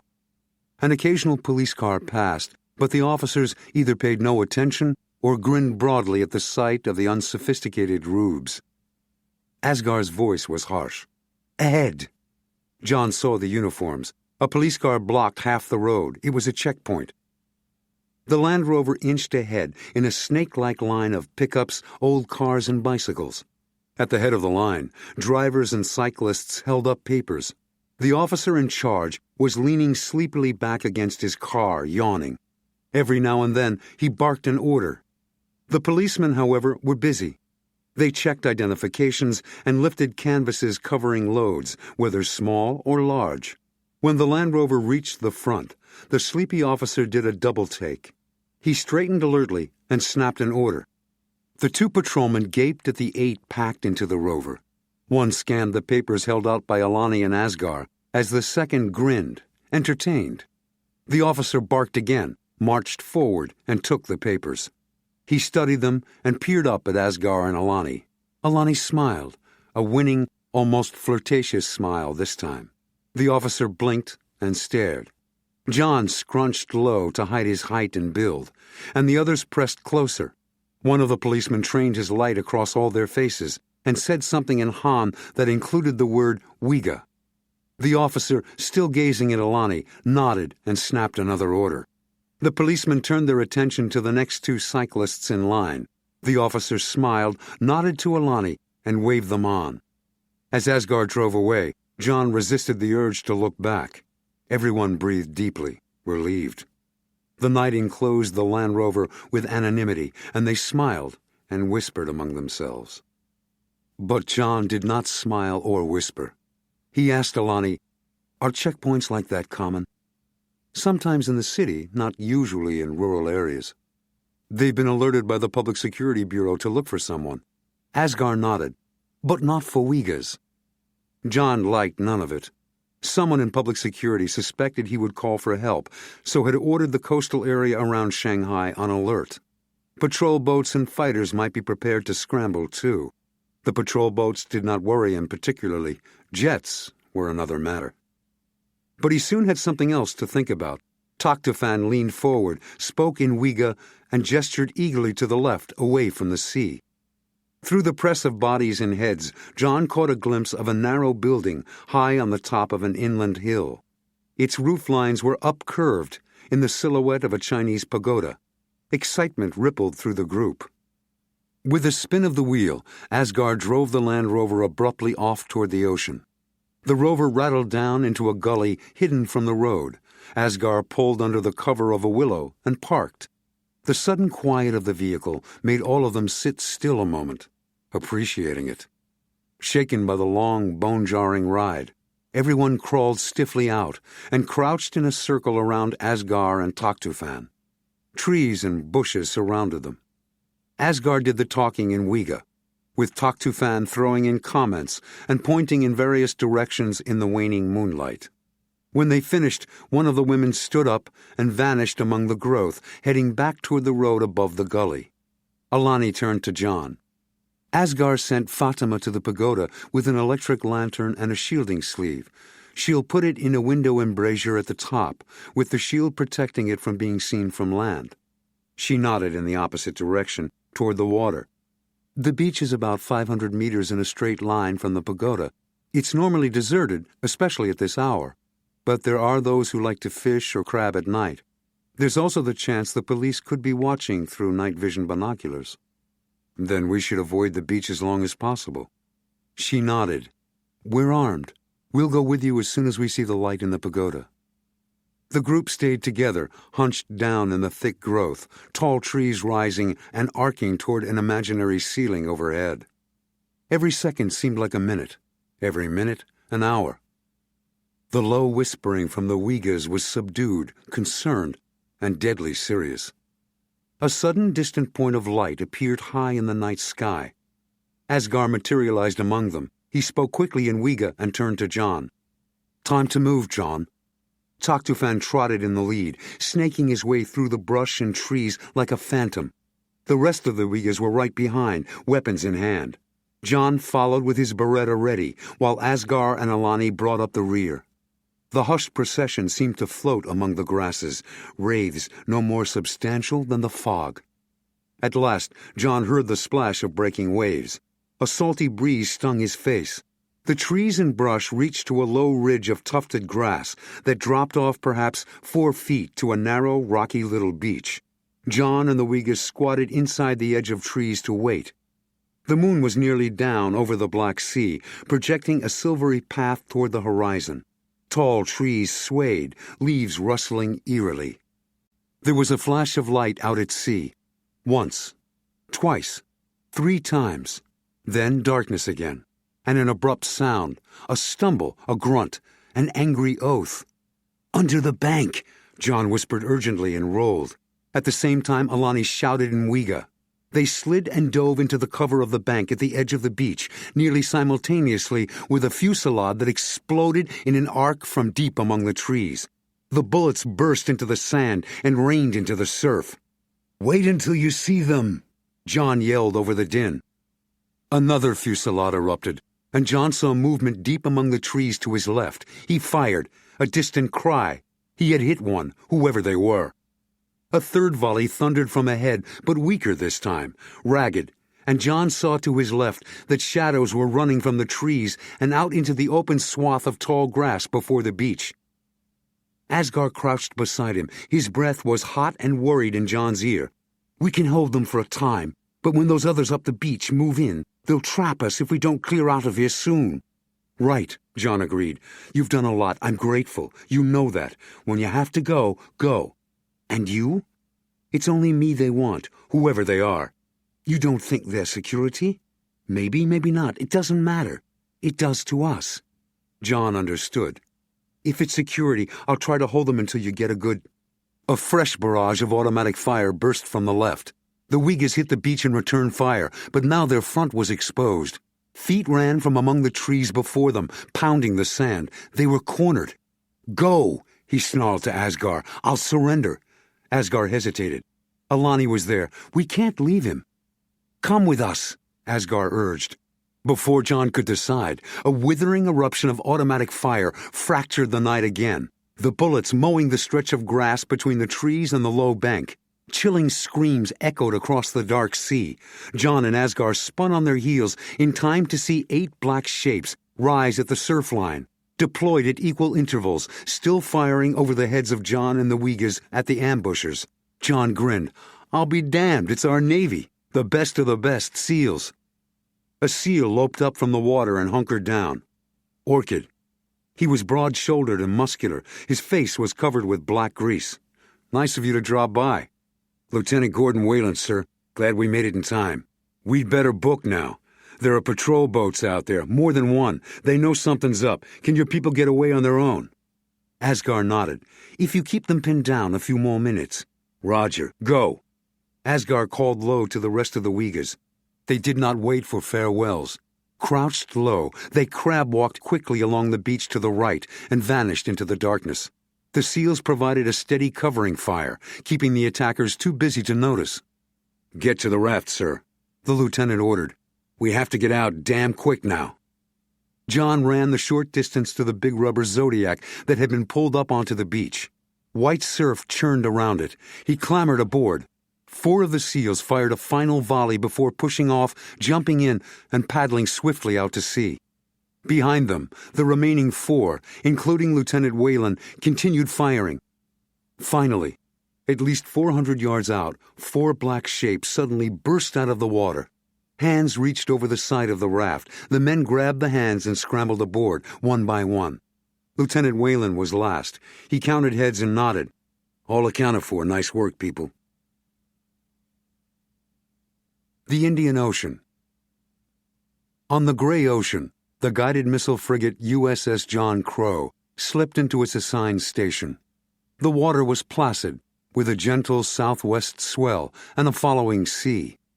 Dawn glowed low across the sky behind them, while to the west, night still reigned, dark and unfathomable.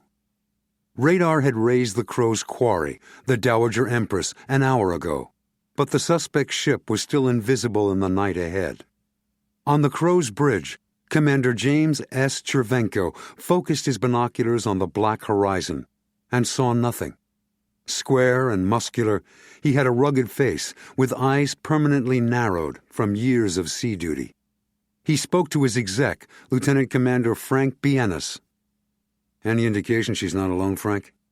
"Nothing on radar or sonar," Bienes reported.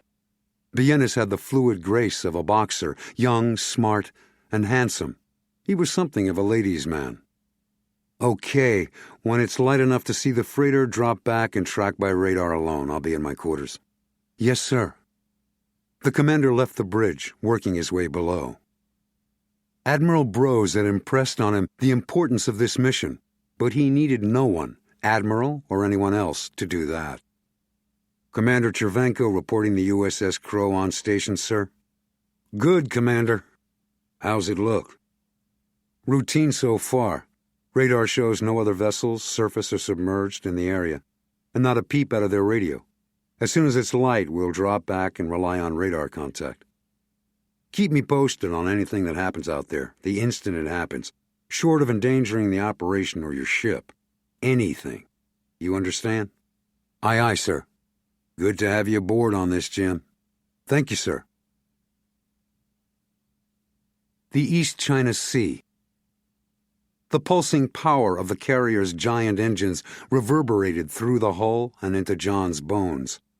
The sounds and sensations were soothing as he waited in his temporary quarters for the call to Fred Klein to go through to the yacht club back in Washington.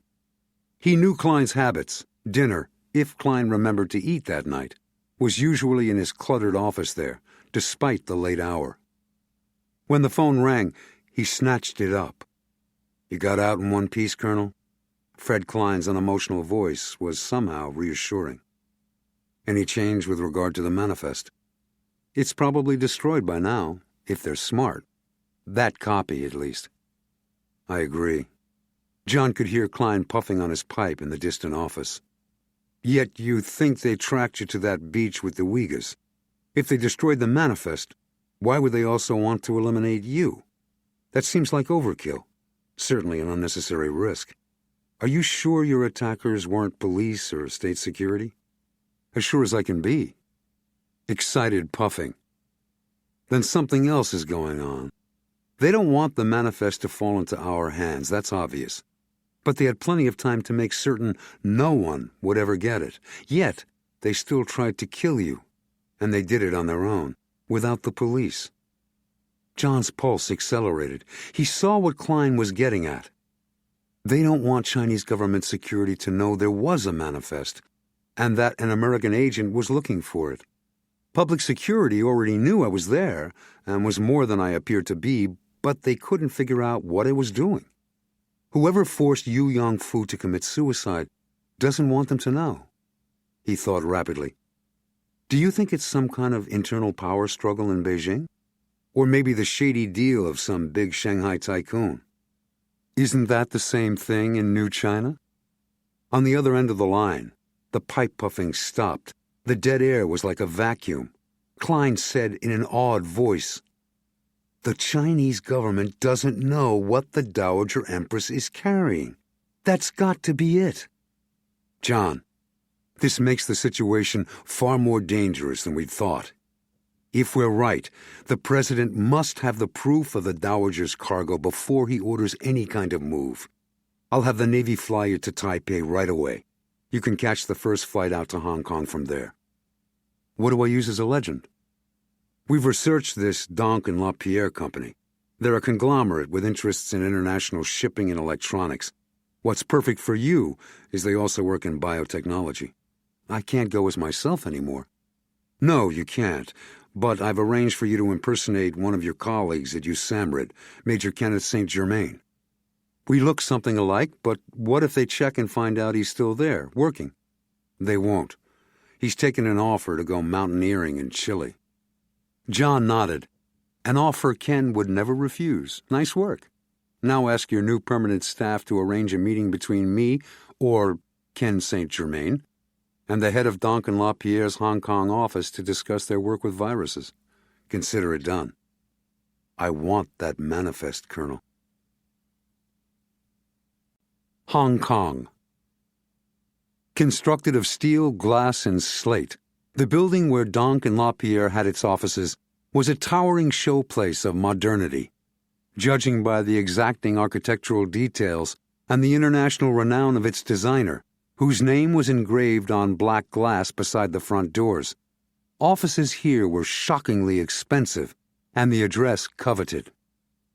Satisfied he had not been followed, he stepped inside the revolving doors and was deposited into the foyer.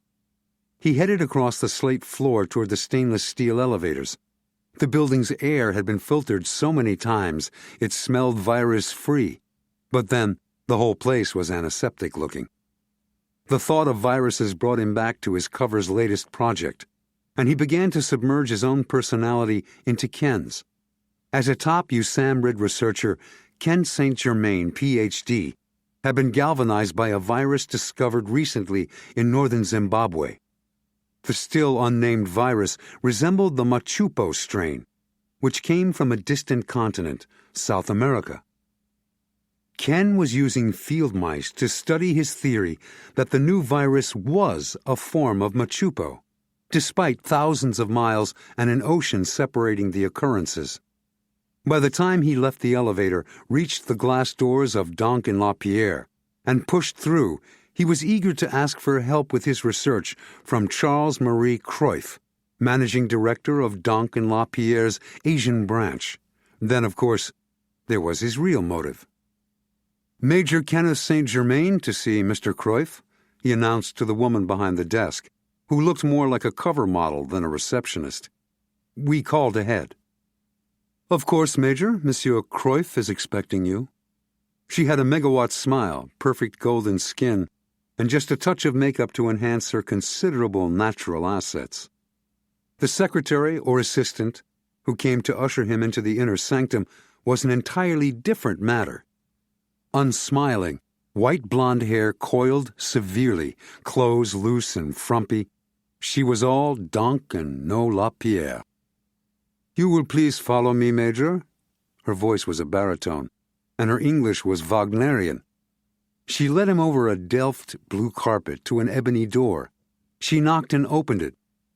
"Major St. Germain from America, Monsieur Cruyff," she announced.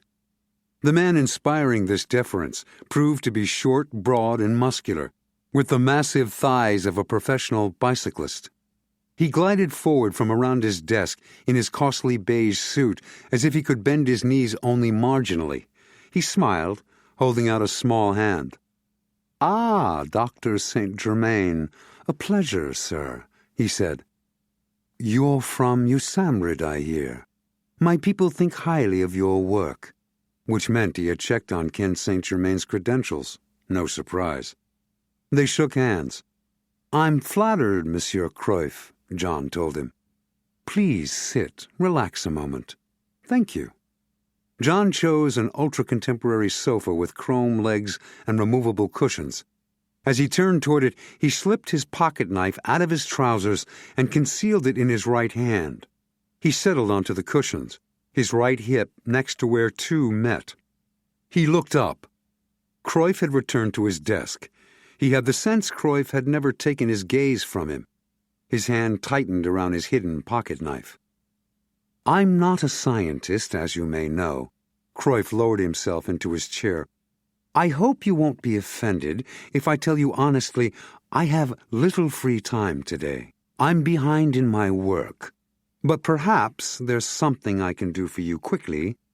He folded his hands over his chest, leaned back, and waited, studying Jon. Jon needed to plant the knife between the cushions, but until he could get Cruyff to look away, it would be impossible. "Of course, monsieur. I understand. I appreciate any time you can give me." He described Major St. Germain's current research into the new virus. Jon hunched forward, his expression deeply concerned. "Your pharmaceutical subsidiary has been working with hantaviruses, and Cruyff interrupted, losing patience.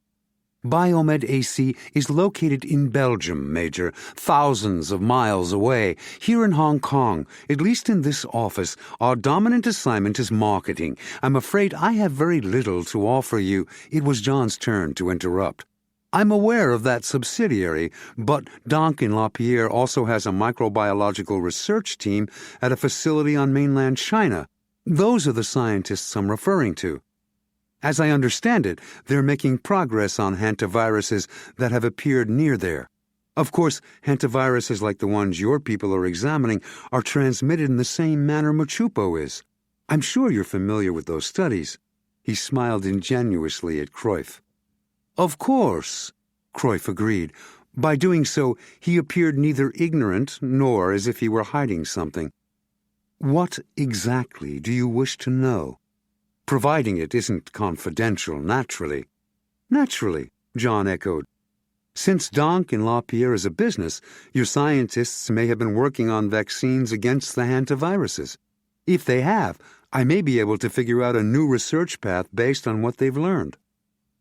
"No vaccine, Dr. St. Germain. At least not that I've heard." "Ah, I see. So vaccines are out." He allowed disappointment to enter his voice. Then he brightened. "Still, you have very good scientists there. They might be doing something fresh and interesting with hantaviruses. I seldom have time to fly to Asia, so I'm going to gamble that you won't be irritated if I ask to visit the facilities anyway. If you would be kind enough to give me permission? After all, we scientists learn from each other, you know. I might be able to contribute something to help them." Cruyff's brows raised. "I suppose there's no reason not to. You'll have to secure the proper entry and travel papers on your own, of course, but I'll have my assistant type up a letter of introduction and send it over to your hotel. Just give her the details when you leave. Perhaps with that, China will cooperate and approve your trip." "Thank you. Your letter will make all the difference." The pocket-knife felt heavy in his hand. The visit was coming to a close, and he still had not had an opportunity to plant it. He fought tension and beamed, and nodded toward the 2 ship models on Cruyff's desk. There were 4 more in glass cases on the walls. He said, "I've been admiring your ships, monsieur. Beautiful. Did you make them yourself? A hobby?" Cruyff laughed and waved his hand. "Hardly. They're the work of professionals, recreations of some of our more successful ships. Duncan Lapierre is primarily a shipping company, you see." He continued to watch Jon. He had not even glanced at the ships. "Do you work mostly with Chinese companies?" Jon asked innocently. Cruyff was startled. "Chinese companies? No, of course not." "Oh, I'm sorry. It just seemed logical, and I noticed how many of your ship models have their names in Chinese lettering as well as Roman." Cruyff gave a sudden involuntary glance, not at his models, but toward a safe in plain sight on the wall to the left of the desk. That distraction was all Jon needed. With a frisson of relief, he flipped open his fingers and used his thumb to jam the knife down between the cushions. Cruyff quickly refocused on Jon. "No, not especially. All ships registered in Hong Kong display their names in Chinese as well as in our alphabet." "Of course." Jon jumped to his feet. "Stupid of me. Well, I won't waste any more of your time. It was gracious of you to see me, and even more to allow me to visit your biomed installation." "Think nothing of it, Doctor." Smiling and nodding, Jon backed out and closed the door. In the outer office, Jon stopped to give the unsmiling Valkyrie the name of the Shangri-La Hotel and his room number. He headed off, smiled at the gorgeous receptionist, and pushed out through the glass doors. His pulse ratcheted up as a messenger approached, but the messenger did not go into Donk and Lapierre. He passed on down the hall, and as soon as the man was out of sight, Jon made a quick detour into the men's restroom. Locked in a stall, he pulled a tiny listening device from an inner pocket and fitted it into his left ear. It was about the size of a jelly bean, another remarkable invention from intelligence R&D. He paused long enough to change his demeanor. Radiating agitation, he hurried from the bathroom back into the offices of Donk and Lapierre, rushed past the exotic receptionist as if his return had not only been planned but demanded, and, with a distracted wave, burst past the startled Brunhilde. "I must have dropped my pocket-knife," he announced as he slammed into Charles Marie Cruyff's office without breaking step. Cruyff was leaning back in his desk chair and talking confidentially into the phone. He gazed up surprised in mid-word. "What?" he demanded of Jon. Jon grumbled, irritated. "Damn it, sorry. Must have dropped my knife," he repeated. "Let's see, I was standing here and—" He paused before the desk, facing Cruyff, while looking around the airy office as if trying to remember exactly what he had done when he entered. Cruyff scowled. "I have an important call, Dr. St. Germain. Please be fast." He paused, listening to the voice on the phone. The cutting-edge directional microphone in Jon's ear picked up Cruyff's end of the conversation loud and clear. Cruyff cupped his hand around the mouthpiece and whispered, "I don't think so." "No, sir. He was simply fishing for information about our antivirus research, mostly to know if we were working on any vaccines. He wanted an invitation to visit the lab inside China." "What?" "Oh, yes, absolutely legitimate. Works at USAMRIID, yes, sir.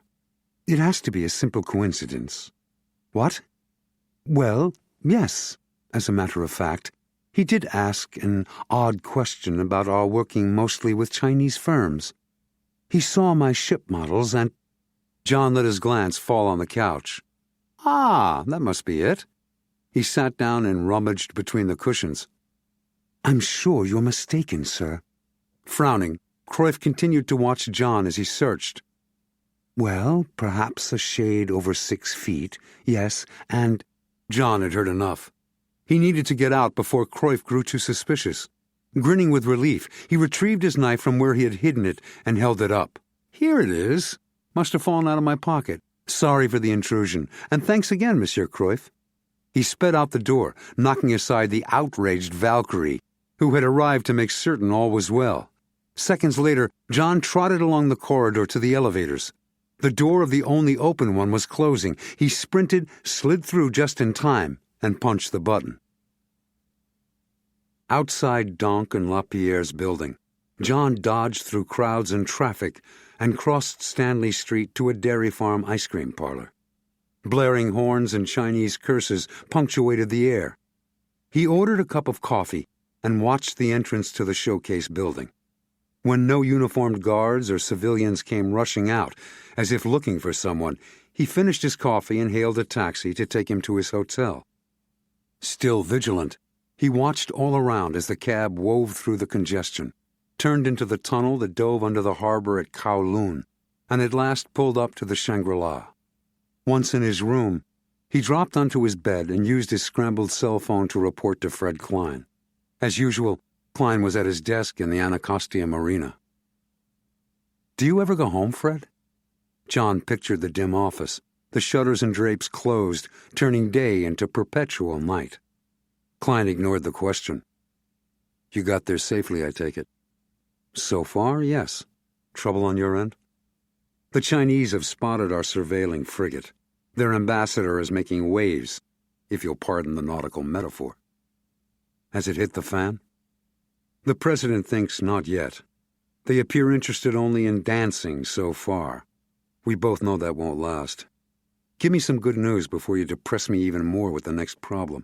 Did you get anything from your appointment with Duncan LaPierre? 3 things.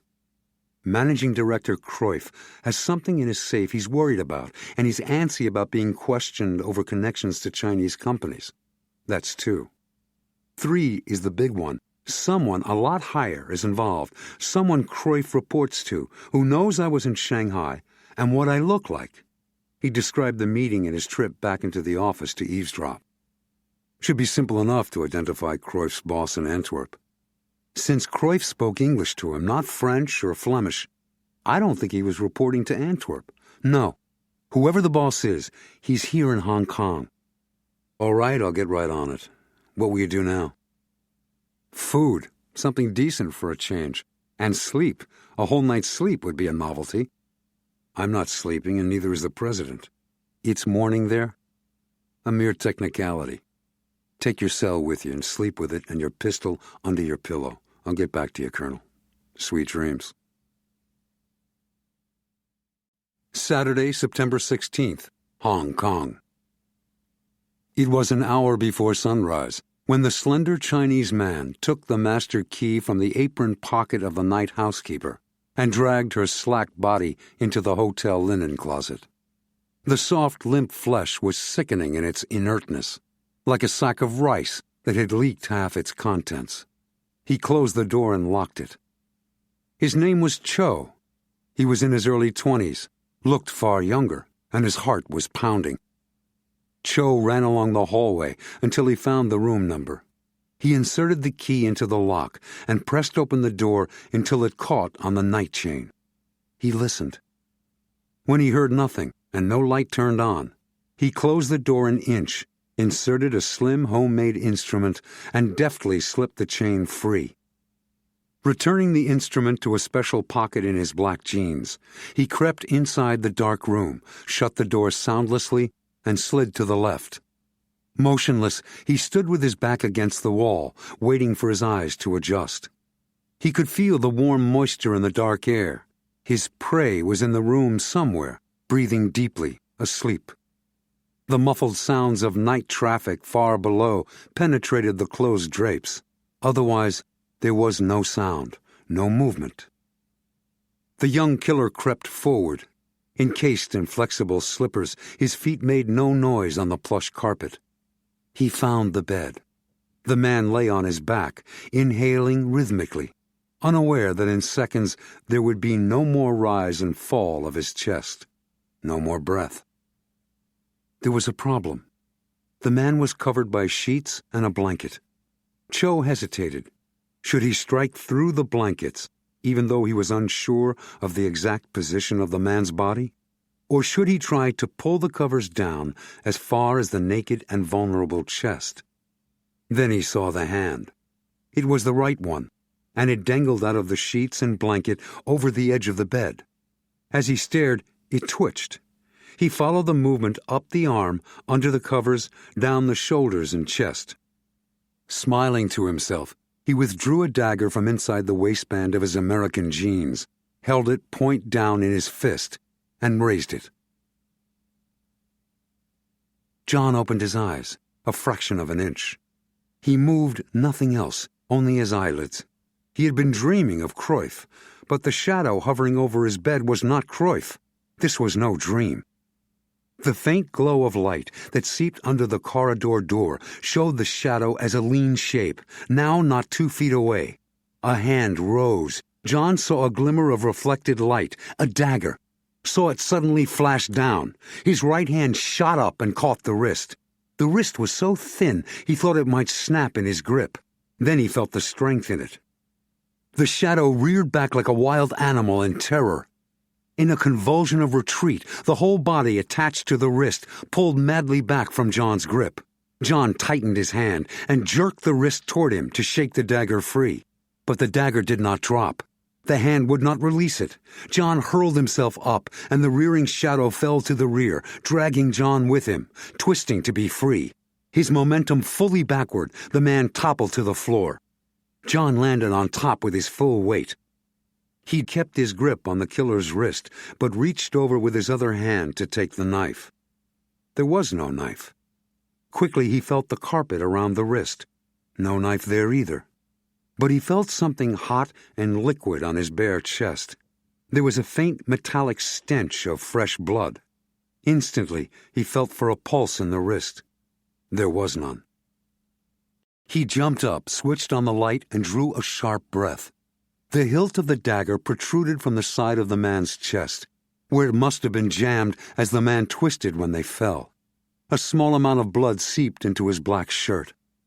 Jon took a deep breath and walked toward the phone on the bed table, and stopped. There was no way he could call the Hong Kong police. Questions would be asked. He returned to the corpse and saw that the blood had not yet oozed to the carpet. He lifted the thin body in his arms. It was light as a baby's. He carried it to the bathroom, laid it in the tub, and stood back, considering. The harsh buzz of his cell phone made him whirl. He hurried from the bathroom and pulled the phone out from his bedcovers. "Fred, he began. Fred Klein interrupted, his voice bristling with news. "I have two possible candidates for your mystery man. The one who appears to be more important to Duncan LaPierre than Charles Marie Cruyff. One is a routine guess, the other quite a different pot of fish." Jon barely heard. "I just killed a man. He was so small, he looked like an undernourished 13-year-old. If I hadn't turned on the light, I never would have guessed he was an adult. The shock was a split second. Then, "Why? Where?" "He was sent to murder me. Chinese, here in the hotel." Klein's shock became alarm. "The body's still there?" "In the bathtub. No blood on the carpet. We got lucky, didn't we?" "I got lucky. He nearly had me. Some hungry guy needed their money, whoever the bastards behind all this are, and I got lucky and he didn't." "Calm down, Colonel," Klein snapped. Then almost gently, "I'm sorry, Jon." Jon took a deep breath and steadied himself. For a moment he felt disgust for being so eager for an adventure to break up the monotony of the biomed conference in Taiwan. "Okay, I'll move the body somewhere. They won't find a trace here." He asked briskly, "Tell me about the routine candidate for Cruyff's big boss." "That'd be Louis Lapierre," Fred Klein said. "He's the chairman and managing director of Duncan LaPierre Worldwide. He's in Antwerp, speaks English, but at the same time is a thoroughgoing Belgian Walloon. His first language would certainly be French, and his second Flemish.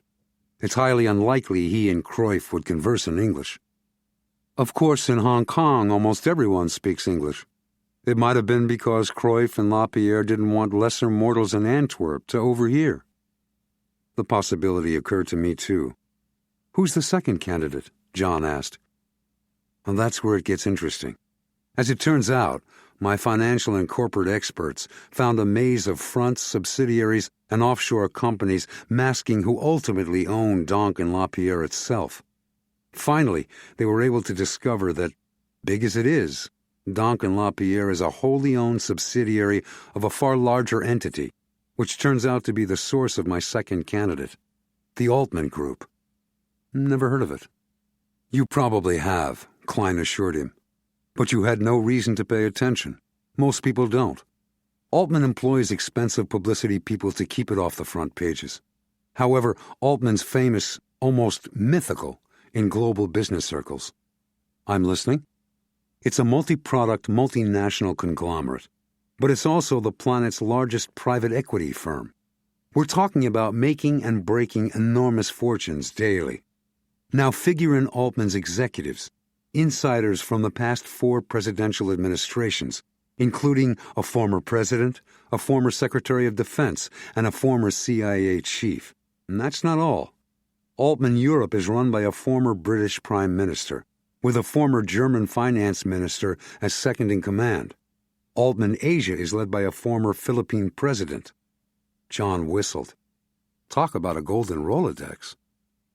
I've never heard of another company with so many political stars on the payroll. Altman's global headquarters is in Washington, which isn't particularly unusual. However, its address is more gold, on Pennsylvania Avenue, midway between the White House and the Capitol. Only a 15-minute walk either direction. And a stone's throw from the Hoover Building," Jon decided, seeing the geography in his mind. "Hell, it's at the very center of the Washington establishment in all ways." "Exactly." "Impressive. Where did it come from?" The company started in 1987, when an ambitious federal employee quit his job, borrowed $100,000, and brought in his first political celebrity, a retired senator. With that marquee name, Altman started growing. Today, its political clout and door-opening ability is impressive, to say the least. It's a $13 billion empire, with investments of all sorts around the world. Hell, they've probably got something going in Antarctica, too. So what you're saying is Altman's basically a giant financial holding company. John considered where it fit into his assignment. Are the Asian headquarters here in Hong Kong? They are. Does the Philippine ex-president speak nothing but Tagalog and English? No, he's fluent in at least 6 languages, including French and Dutch. But he's not in residence there now. Hasn't been for months. He's at a health spa in Sweden. We checked, and he hasn't had any calls from Hong Kong in weeks. Then who is the second candidate for Cruyff's boss? Ralph McDermott, the investment guru who founded the company. McDermott? Then where did Altman come from? It was his father's first name, Klein explained. Altman McDermott. He was a failed businessman, lost his drugstore in the Depression when he was just starting out, rebuilt it, but lost it again in the 1960s when a big Walgreens store came into the little town in Tennessee where they lived. He never worked again. His wife supported the family by cleaning houses. John nodded. Could be Ralph McDermott's trying to make up for what happened to his father, or he's scared to death it'll happen to him, so he's building a stockpile against disaster. Or he's such a financial genius he can't help himself. Klein paused. Ralph McDermott is in Hong Kong right now. He's an American, speaks nothing but English. John let that sink in. All right, I get the picture. But what the hell would Ralph McDermott care about the Empress? It's just one ship. It seems damn small potatoes for that kind of powerhouse megalith he's running. True, but our information is solid. The Altman Group owns Duncan LaPierre, and Duncan LaPierre are equal owners with Flying Dragon of the Empress and its cargo. What I need from you, instantly if not sooner, is that third copy of the manifest. Check into Ralph McDermott, see if you can tie him to the Empress, and see if he has the third copy. Friday, September 15th, Washington, D.C. President Castilla paused to find the exact words to convey both the gravity of what he was about to reveal and the justification for holding back as long as he had. He gazed around the highly secure Situation Room in the basement of the White House, at the 5 men who sat on either side of him at the conference table. 3 looked mildly puzzled. Obviously, since we're meeting here, he told them, you know there must be some kind of serious situation. We're at your disposal, Mr. President, Vice President Brandon Erickson said. He added sincerely, as always. Wiry and muscular, Erickson had sable black hair, regular features, and a casual, Kennedy-esque air that voters found disarming. A youthful 40 years old, he was renowned for his dynamic personality and energy. But his true strength was his brisk intelligence, which hid political acumen far beyond his years of experience. Secretary of State Abner Paget asked, Do I gather Admiral Brose and Mr. Urey already know what you intend to tell us? Admiral Brose had to know. The president snapped and glared at them. He leaned across the table, his hands clasped. We have a possible repeat of the Yin He debacle with China. As they stared, riveted, their alarm growing, he described what had happened so far, leaving out any specific reference to Covert-One and to the man who claimed to be his father. As he talked, he could see they were already considering how the situation might impact their departments and responsibilities. Charles Urey said, We've got to keep this information confined to those of us here. Is that understood? If the Empress problem leaks, we'll know it's one of us. State needs to get ready to go into high diplomatic gear. Defense needs to figure out what we've got that we can use to scare the shit out of China. The Navy needs to come up with alternate plans to board and inspect the Empress. He slammed his hands on the table and stood up. That's all, gentlemen. Thanks for coming. Saturday, September 16th, Kowloon.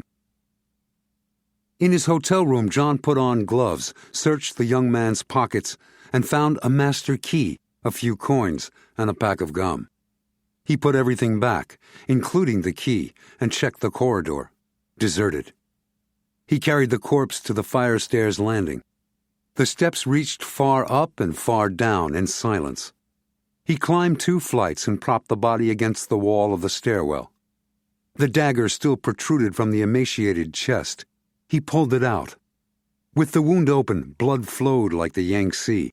Sighing, he left the knife beside the killer and returned downstairs.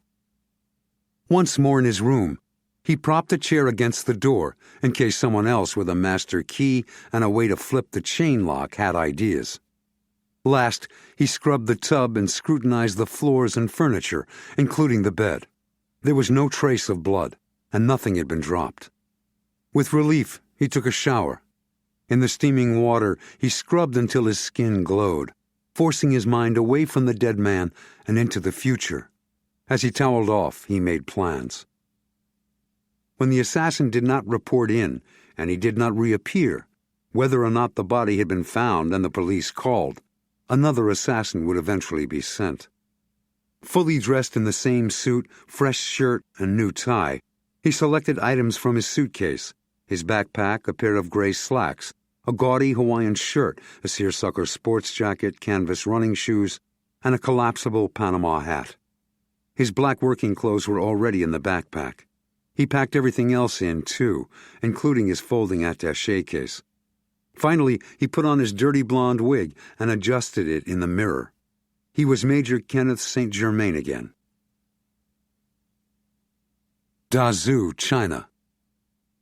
The prison farm was less than 5 miles from the giant sleeping Buddha, carved at Baodingshan. Secluded and isolated, the prison was a sprawl of frame buildings and walkways, locked behind a tall chain-link fence that had raised platforms at each corner for the armed sentries. The dirt road that led to it was never traveled by tourists or city people. The old man was one of the few inmates excused from the fields and morning march. He was even allowed some privileges, such as a cell, almost a normal room. He shared in the barrack with only one other prisoner. His offense was so long ago that neither the guards nor the farm's governor remembered what it was. This made it more disconcerting to the prisoner when very early in the morning, even before breakfast, his Chinese cellmate vanished to be replaced by a younger, non-Chinese man. He had been brought in at dawn, and since then he had been lying on his sleeping pallet. His eyes were usually closed. Occasionally, he stared up at the unpainted barrack ceiling. He said nothing. The new prisoner, who was perhaps 50, had apparently not moved from his pallet. His eyes were closed. Still, there was nothing restful about him. He had a tough-looking, muscular body that never seemed completely at rest. Suddenly, he jumped lightly to his feet and seemed to flow to the door. His face had a gray stubble that matched his iron-gray hair. He opened the door and scanned the barrack, which was empty, because most of the inmates ate beside the fields. He closed the door, returned to his pallet, and lay down again as if he had never moved. "Your son can't believe you're alive. He wants to see you." "Who are you?" "An emissary." Thayer felt tears well up in his eyes. But it had been so long now, and they had lied to him so many times. "How did you get in here? Do you have a name?" "Money works miracles. I'm Captain Dennis Chiavelli. Call me Dennis. Tell me the situation. They're still not aware of who you are?" "Well, how could they be? I didn't know Marion had remarried. I didn't even know whether she and Sam were alive. Now I understand she's dead. Terrible." "How did you find out?" "Sam's visit to Beijing last year. I get the newspapers here. You read Mandarin?" "Washington wouldn't have sent me if I weren't fluent." Thayer smiled thinly. "In nearly 60 years, I've become expert, in many of the dialects, too, especially Cantonese. When I read about Sam's visit, his name jumped out because Serge Castilla, had been my closest friend at State. I knew he'd been helping in the search for me, too. So I did some calculations. President Castillo was exactly the right age, and the paper said his father was Serge and his mother Marion. He had to be my son. The undercover agent sat up and leaned back against the wall. "Tell me what happened, Dr. Thayer. Why were you arrested in the first place?" I was working as a liaison with Chiang Kai-shek's organization.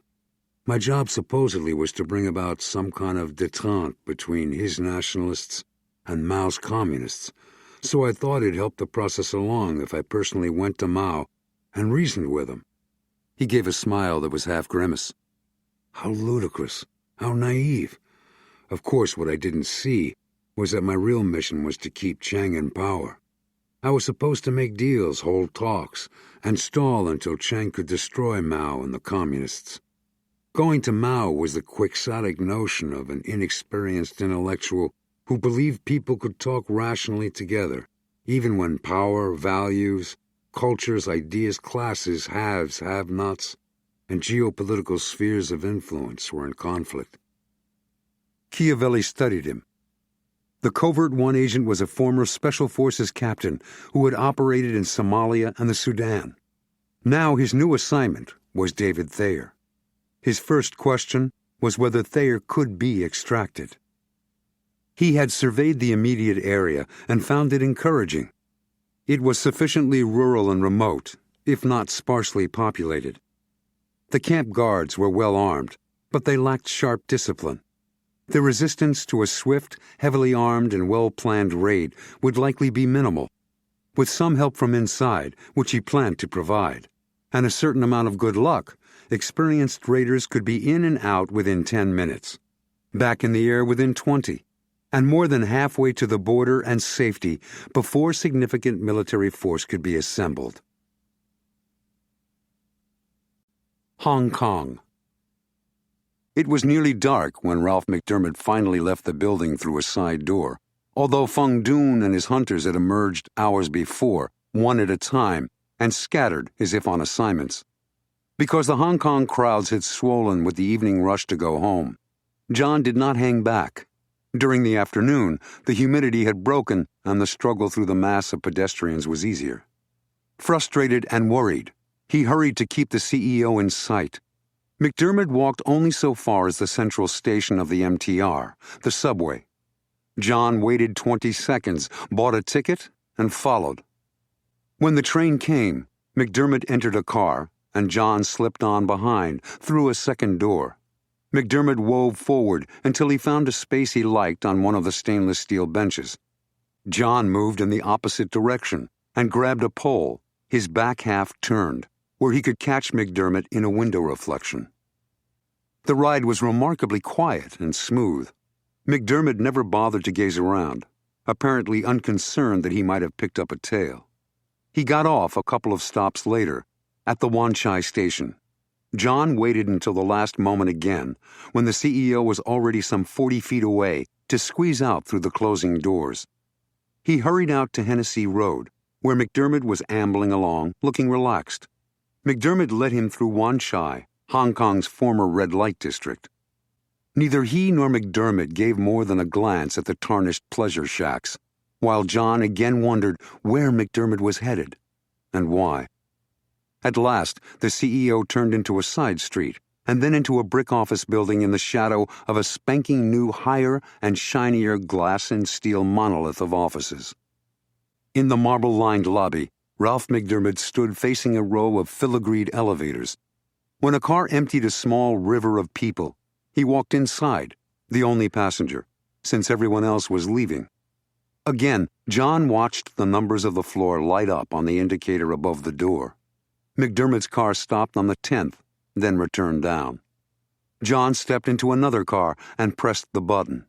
At the 11th floor, he rushed off and ran down the fire stairs 2 at a time. Finally, on the 10th, he peered out into a twin of the empty, marble-lined corridor above. Where had McDermott gone? John jerked back when 3 women left one of the offices and headed toward the elevators, chattering in Chinese. More doors opened and closed, and the unseen corridor was silent again, except for a rustling that passed directly outside his door. Jon cracked it open and peered out. Dressed in the black pajamas and conical straw hat of a rural peasant, a Chinese woman disappeared through the door at the very end of the hall. But where was McDermott? As he was about to go looking, he heard what he thought was the CEO's voice from somewhere to the right, beyond the elevators. He gave a grim smile, pulled out his Beretta, and padded into the corridor. He listened at each door. Muted voices sounded from behind several, and a radio station from one. He was beginning to worry that he had somehow lost McDermott when he heard him again. He slowed. The muffled tones were coming from the other side of a door that proclaimed in Chinese and English, Dr. James Cho, acupuncture and shiatsu. It appeared that Ralph McDermott indulged in acupuncture or shiatsu massage, or both. But why did he go to the trouble of taking the subway here, and then the long walk? As Jon thought that, he dropped low and peered in through the mail slot. The reception area was sparsely furnished with cheap molded plastic chairs and tables. The couch was overstuffed and had bamboo arms and braces. Magazines in both Chinese and English lay on the tables and couch. The waiting room was deserted. So where was the voice coming from? Had he been wrong? Weapon in hand, he turned the knob and crept inside. That was when he saw the second door. McDermott said something from the room on the other side of it. Jon had begun to smile to himself when suddenly there was complete silence. The talk had stopped in the inner office. Two people, McDermott and the doctor or the masseur, should make some sound. Jon spun, dove to the floor, and skidded behind the couch, his Beretta ready. The door flew open, latch and hinges ripping, and crashed to the floor in a shower of splinters. Two of his earlier tales slammed through the opening, pistols preceding them. Jon squeezed off 2 rounds. One of the men fell onto his face and slid across the linoleum floor, leaving a slash of red blood. The other flung himself backward, out of harm's way, into the hall again. Jon's bullet had missed him. Jon snaked forward on his elbows. Ahead in the hallway, 2 men bent over a third, who sat against the wall. Blood pooled at his side, where Jon's shot had connected. They glanced angrily back at the office where Jon hid and watched. Jon scrambled up, ran to the couch, laid it on its cloth side, and pushed it to the doorway. He positioned it to cover his flank and dropped to the floor again. He could hear the sounds of feet outside in the corridor, trying to be quiet. His hunters were moving in. He made himself stay down. He counted off 10 seconds, raised up, and dropped one with a single shot as he burst in, low to the floor. As the cry of pain echoed against the marble walls, the office's other door blasted open and shots slammed into the couch's bamboo and stuffing. Jon fell flat, waiting. His heart ticked into his ears. Finally, a man jumped through it and into the room, a tiny submachine gun in his hands. Jon fired off a bullet. The man catapulted back against a large view window and crashed through, his scream receding as he dropped from sight. Jon raised above the couch again to check the hall. They were closing in, 3 this time. Sweat broke out on his forehead. On one knee, he waited for the next assault from the inner office. Without warning, they barreled through. There were 2 now. Should he drop or remain kneeling? As another fusillade erupted, he realized the noise came from out in the hall. Oddly, they were not shooting at him. He raised up and looked. Abruptly, one turned and shot back, trying to keep him pinned down. He returned fire, rising and dropping. Suddenly, there was swearing, scrambling, and the slam of a door as heavy feet raced away. He listened. An elevator door closed. There was silence from both the corridor and the inner room. Were they really gone? Or was this another damn trick?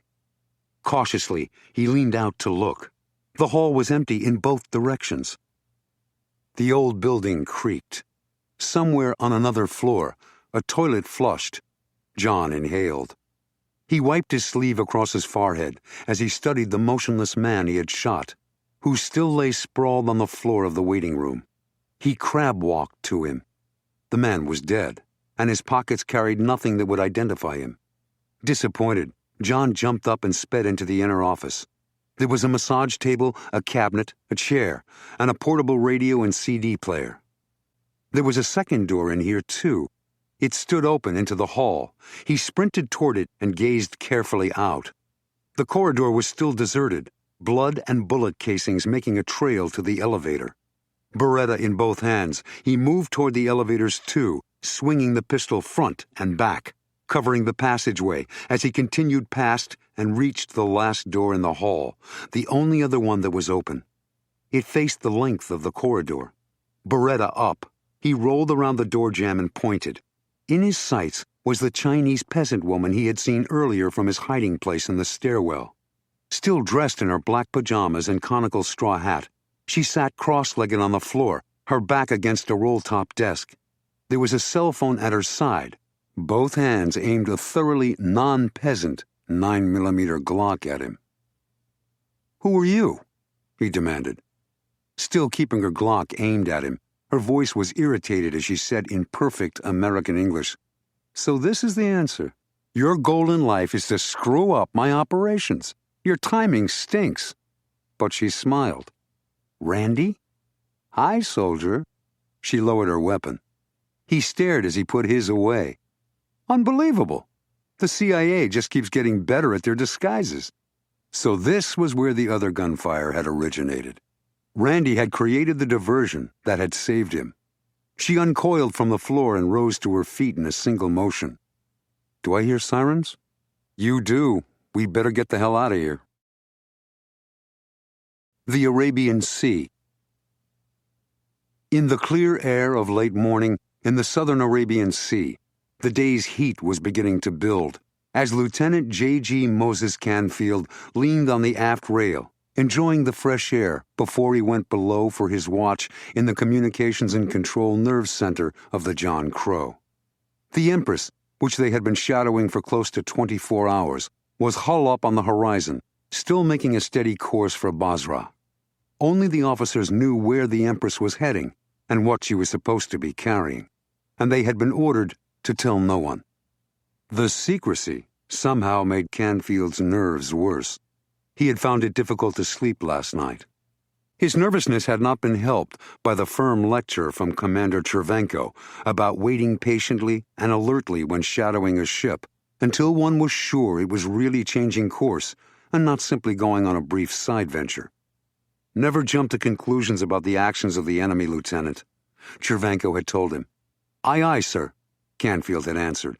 He was mortified and a shade angry at the commander. The touch of anger, as it so often did, refocused Canfield's mind and, at least temporarily, chased away his claustrophobia as he looked at his watch, turned from the rail, and hurried below to his post in the cramped Communications and Control Center. Radar man OS2 Fred Baum was leaning back in his chair, drinking a Diet Coke. "Hold it!" The shout came from OS2 Baum at his radar monitor. For a long moment, no one reacted. At first, the warning seemed nothing more than another comment in the stream of weary complaints about inaction. Almost in unison, they turned to look. "Report, Petty Officer," Canfield snapped. "I've got something." "Where?" "Dead astern." "How far?" "Maybe 15 miles. "Lieutenant," Sonar Technician First Class Matthew Hastings bellowed. "What, Hastings?" "I've got it too, dead astern." Hastings held up earphones. "Shit, Lieutenant, it's a sub, closing in on us." "How far?" 10 miles. Canfield nodded. His lungs felt squeezed. Still, he shouted, "Sparks, call the bridge, pronto!" Hong Kong. When Jon thought back over the past few years to how much his life had changed since the Hades virus had killed his fiancée and had been on the verge of a world pandemic, one of his few pleasant constants had been her sister, Randy Russell. Although he seldom saw Randy, since she was usually in the field, they sometimes found themselves in the Washington area at the same time. Covert-One was such a highly secret organization that he could not mention its name, much less that it existed. At the same time, she usually could say nothing about her Langley missions, which took her around the world. Instead of returning to the corridor where so much shooting had happened only moments before, Randy opened a side door in the office. They ran across a storage area to another door that opened into another corridor. Their first priority was to get out before the police arrived. The sirens in the distance were growing louder, closer. "Thanks for the diversion," he told her. "They were closing in on me." "Always glad to help a pal." Her American voice from the Chinese face was unnerving. The CIA had done a remarkable job of turning a citified blonde Caucasian into a black-haired Chinese peasant. "Where are we?" They rushed into an elevator and headed down to the ground floor, and then down one more level toward the basement. As the elevator clattered, Jon said, "Impressive how well you know this building." She glanced at him. "Research." He nodded at cement stairs ahead. "Those for us? Clever of you." 5 minutes later, they were in a taxi heading back towards Central. "Where do I drop you?" Randy asked. She pulled off the hat, shook out her black wig, and sat back. "The Conrad International," Jon said. The taxi stopped at his hotel on Queensway. As he got out, he turned back to ask, "Where do I contact you?" "You don't. I know where you are. If anything changes, leave a message at your hotel's front desk addressed to Joyce Ray." "Fine," he said. "Keep in touch." She was still smiling as the taxi pulled away into traffic. Washington, D.C. In his bedroom, the president was still buttoning his shirt when Jeremy knocked and spoke through the door. "Director Debo, sir. She says it's urgent. Would you like to take the call?" One more emergency was not what he needed. "Of course," put her through. The Director of Central Intelligence, Arlene Debo, had been appointed to the position by the previous administration, and he had kept her on despite her affiliation with the opposition party because he trusted her. She was very good at the job. Her voice was just below strident, her natural tone. "Mr. President, my people ran the statistics on the leaks. The vast majority of them are related one way or another to defense and military matters. Did you know that?" "Yes, why?" "Because I instructed our agents to concentrate most heavily on the area on and around the Joint Chiefs, and it's paid off with our first hit." The president sat down on the edge of his bed. "Who?" "Secretary of the Army, Jasper Cott." "Cott? Cott himself? Are you sure?" He was shocked. "He went to Manila on somewhat questionable Army business, so we put an agent with him. He was meeting a man and reporting on your recent military budget session." The president frowned. "What man?" "Ralph McDermott, CEO of the Altman Group." "McDermott? My God, he was telling him about our budget discussion?" "Indeed, Mr. President." "Insider trading?" "We don't know yet, but we'll find out. Our agent and her team are shadowing McDermott now, too, as we speak." "Keep briefing me, Arlene. Thanks." "My job, sir." After hanging up, he finished dressing, his forthcoming breakfast with the vice president far from his mind, as he pondered the possible motives for Secretary Cott's deceit and McDermott's involvement. Was it simply extremely bold economic espionage to gain a business advantage? Or something else? The vice president forked a mouthful of scrambled eggs, New Mexico style, and nodded with appreciation. "What do you call them, sir?" "Huevos jalapenos, one of Celedonio's best recipes," President Castilla said. The president examined the vice president's handsome face, the perfectly barbered cheeks, the thick black hair that made him look a good 10 years younger than his 40. He had the kind of manly Hollywood good looks that attracted women and encouraged trust in men. A valuable political combination. The door of the dining room opened and Jeremy's head appeared around it. The president's personal assistant would never have interrupted a breakfast with the vice president unless the matter was urgent. "Admiral Brose, sir, he needs to see you immediately." The door opened all the way this time to admit the imposing bulk of Admiral Stevens Brose in full uniform. He saw the vice president and stopped. "It's all right, Stevens. The vice president's feet are already wet. I'm guessing the situation with the Empress must be what's brought you here so early." "It is, Mr. President. I'm afraid the crow's got a Chinese sub on its tail."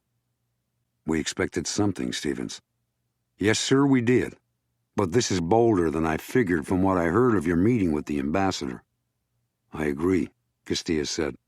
A submarine threatening a frigate that's threatening a cargo ship doesn't leave a great deal of wiggle room for anyone. Erickson looked worried as the president asked the admiral, "You have some ideas about why the Chinese's reaction is so big?" "Beyond muscle flexing for internal consumption, no, sir. They could be trying to show us they're stronger now than at the time of the Yin-He and eager to challenge us in the international arena." Of course, it could be that someone there overreacted. "A mistake?" Erickson considered. "That's really frightening, Sam." What if it's deliberate? What if it's some standing committee hardliner who wants to scare his own people by escalating the confrontation? Bros exhaled. "That'd mean there's a power struggle inside the walls of Zhongnan High." The president nodded. If that's so, the Empress could become the line in the sand between the factions. With us in the middle, too, the situation could turn catastrophic. The trio lapsed into anxious silence.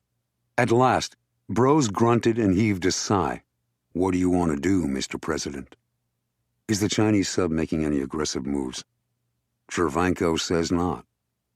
"Then we continue exactly what we're doing." "But there's not a lot of time left, sir." "I know." Hong Kong. From the corridor outside Donk and Lapierre, bright light fell across the dark, empty desk in the company's lobby, where the exotic Chinese receptionist had sat. John relocked the door behind him and stepped lightly past the shadowy desk to the inner doors. After he had slipped out of his hotel through the back way, he had hailed another taxi that had brought him back here. Dressed again in his dark work clothes, he listened. There were no sounds inside, and he saw no light. The offices appeared as deserted as he had hoped. The door was unlocked. He stepped inside and padded along the Delft blue carpeting, pausing to listen at each office until he reached the ebony door of Managing Director Charles Marie Cruyff.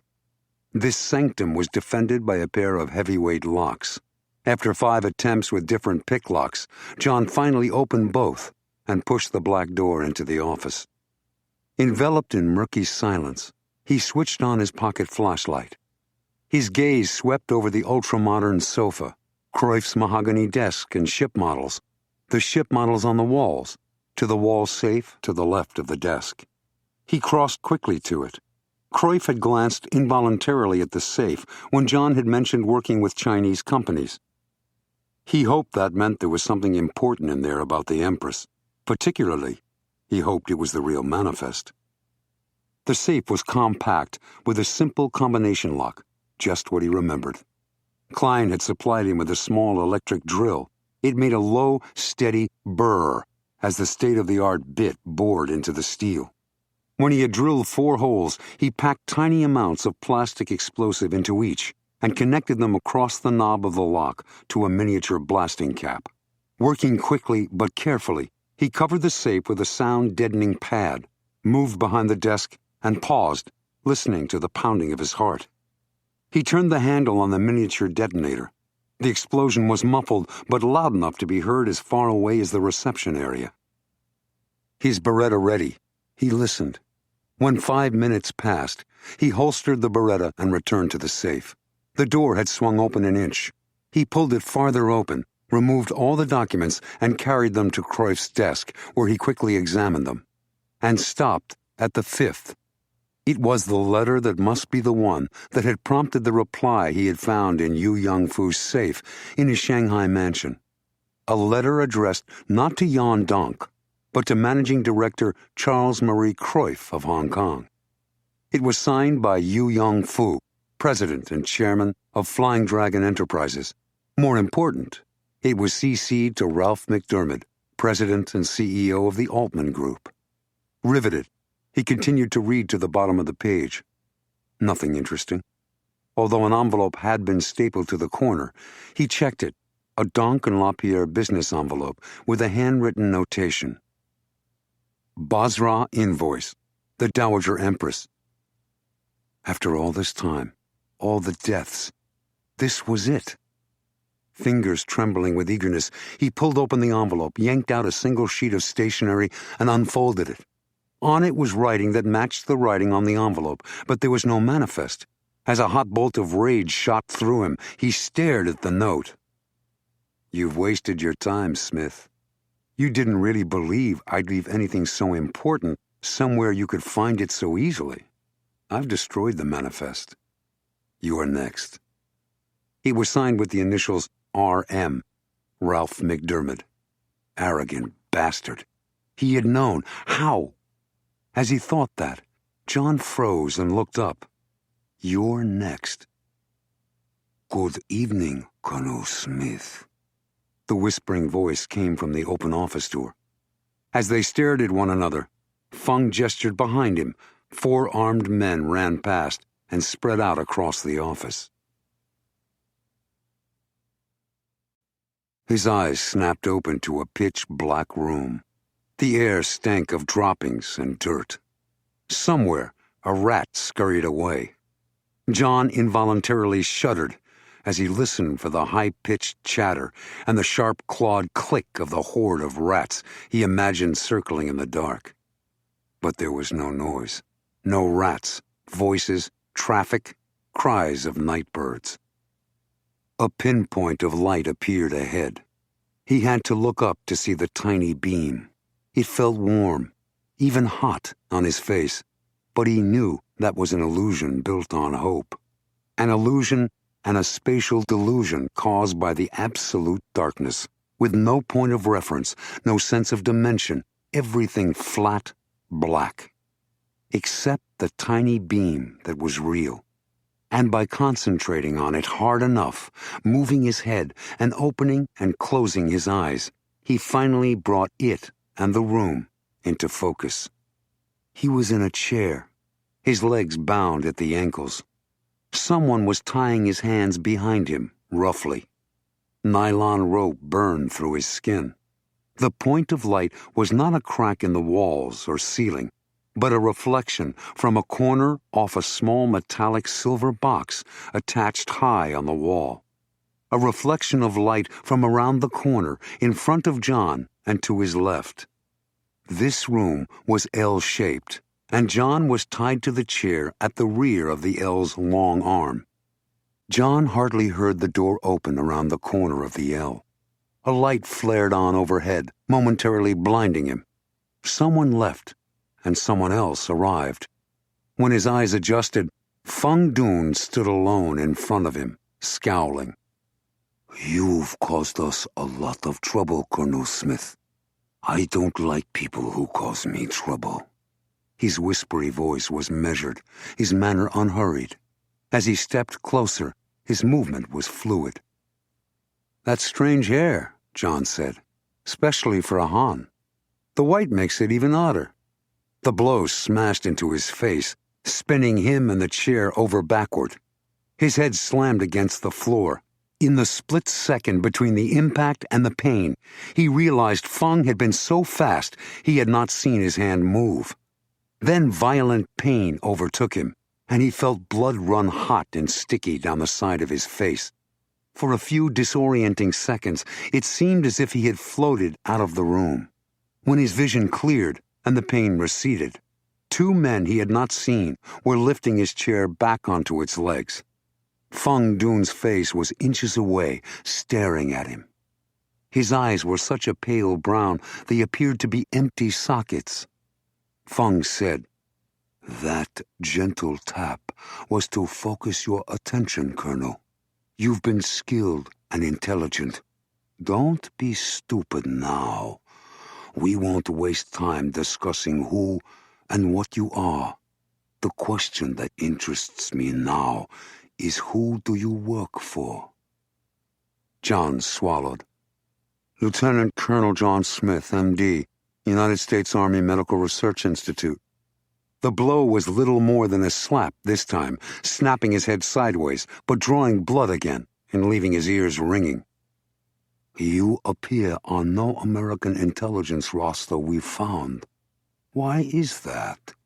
Some secret section of the CIA, NSA, maybe the NRO?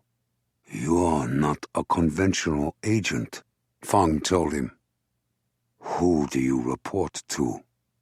He could not feel his lips move and did not recognize his voice. "Who are you? You're not Public Security Bureau. Who thinks I'm not CIA, NSA? McDermott? Someone inside?" The two fists struck seconds apart, a perfect combination, and his searing, crushing, swelling pain overwhelmed him, and merciful blackness washed toward him. His brain told him the man had been a prize fighter, a professional, and he hit much too hard. Hit too hard. Hit too hard. Two Chinese men dragged a struggling peasant woman into the L-shaped room and flung her to the floor, near where the man slumped in a chair, his hands tied behind, his face bloodied, his feet naked. The room was airless. Dressed in loose pajama trousers and shirt, the peasant woman cowered on the floor and blinked in the way of someone who has not understood a word. The man shook his head, beginning to worry. He looked at his partner, and they left. Randy heard the door lock behind them. Her black eyes flashed angrily, and her gaze swept over the room, analyzing it. The two wide windows, one front and one back, were covered by drapes. The morning light penetrated only in thin lines around them. She did not move, concerned she was being observed from somewhere. She studied John and the knots that tied him to the chair. She had stumbled into more than she or Langley had expected. She crumpled back against the floor as if overcome by fear. What she had to figure out was some way to escape so she could contact them. At the same time, she could not let them realize she and John knew each other or that she was a Langley spy, no matter what they did to John or to her. As if hearing her thoughts, the door to the L-shaped room opened, and Ralph McDermott entered. The Altman CEO was followed by Feng Dun, but it was McDermott who stood over her. He asked harshly in English, "Why are you following me? Spying on me? You'd better talk if you don't want to rot in one of your government prisons." Feng Dun kicked her in the ribs. She howled in protesting Mandarin and twisted to look up at the two men, an innocent peon cringing with fear. Feng Dun's foot kicked so fast she did not see it move until it exploded in pain against her ribs. She shrieked like a pig being dragged to slaughter. As she writhed on the floor, she managed to gasp, "My family must have money. I don't earn enough in the factories to send to the village. I have to have more." Feng cursed in Mandarin, grabbed her by her pajama top, and dragged her away from McDermott. "Peasants. They pretend they're being skinned alive if you bump into them. I'll give her something real to howl about." He spun around. In his soft voice, he spoke rapidly to the other two men. "Get the electrodes and the blowtorch." His words were in Shanghainese, but Randy understood the dialect. Her mind reeled. She could stand torture as well as most, but resistance would almost certainly end up incapacitating her, even if she were rescued or managed to escape. Still, there was one story they might believe completely. She would give them John. He was already hurt. She could do nothing for either of them if she, too, were badly injured. And she could do nothing for the company, and certainly nothing for America. She would let them get their blowtorch, their electric devices, or whatever other horrors Feng Dun had in his torture arsenal. The longer she held out, the more they would believe what she told them. If they started with the blowtorch, she would have to gamble and give him up sooner. Blowtorches frightened her. The two grinning men returned with their persecution tools. Reflex was a physical reaction beyond control of the mind. Only a split second after she had reacted did Randy realize Feng Dun had been watching. He smiled again. "Light the blowtorch," he told one of the men. To the other he ordered, "Bring another chair. Take off her sandals." Ralph McDermott swallowed hard. Is that really necessary? "Yes, Taipan." Feng Dun's voice had a harsh, irritated edge. "In matters of this importance, hands must get dirty, even bloody." The second man grabbed a chair from a corner. Feng Dun picked her up by the shoulders. She sagged, but he lifted her as easily as if she were a straw doll. He dumped her onto the chair. The first man lit the blowtorch, while the second pulled off her sandals. She shrieked again in Mandarin, "No, no, I'll tell you. He hired me." She pointed at Jon, who still did not move against his ropes. Feng was staring at Randy's feet. He stepped closer, grabbed her hands, and turned them over to peer at the palms. He stared at her face, her eyes, her hair. His long fingers felt like steel nails against her forehead and scalp, and her stomach plunged. Abruptly, the fingers dug into her forehead below the hairline. Her flesh-colored scalp and black wig peeled off in his hand, revealing the tight skull cap that held down her own hair. "Feng!" McDermott's broad face looked stunned. Feng pulled off the skull cap and her blonde hair tumbled out. His two musclemen gaped as if they had seen a miracle. McDermott announced stupidly, "She's not Chinese." "No," Feng said, without taking his gaze from Randy's face. "She's not Chinese." "But how did you—" "Her feet," Feng said. "Rural people wear sandals most of their lives. She doesn't have the gap between her large toe and the others." He studied her with a kind of admiration. Everyone in the room, except the unconscious Jon, stared at Randy the way they would at an exotic zoo animal. "You aren't Chinese, but you speak Mandarin as well or better than I do. And I guess Cantonese and Shanghainese too, yes? Certainly English. You've understood every word we've said. You've been ahead of us from the start. You're highly trained by a large organization with global interests and the need for operatives who can speak foreign languages. Even our American friend there can't speak Chinese. But he isn't CIA, is he? A special person, perhaps recruited for a special mission, but with a real Langley agent to work with him, yes? And of course, that Langley agent would be you." Randy made a decision. She curled her lip and said in disgusted Russian, "Don't insult me." Ralph McDermott took a half-step back, his eyes wide, as if he had been slapped across the face. Feng Dun blinked. "And you're right about Colonel Smith. He's not CIA. What or who he is precisely, I know as little as you." "Give them a small confirmation. It could distract them. But I'd like to know, too. It could prove useful to us later." McDermott demanded, "What did she say?" When Feng translated, McDermott frowned angrily. "Why is a Russian agent following me?" Randy switched to Russian-accented English. "The Altman Group isn't the only arms dealer." "Russian intelligence is interested in doing business?" McDermott sensed profit. "Does the Kremlin want to work with us?" "In Russia today, life is good for few." McDermott studied Randy. He decided, "You're not working for the government. You're moonlighting for yourself or others, for one of your capitalist oligarchs, perhaps." "Possibly." She cocked an eyebrow and looked at McDermott. Feng turned his head toward McDermott, too. Then he glared at her. "We need to talk." Feng remained focused on Randy's face, searching it for something he could not quite pinpoint, but seemed sure was there. Then he looked at Jon Smith. He had still not moved. Feng again considered Randy. "Feng," McDermott repeated. The enforcer glanced at him, turned, and walked toward the door. McDermott followed, after a reassuring smile at the moonlighting Russian agent with the business connections. As soon as she heard the door close, Randy bent to put on her sandals. Her whisper was so low, so directed only toward Jon, that it would be inaudible from the door around the corner.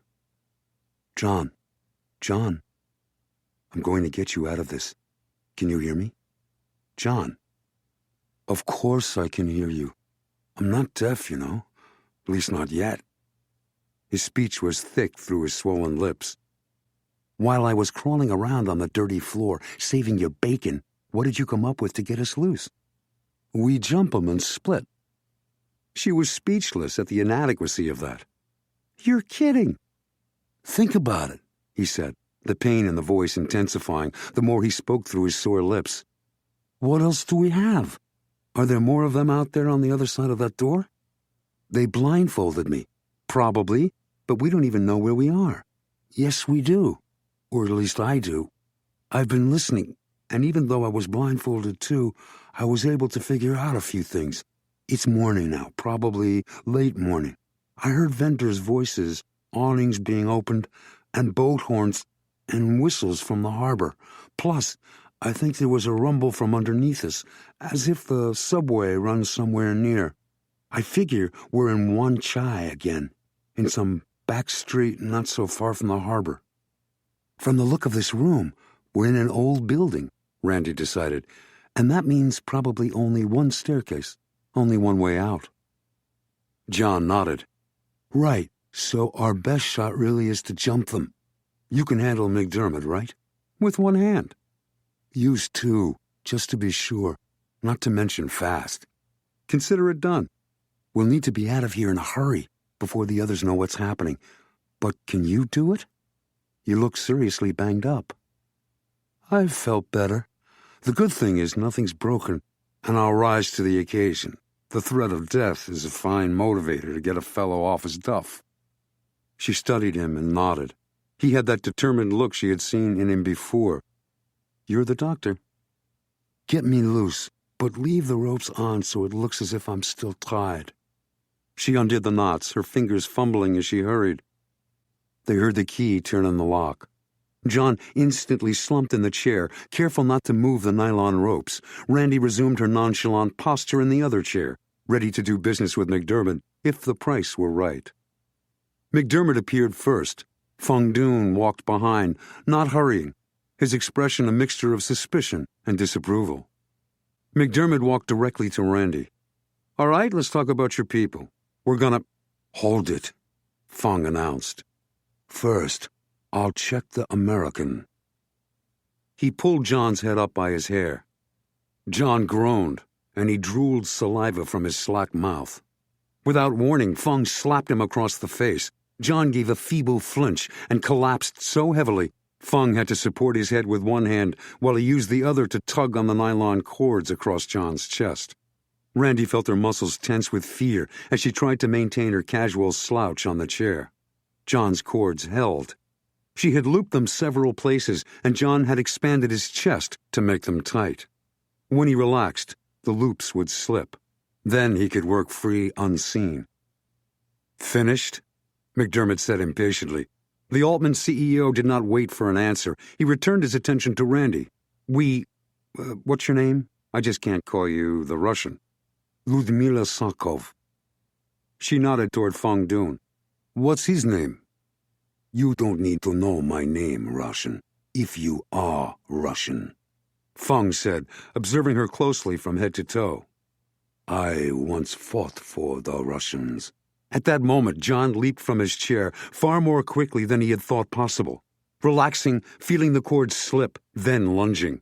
The loops fell away, the chair clattered backward, and his right fist caught Feng Dun on the point of the jaw. The blow snapped Feng's neck back and sideways, pinched his spinal column, and knocked him sideways, where he would have pitched into McDermott if McDermott had still been standing there. He was not. Two powerful karate chops to the throat and the side of the head from the suddenly standing Russian had knocked McDermott to the floor, unconscious. Feng's legs tripped on McDermott's legs, and Feng slammed down onto his shoulder. "Jon!" Randy shouted. As Feng landed, he shook his head to clear it and reached under his jacket. They could see his pistol, but he had sprawled too far away for them to reach it with a kick. He rolled over onto his back, the gun in both hands, preparing for a target. "The window," Jon said. He spun, nearly fell over from a wave of pain, and ran straight at the drapes that covered the big window. He slammed through in a loud shattering of glass and splintering of old wood and was gone, carrying the protective drapes with him. Without letting herself think, Randy followed. Jon and Randy flailed through the air, desperately grabbing at anything they could see as they plummeted. They smashed onto a heavy canvas awning. Safe, they gazed with relief at each other, collecting their wits. The awning groaned. They scrambled toward the frame, trying to grab it. The steel supports resisted and bent. As shouts sounded from the window above, the canvas ripped, dumping them toward the street again. But there was a second, shorter awning shielding a window. They landed, slid off, and landed again, this time on the umbrella of an omelet vendor. Instantly, it collapsed too. They fell hard to the street, barely missing the omelet cart. As the vendor yelled, they lay stunned, reeling. Around them, business people were preparing for the new day. Pedestrians stopped to stare at the European couple who had crashed into their midst, especially since the blonde woman wore rustic country clothes. They sat up, almost at the same moment. As the circle of the curious closed in, they exchanged another look of relief, this time mixed with exhaustion. Still, it was not over. Feng Dun and his men were probably already chasing down the stairs after them. As they struggled to their feet, she told him, "There's an alley." John nodded, unable to talk. They limped toward it, pushing people out of their way. "Randy, here!" CIA operative Alan Savage waved his arms from where he stood on the fender of a black Buick. Two more members of Randy's team were shoving their way toward them. The CIA safe house occupied a 4-story building on Lower Albert Road in Central. The Buick drove into an alley behind the building. A cement wall slid open, and the car disappeared inside.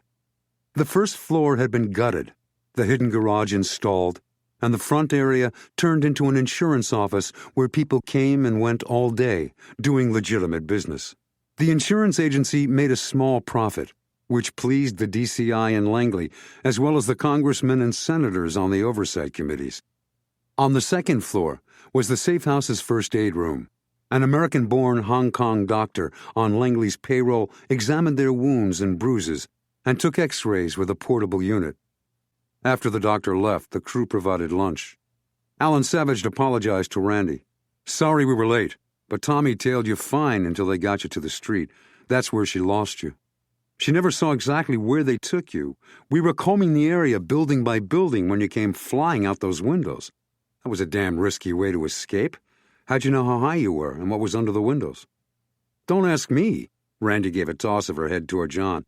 "It was his idea. I just followed." She wolfed down eggs and bacon. John shrugged. "I figured it was an older, lower building.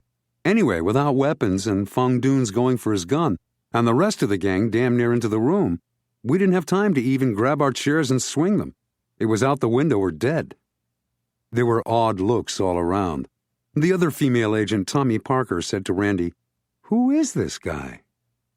"Meet Lieutenant Colonel Jon Smith, M.D. That's John without an H. He's a researcher for USAMRIID. What else he is remains open for speculation. Right, John?" Randy sees conspiracies everywhere. John grinned innocently. The painkillers were taking effect. Between them and the food, he was beginning to feel much better. "So do we," Alan Savage said, studying John. John sighed. "I'm a doctor, a microbiological scientist, and I work at Fort Detrick for USAMRIID. Sometimes they send me on special assignments, especially in cases of emerging viruses. Why don't we leave it at that?" Tommy frowned, her dark eyes suspicious. She had shoulder-length brown hair and a sweet gamin's face that John decided hid a shrewd intellect and a daring spirit. "What virus is emerging in Hong Kong, Colonel?" "None, but there's one inside China," he lied. "And Donk and LaPierre's medical division is investigating it. The government wants to know more." "Which government?" Tommy probed suspiciously. Randy interrupted. "That's the only thing about John I'm sure of. He works for our side." John had a retort ready to fling when the last agent from the Buick, Baxter, leaned into the first aid room through an open door. "We're picking up something on the phone bug we installed in McDermott's office last night. A call just came in." They jumped up and ran out along the hallway into a rear room, crammed with electronic gear, machines, and instruments. Randy and John pushed through to stand close to a notebook computer from which a woman's voice spoke. "You're Ralph McDermott?" Ever since he returned to his penthouse office, Ralph McDermott had been alternately worried and angry. He was angry with himself for allowing the woman, who might not have been Russian after all, certainly not someone looking for a business deal, to play him so easily, and at Feng Dun for underestimating Smith. Still, the situation was hardly lost. It was true the pair was on the loose, and Jon Smith was dangerous, but little harm had actually been done. Smith still had no way to prove the Empress carried illicit chemicals. Feng would eventually find and kill him. He had the resources, even here in Hong Kong. These thoughts reassured him. When his phone rang, he answered with his usual well-honed civility. "Yes, Lawrence." "A lady, sir, on line 2. She sounds rather young and, attractive." "A lady? And possibly attractive? Well, well." He was expecting no calls from any lady, and this made him feel even more optimistic. "Put her on, Lawrence, put her on." He was straightening his tie as if she could see him when her voice appeared in his ear. "You're Ralph McDermott?" "Guilty as charged, my dear. Do we know each other?" "We've never met, Mr. McDermott, but I believe we'll soon have occasion for that, at least figuratively." McDermott felt his bad temper returning. This sounded like no woman suggesting a tryst. "If this is business, madam, you'll need to call my office, state what that business is, and make an appointment. If your concern is with Duncan LaPierre, I suggest you call them directly. Good day to you." "Our business is with the Dowager Empress, Mr. McDermott. Believe me, you are wise to deal with us directly." McDermott's eyebrows rose. "What?" "The Empress sailed from Shanghai in early September for Basra. In its holds are many tons of thiodiglycol for Iraq to produce blister weapons, as well as thionyl chloride to produce both blister and nerve weapons." The woman's quiet voice took on a sinister edge. "Is that sufficient, Mr. Ralph McDermott, CEO, founder of the Altman Group?" McDermott found it difficult to speak. He pressed the recording button on the phone, signaled for Lawrence, and said carefully, "Precisely whom do you represent, and what do you want?" "We represent only ourselves. Are you ready to hear our price and terms?" Lawrence entered the office. McDermott gestured for him to have the call traced. At the end of his patience, he snapped, "Who the hell are you, and why shouldn't I hang up immediately?" "My name is Lee Kuan Yi, Mr. McDermott. My husband is Yu Yong-fu. As you no doubt recall, he's the president and chairman of Flying Dragon Enterprises. He's an intelligent man, so intelligent and far-seeing, in fact, that he saved his company's copy of the Empress's invoice manifest. We have it with us." McDermott's shocked silence had ended. He'd had enough. "Your husband burned the manifest and committed suicide. A tragedy, as we say. I don't know what your game is, but he burned a useless paper and fired his pistol, yes. He fell into the river, yes. But the bullets in the weapon weren't real. What the Feng saw was a charade. I know, because I staged it." "Impossible!" "Has the body of my husband been found?" "Many bodies are never found in the Yangtze Delta." "Do you know my husband's voice, Mr. McDermott?" "No." "Feng Dun does." "He isn't here." "You are, of course, recording this conversation." There was a pause. "Yes." "Then listen." A male voice came onto the line.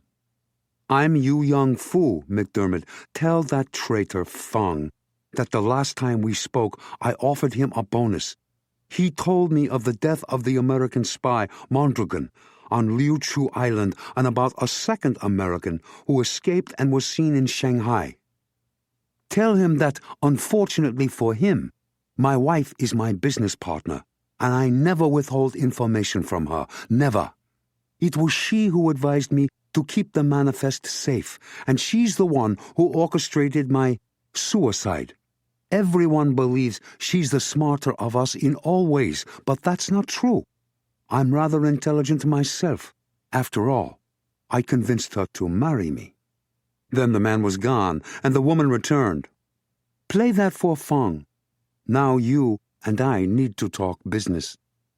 Why doesn't your husband do the talking, madam? Because he knows that in this area I am smarter and stronger. McDermott appeared to think about that. Or he's dead, and you played a recording. You know better than that. Still, in the end, does it matter? I have the manifest, and you want it. And what do you want, Madam Lee? Money for a new life far from China for my children, my husband, and myself.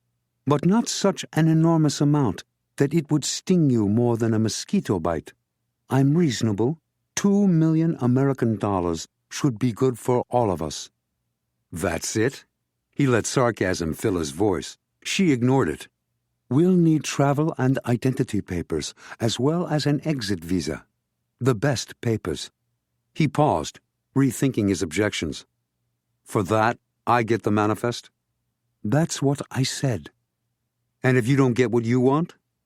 The Americans and Chinese will receive the manifest instead.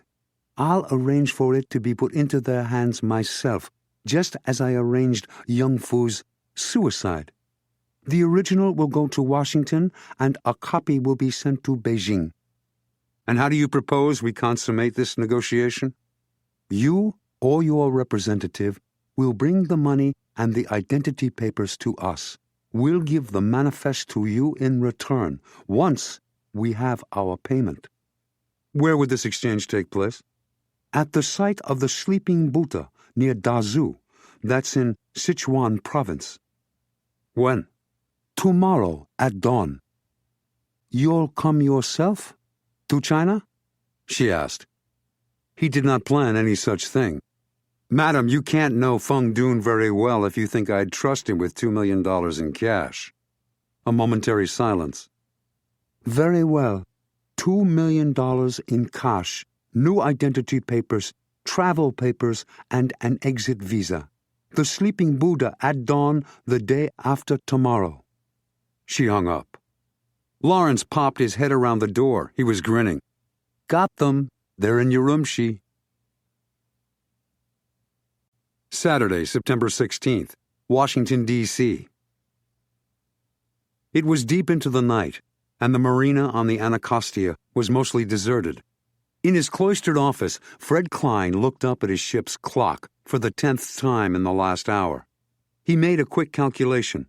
Midnight here would be noon tomorrow in Hong Kong. Where the devil was John? He rocked in his desk chair, restless despite his exhaustion. His phone rang. The blue phone on the shelf behind his desk. Klein grabbed it. John? I'm not John. I hope he's not missing, whoever he may be. Sorry, Victor. Klein tried to keep the disappointment from his voice. He refocused. Victor Agajamian was a former Soviet hydraulics engineer, now officially Armenian, but still living and working in Moscow. His firm was helping to build the mammoth Yangtze Gorges Dam project, and he had papers to travel anywhere in China. He was also one of Klein's first recruits to perform occasional tasks for Covert-One in Asia, particularly in China. You made contact? Klein asked. I did. Chiavelli says, and I quote, Old prisoner appears authentic. Physical condition is good. General area rural. Infrastructure bad. Military installations few and scattered, and airfields primitive. Potential resistance average to minimal. Estimated time 10 to 20 minutes total. Escape is promising. That's it, Fred. Thanks, Victor. Sunday, September 17th, Hong Kong. In the CIA safe house, John turned on his heel. I have to go. Whoa, soldier, Randy said.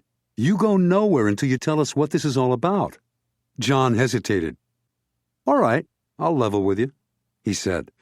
But I can't reveal exactly what's going on. The need to know is off the scale, and I have my orders. But I can tell you this much. I'm working for the White House. They sent me because I happened to be in Taiwan at a scientific meeting and had the opportunity to get into China right away. It was a matter of convenience for them. The woman you just heard is the wife of someone who's vital to the situation. Both she and her husband had disappeared. We'd heard nothing about his being dead. I've got to get this new information to my chief immediately. What was all that about a ship and a manifest? Randy wanted to know. That's what I can't tell you. Randy stared into his eyes, searching for deception, but this time she could find none. Just worry, which worried her. Does what you're working on have any connection to leaks of information from the White House? Leaks? Is that your assignment? Is that why you've been following McDermott? Yes. Your operation turned up McDermott too? Yeah, Jon said. I've got a lot to report. I'd say we both do. Tommy, who had left the room, rushed back inside, swearing.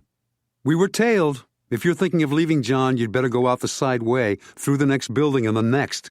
That'll put you on a cross street. Who is it? Feng Dun and his people. They're watching the street and the alley. The only good thing is they don't seem to know exactly where we are. Is that exit clear? Jon asked. No safe house could exist unless it had 2 or 3 ways to escape. Not yet. You'd better wait. You have a back room I can borrow? I need to report in. Randy said witheringly, You sure you want to risk it? The room might be bugged. We might hear something. Jon did not like keeping her in the dark any more than she liked being in it. He looked around at the CIA agents and offered his most ingenuous smile. I trust all of you. Hell, you saved my butt. And I sure do appreciate the doctor and the food and the help getting out of here. With luck, I'll be able to return the favor. Randy glowered and shook her head. At last she heaved a dramatic sigh. She hated it when he was being charmingly right. You're such a pain, Jon. Very well. I'll find your place myself. The 2 men were alone in McDermott's luxurious penthouse office, surrounded by museum-quality paintings and Ming Dynasty vases. Feng sat with his thick arms crossed, his broad face emotionless, in the chair opposite McDermott's desk. Smith and the woman have gone to ground. Forget Smith and the woman for now. Listen to this. When the tape finished playing, McDermott's usually smiling face was flushed with outrage. Is that Lee Kuan Yi and Yu Yongfu? Feng Dun glanced uneasily around the penthouse area and nodded. They fooled me. They fooled you? He exploded. That's all you have to say, you idiot? Yu's alive, and he still has the manifest. They switched documents so you'd see him burn something else, and his suicide was smoke and mirrors. That's why he had to fall into the river, so you wouldn't have a corpse. He used blanks, damn it! How could you be so stupid? Feng Dun was silent.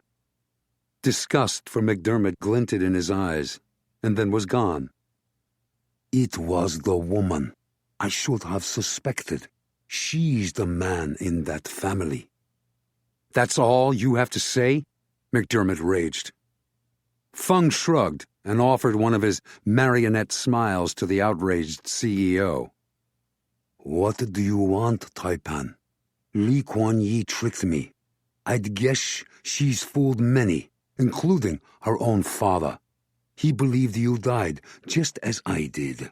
We must see she doesn't fool any of us again. What we need is to get that manifest before the Americans do. And we will. She called you first. That's a good sign. She either doesn't think the Americans will pay as much, or she doesn't trust them. She won't contact them unless she has no other choice. How can you be so damn sure? The Americans want good relations with China. Once they have the manifest, the crisis will be over, and she's smart enough to know that if Beijing wants her husband and her returned so they can be punished, the Americans will hand them over. She'd rather have your money than rely on Washington to treat her kindly. McDermott's anger cooled as he reflected on Feng's explanation. You may be correct. It'd be a greater risk for her and Yu Yongfu. All right. I bought some time for you. I'll fly to Chongqing immediately. Find them first or not, I'll be at the Sleeping Buddha hours before the dawn meeting. You intend an ambush?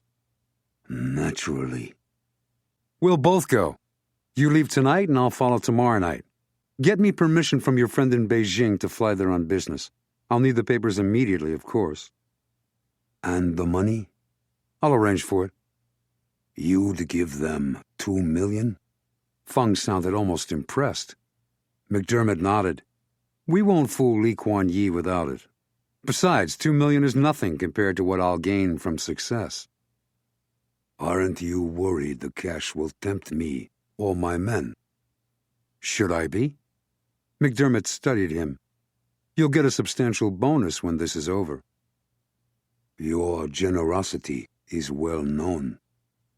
Fung's soft voice was almost ghostly. I'll prepare my team and arrange for your passage, Taiwan. McDermott watched him leave the office. He had again heard the contempt in the use of the old honorific Taipan. Hong Kong. Alone in a back room of the CIA safe house, John called Fred Klein on his cell. Jesus, John, is that you? The relief in the Covert-One chief's voice was palpable. Yes, alive, with quite a bit to report. I'll bet. Tell me everything from the beginning. John reported finding the arrogant note from R.M. at Duncan LaPierre, Fung's capture of him, and Randy's arrival in Fung's interrogation chamber.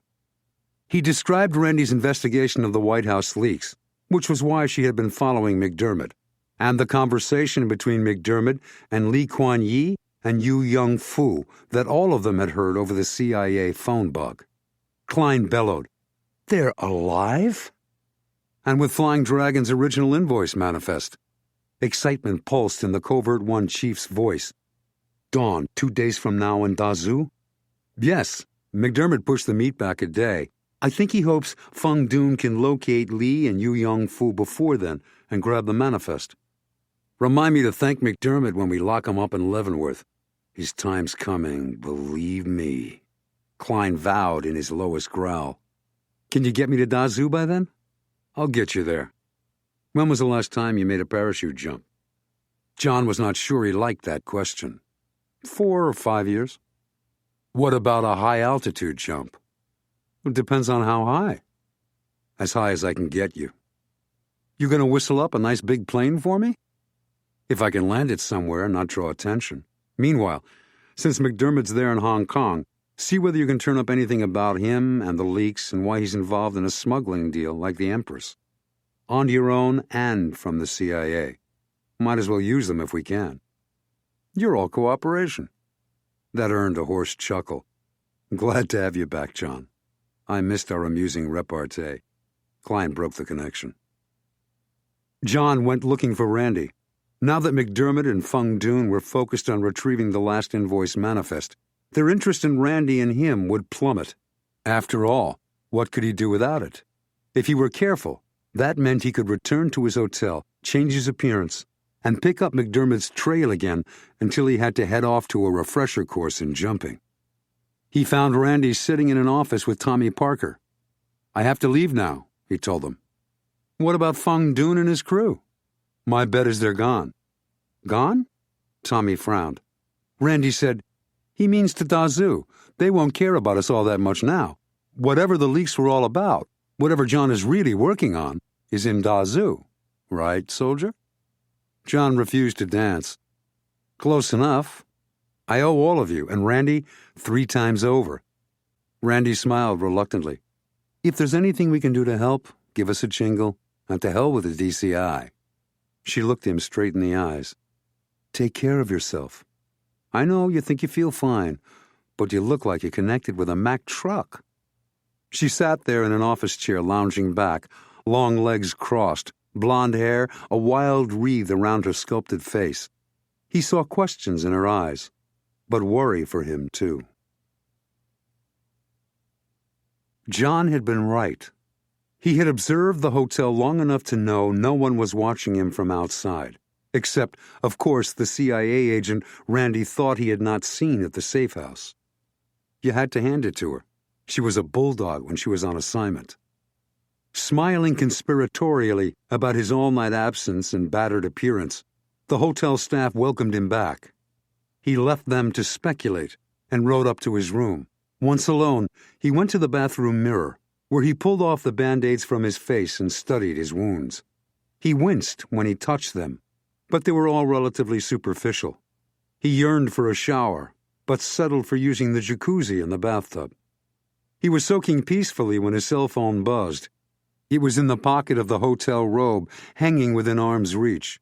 He had left it behind when he had broken into Donkin Lapierre. "Yes? You leave tonight," Fred Klein told him.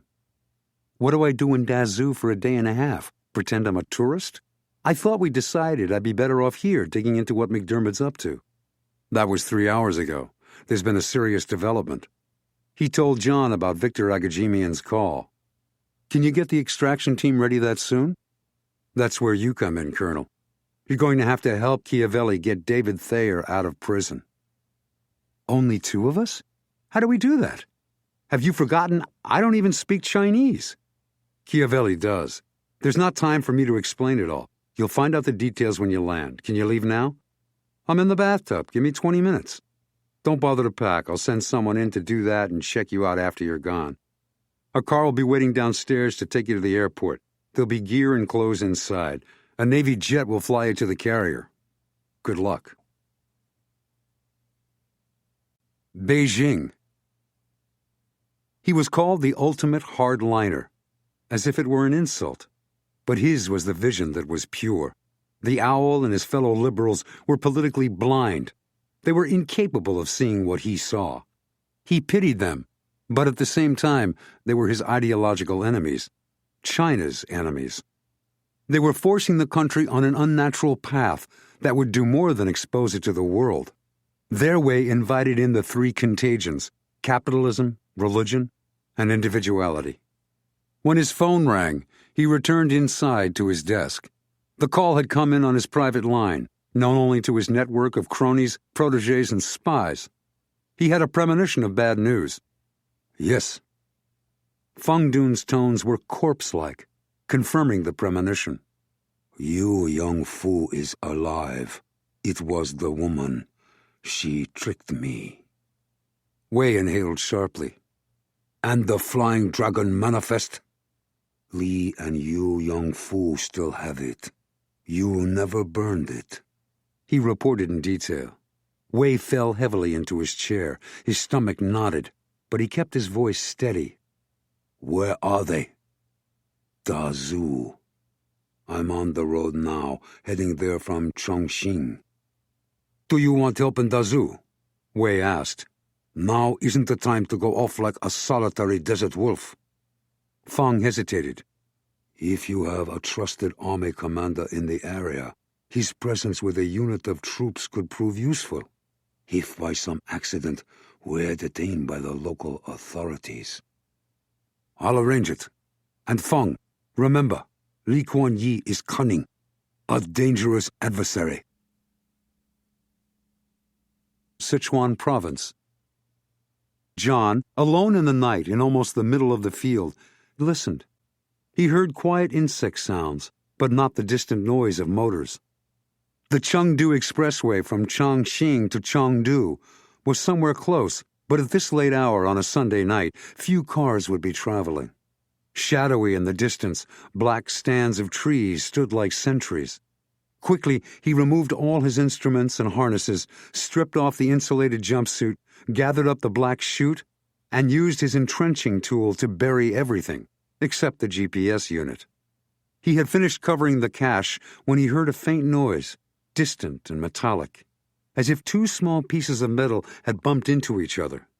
He waited, tense, straining to hear in the night. A minute. 2. The faint noise did not appear again. He unhooked his MP5K mini-submachine gun, removed the harness that had held it stationary during his jump, and slung the weapon over his shoulder. Next, he dug a shallower opening and laid the entrenching tool and harness inside. He used his hands to pile soil over it. Brushing the dirt from his hands, he unslung the MP5K, read the GPS unit to find his directions, and hooked it to his gun belt. At last, he headed across the field toward the line of trees.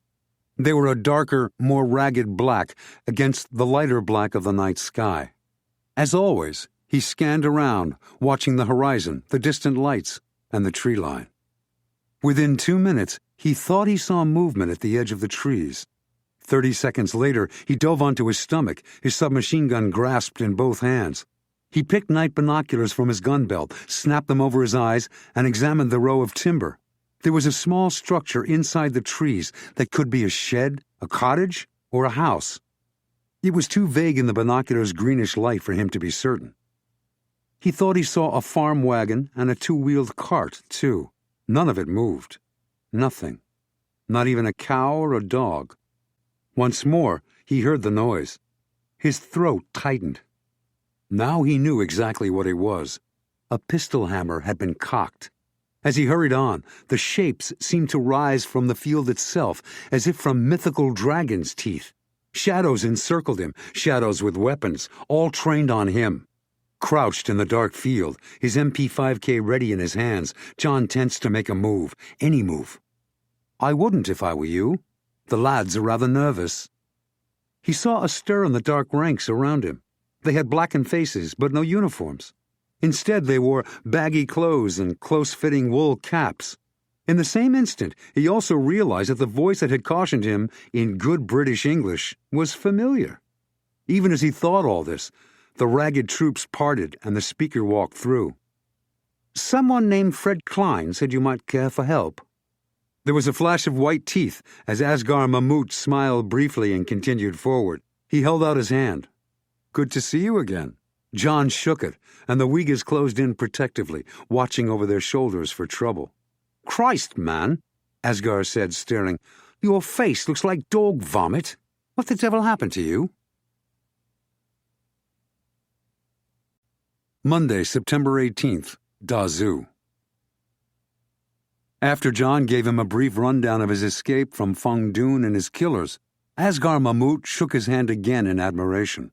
Meanwhile, Jon counted 20 Uyghurs, including Asghar. Jon surveyed the field. The dark eyes of Asghar's men were looking nervously all around. "We'd better get out of here." Asghar spoke to them in Uyghur. With Jon shielded in the center, the group moved off. To the left were fields of rice paddies, their watery surfaces reflecting like black mirrors in the starlight. Farther off were low mountains, purple ink blots against the night. That would be where the Buddha grottos were carved, including the sleeping Buddha where Lee Kuan Yew would meet McDermott's representative, probably Feng Dun. Jon asked Asghar as the two kept pace through the quiet night. "How do you know Fred Klein?" "I don't, chum, but it seems I know people who do." They relayed his message along with considerable welcome cash and payment for said aid. Directly ahead was the stand of trees, thicker and deeper than Jon had been able to perceive.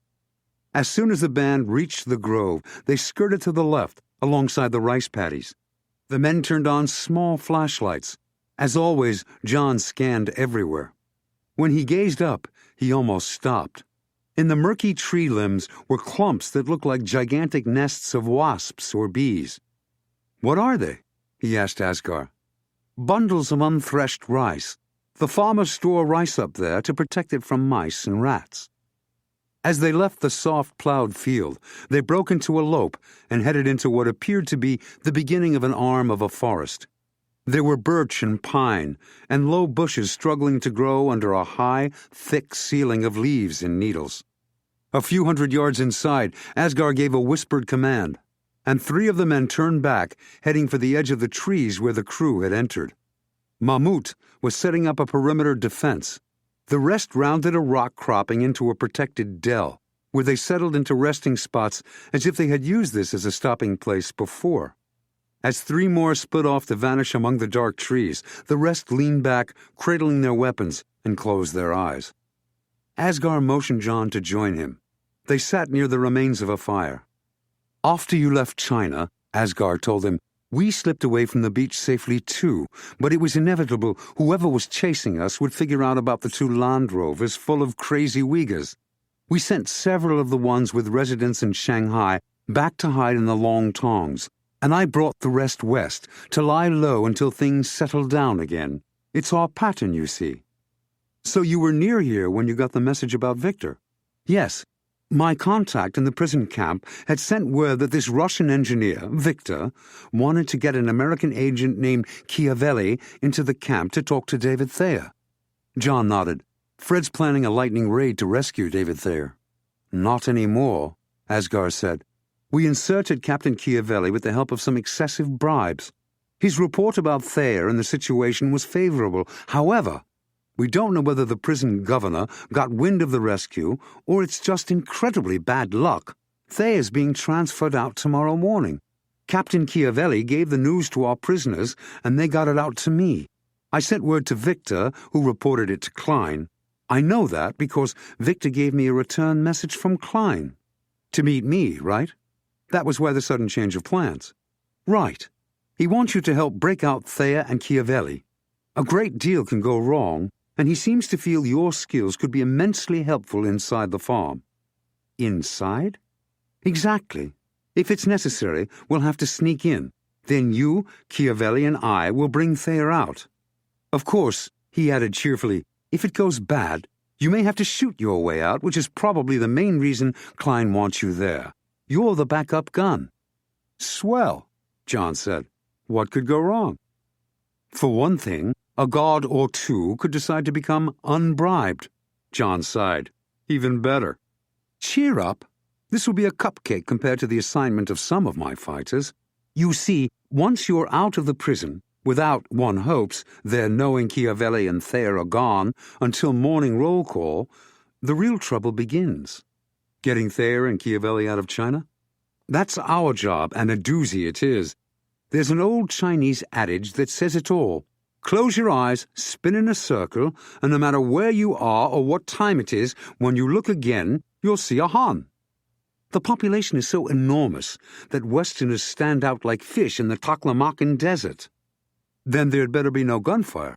It could play hell with my primary assignment. Klein's aware of that. He said you should skip the diversion if you thought it would damage your chances for the main mission. You'll be with me on that operation, too. That we will, Asghar said. In force, we'll get Thayer to the border, too. You have a place to stash me tomorrow? He nodded. You'll be safe as a temple mouse. When do they want us at the prison? Our people inside should be ready now. The timing's up to us. They're waiting for our signal. Then let's go. How far? Less than 10 miles. Any other instructions from Klein? Other than making sure I knew your principal mission was to save the Human Rights Treaty, and that we're assured money and influence in Washington in exchange, no. The expression on Asghar's stoic face darkened. After the prison, where's the second operation? The Sleeping Buddha. Asghar was dubious. That'll be crowded damn soon after dawn any day. Tourists and vendors, you know. With luck, we'll be in and out long before they arrive. You care to give me a hint what we should prepare for? An ambush and a different sort of rescue mission? A gibbous moon hung just above the treetops. Asghar sent out his point men, nodded to John, and the remainder broke into 2 columns and moved deeper into the timber. 10 minutes later, the forest thinned, and they emerged onto a dirt road where a Land Rover, an ancient Lincoln Continental limousine, and a battered U.S. Army Humvee waited. John raised his eyebrows in question. That's a lot of foreign horsepower for rural China. Asghar smiled. One's a reluctant gift from a Tajik journalist, and the other 2 were midnight requisitions in Afghanistan. Amazing what you Yanks give to various warlords in and out of the Northern Alliance, and how careless they can be with their ill-gotten swag. Shall we saddle up? They climbed into the 3 vehicles, which cruised out in a caravan on the rough road, one after the other beneath the broad starlit sky. Although the Uyghurs did not look like it, they behaved like a trained and highly disciplined unit, which encouraged John. They drove along a series of dirt roads, past farmers, fields, and animals. In this part of China, Asghar explained, even a bicycle was a luxury. Most people walked long distances to see family and barter for goods. Consequently, there were few vehicles on the road or parked beside buildings. Still, there was evidence of people everywhere. The farmhouses came in clusters, in small villages and in larger villages. Shacks offering barbering, food, and tea appeared periodically beside the road. Still, No one came out to see who was passing by so late.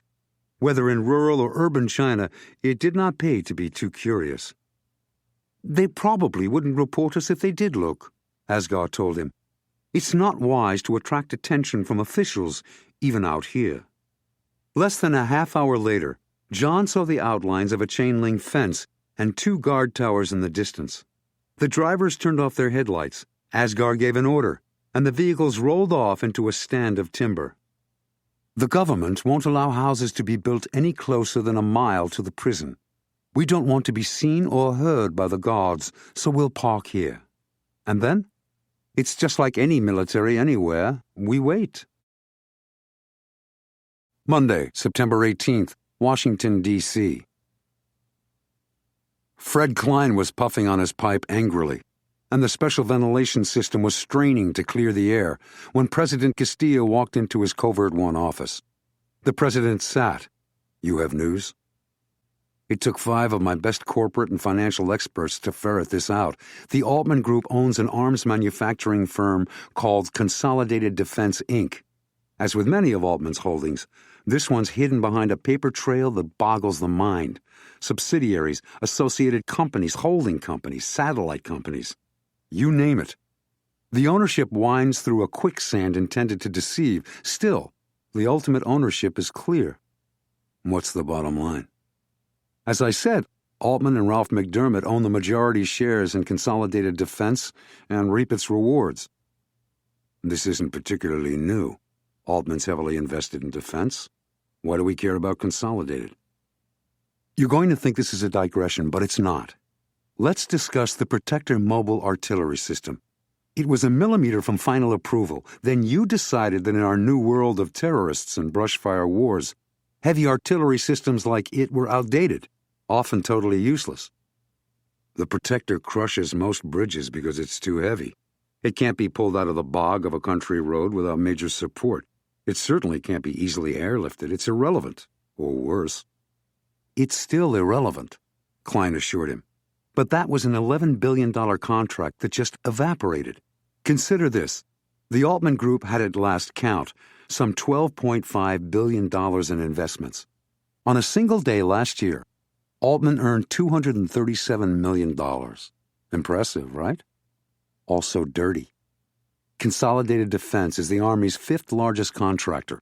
But they took Consolidated public only after the September 11th attacks, when Congress skyrocketed its support for hefty defense spending, and only after a massive lobbying effort by that golden Rolodex of theirs paid off in Congress's initial approval of Consolidated's cornerstone weapons program.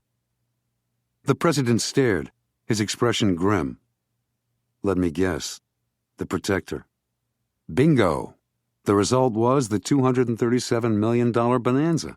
And now Altman's assets will skyrocket billions and billions of dollars if you and Congress approve the Protector and put it into production.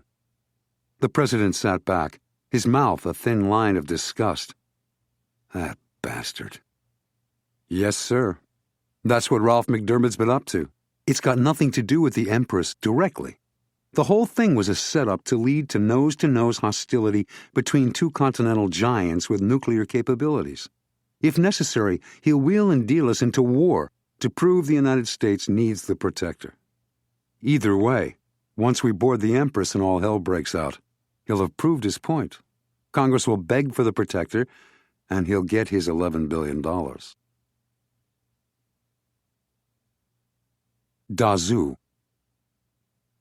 Jon stared, trying to pick out a shape, a form, anything. Then he saw it. A wraith low to the ground, a cross between a snake and a cat, scrambling through the 10-yard-wide blind spot to the fence. It was a small man in the usual drab prison uniform. He looked up at them once, spotted Asghar, and nodded. Asghar nodded back and whispered to Jon, "It's Ibrahim. Let's cover him." Ibrahim continued to scrape away the loamy soil until he had gone down what looked like a foot. Moments later, he raised a square of wood about 3 by 3. He dove into the hole and vanished. Almost immediately, the dirt moved on the other side of the fence. It shifted, shook, and another wood panel arose. Ibrahim's head popped out, disappeared again, and reappeared on the far side of the fence. The channel was clear. Asghar whispered, "Our turn. Go." Asghar said in a low voice, "I've got your back." Head first, Jon scrambled down, emerged on the prison side, and ran after Ibrahim to the mess hall, dirt flying from his clothes. He slid inside and turned to aim out his Beretta. The Uyghurs had replaced the wood on both sides of the fence and were pushing dirt back over. As Asghar ran to join Jon and Ibrahim, the remaining pair outside produced brushes and meticulously smoothed the dirt, making the night's disturbance unnoticeable. When the last Uyghur bolted into the mess hall, Ibrahim led them at a trot through the shadowy kitchen and deserted mess hall. 2 armed guards patrolled this area, rifles over their shoulders, yawning sleepily. Ibrahim consulted in a low voice with Asghar, who nodded, and told Jon, "Be ready. When I say go, we run out to the right and slide under the barrack there." Ibrahim waited until the guards were at the ends of their routes and their backs were turned. He and Asghar clapped each other on both shoulders in farewell, and Ibrahim raced out of the mess hall, but to the left. He made no attempt to be silent. In fact, his footfalls were thumps on the hardpan. Both guards revived from their walking doze and spun, rifles aimed. Each barked the same Chinese word, which Jon figured must mean halt. Ibrahim froze. His head dropped in fake guilt. The men approached warily. They relaxed when they saw his face. Their lips curled as they spoke mockingly in Chinese. Asghar looked both ways. Now. As Ibrahim disappeared inside, Jon and Asghar slipped out the front door, ran full speed to the right, and dove under the barrack. The barrack door cracked open without a sound, and a figure motioned them into the dark interior. Jon and Asghar followed the prisoner to a door at the rear. He pointed at it and returned to his pallet. This was David Thayer's cell. 2 men looked up from where they sat side by side on wood chairs. Each held a small lighted flashlight, a hand cupping the beam. Jon could see little more. He and Asghar quickly closed the door behind them. "Chiavelli?" Jon whispered into the dark. "Smith?" asked a voice. "Yes." Chiavelli said from the corner. "Asghar." He was on his knees where the pallet had been. "I could use some help." "Certainly, old man." Asghar crouched beside Chiavelli, as Chiavelli explained what needed to be done. With their fingers, they worked loose and removed 4 penny nails from the floor where Thayer's pallet had been. Meanwhile, a warm smile wreathed David Thayer's wrinkled face. He extended his hand. "Colonel Smith, I've waited a long time for this. I wish I could think of something profound to say, but my heart and mind are too full." "It's an honor to meet you, sir. I mean that. We're going to get you out of here. From this moment on, consider yourself a free man." "If it's not too much trouble, I'd like to meet my son." "Of course. The President sends his greetings. He wants very much to see you as soon as possible." Thayer's smile widened, and his eyes shone. "I've hoped that for more than 50 years. "Let's go," Dennis Chiavelli called softly from the corner. A panel of the wood floor was gone. It had been dropped down into the opening. David Thayer explained the Uyghurs had dug tunnels years ago, so they could move freely among the barracks. Jon and Thayer hunched next to Asghar and Chiavelli, as Chiavelli explained urgently, "We go out as quickly and quietly as possible." Jon helped Thayer down into the opening. The moist earthen hole had been scooped out into a tunnel about 4 feet high. Chiavelli, the last down, reached up and pulled the sleeping pallet across the hole. He angled the wood panel back into place and tweaked it to the side so it would hold. "One of our people will fix it so it's unnoticeable again," Asghar explained. They headed off, almost doubled over, Asghar in the lead. Following were David Thayer, Jon, and Chiavelli. At last, there was a cool stream of fresh air. Asghar breathed, "We're here." The panel above their heads had been unsealed and left ajar, the source of the fresh air. Asghar pushed it out of the way, and they climbed up, one after the other, into the crawl space beneath the barrack. Thayer was awkward, but made it. Chiavelli replaced the panel and brushed dirt back over it. Jon and Asghar took positions under the edge of the building, where the dimly lighted yard stretched between it and the mess hall. As Asghar had predicted, a single guard patrolled in a sloppy circle, his assault rifle slung over his shoulder and his head down as if half asleep. At last, the guard headed back in their direction. Again, Jon and Asghar moved to the edge of the barrack and waited. As the man's feet moved past, Asghar sprang out like a mountain cat and smashed the butt of his pistol down onto the guard's head. And it was over. At a trot, they retraced the path Ibrahim had led them on, from the mess hall to the kitchen and finally to the rear double doors, where another Uyghur beckoned them to hurry even faster. Behind them, the Uyghurs were already covering the wood squares with dirt again. Ahead, Asghar was dashing across the open space toward the trees. Jon and Chiavelli helped Thayer to his feet and finally got him to run. The star seemed particularly bright, too bright. At last, when they entered the safety of the forest, Jon felt as if he had just won the gold ring on the biggest carousel. They had gotten the old man out of prison. Now the trick would be to keep him out, keep him safe, and get him to America.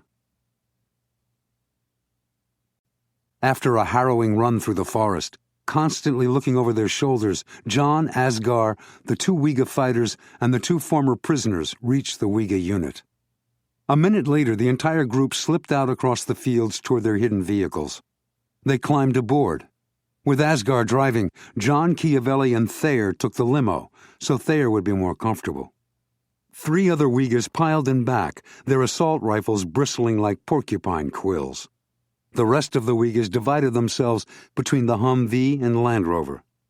With the limo in the lead, the team drove off at a sedate rate in an effort to attract as little attention as possible. At the same time, they watched all around for pursuit, aware of every light, every boulder, every possible threat. Jon studied the luminous green dial of his watch. "Where's Alani and her group? Aren't they still supposed to escort Chiavelli and Dr. Thayer to the border?" "They're at the hideout," Asghar told him, his voice clipped, as if waiting for more trouble. "Meaning you want to give Chiavelli and Dr. Thayer a vehicle and some of your men to get them out of China?" "That's the plan." "No way. We don't know how many men Feng or Li Kuan Yi will bring. We need everyone. Besides, your people won't get back in time. We'll have to keep Chiavelli and Dr. Thayer with us until we actually walk into the mountains. Then we'll stash them somewhere safe and pick them up again when we leave." Asghar thought a moment. "Okay, makes sense. Besides, we'll be able to use Chiavelli and perhaps Dr. Thayer. Can you shoot, sir?" "A long time ago," Thayer admitted from the back seat. "Exactly what's this new mission?" "We can't risk you, sir," Jon said flatly. "Absolutely not." Dennis Chiavelli agreed. "All right," Thayer sighed. "But at least tell me what it is." Jon related the highlights of the meeting at the Sleeping Buddha, the goal, the stakes, and the danger. "This is for the Human Rights Agreement?" Thayer asked. His wrinkles rearranged in a frown. "Then it's vital. It's one of the most important pieces of legislation of my son's administration." "Agreed," Jon said. "These are global stakes." Time ticked slowly, too slowly, increasing the tension.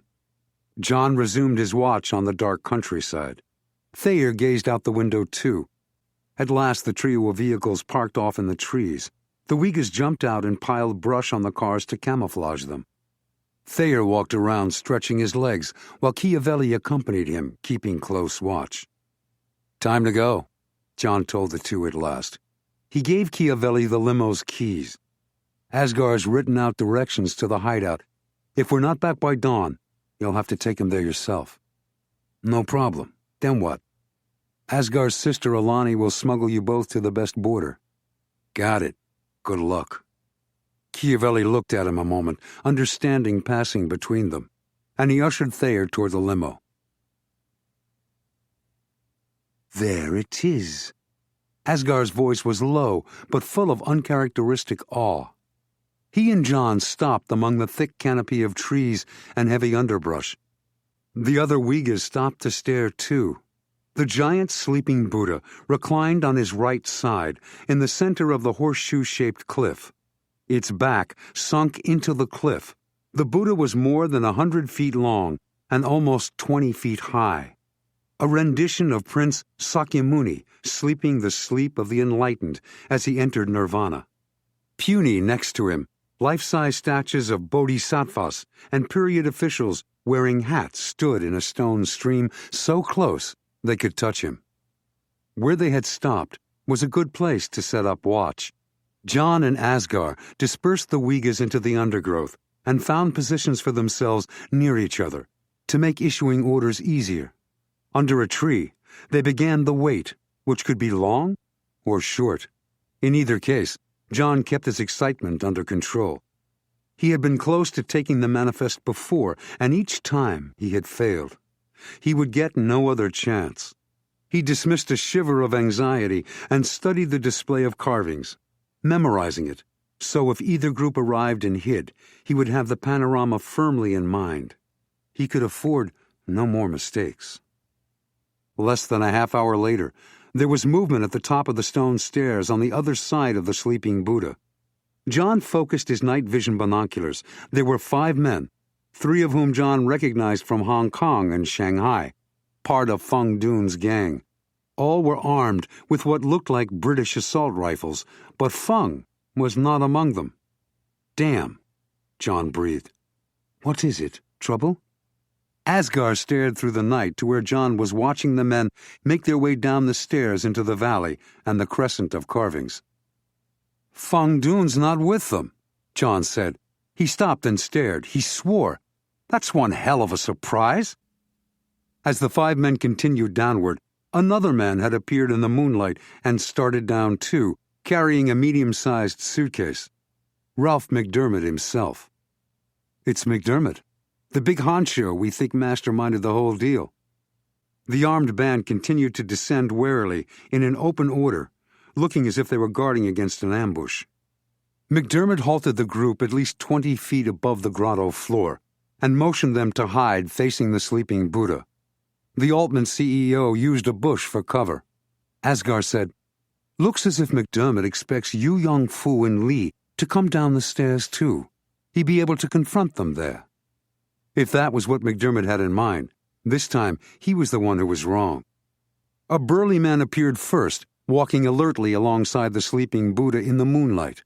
He came not down the stairs, but emerged from somewhere to the Buddha's right, from among the statuary, just as David Thayer had suggested was possible. Through Jon's binoculars, he saw what appeared to be a 9mm Glock tucked inside the man's waistband in front. Lee Kuan Yi followed onto the grotto walkway. She stopped beside the burly man and gazed all around. She wore a sleek black pantsuit and a high-collared hooded jacket against the chill of the mountain mists, and carried an attaché case where the manifest likely was.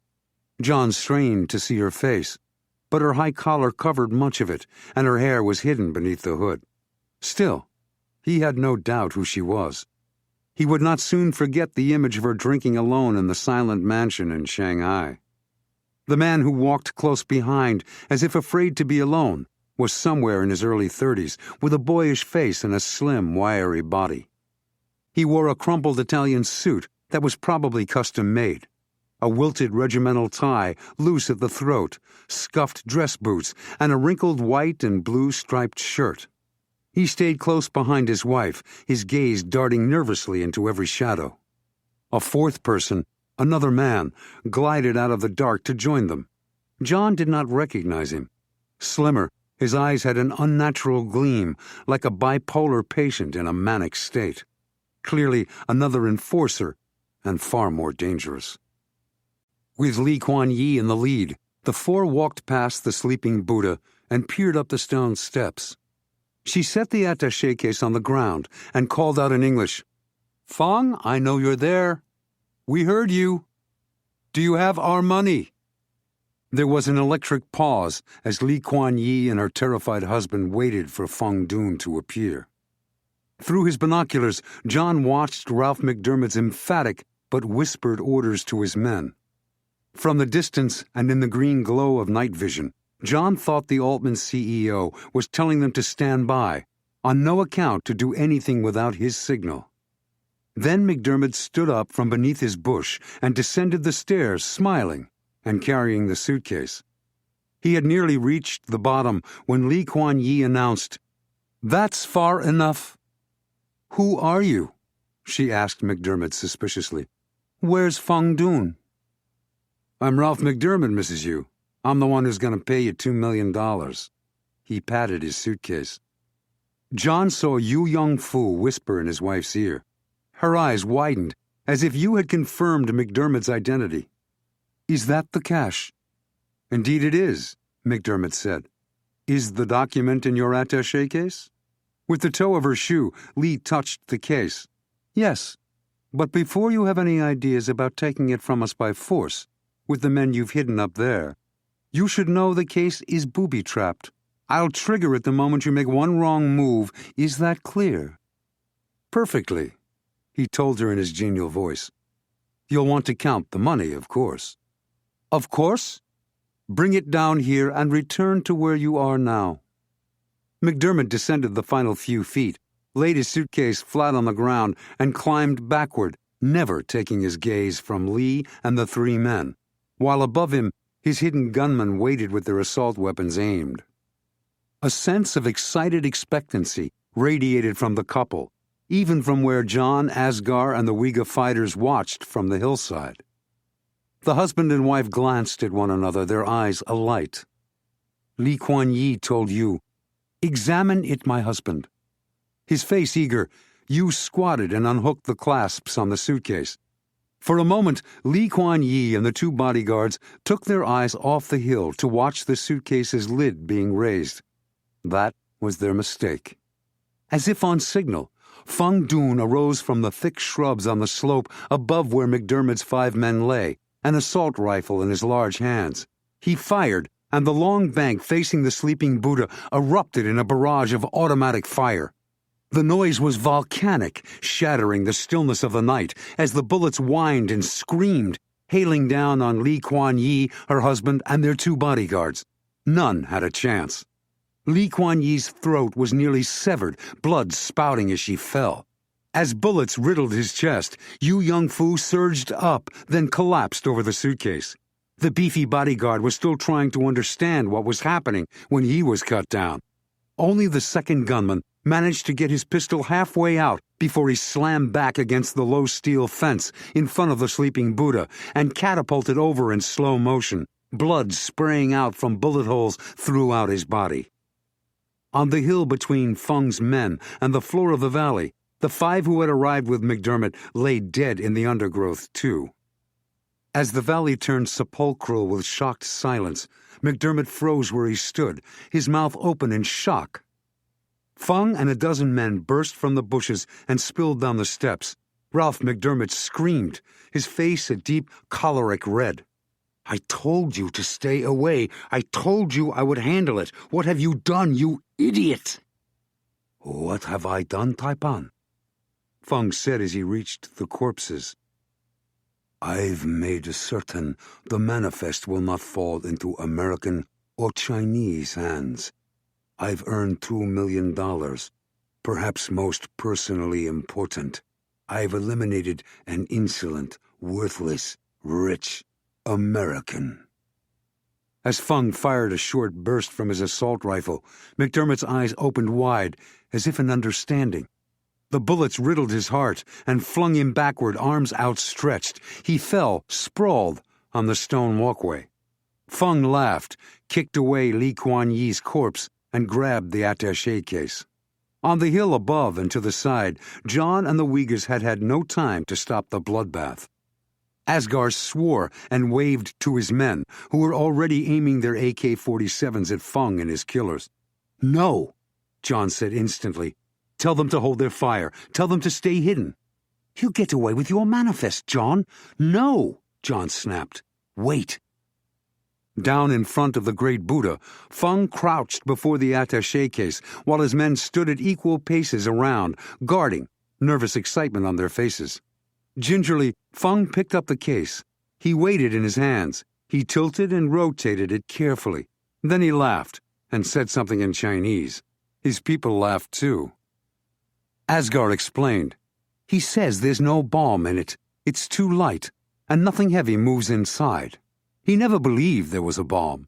Li Kuan Yi would never destroy her only real weapon. He's right about that. As Feng prepared to open the lid, his men stepped back, not yet ready to trust. Feng lifted it and stared eagerly inside. Nothing happened. No bomb, no explosion. But Feng's face twisted in a scowl. He shouted an oath and hurled the case away. It landed quietly in the brush. As Feng barked something in Chinese, Asghar looked at Jon surprised. It's empty. As he spoke, down below, Feng hunched again and searched the dead woman. When he stood once more, he held a small object. What the deuce did he find?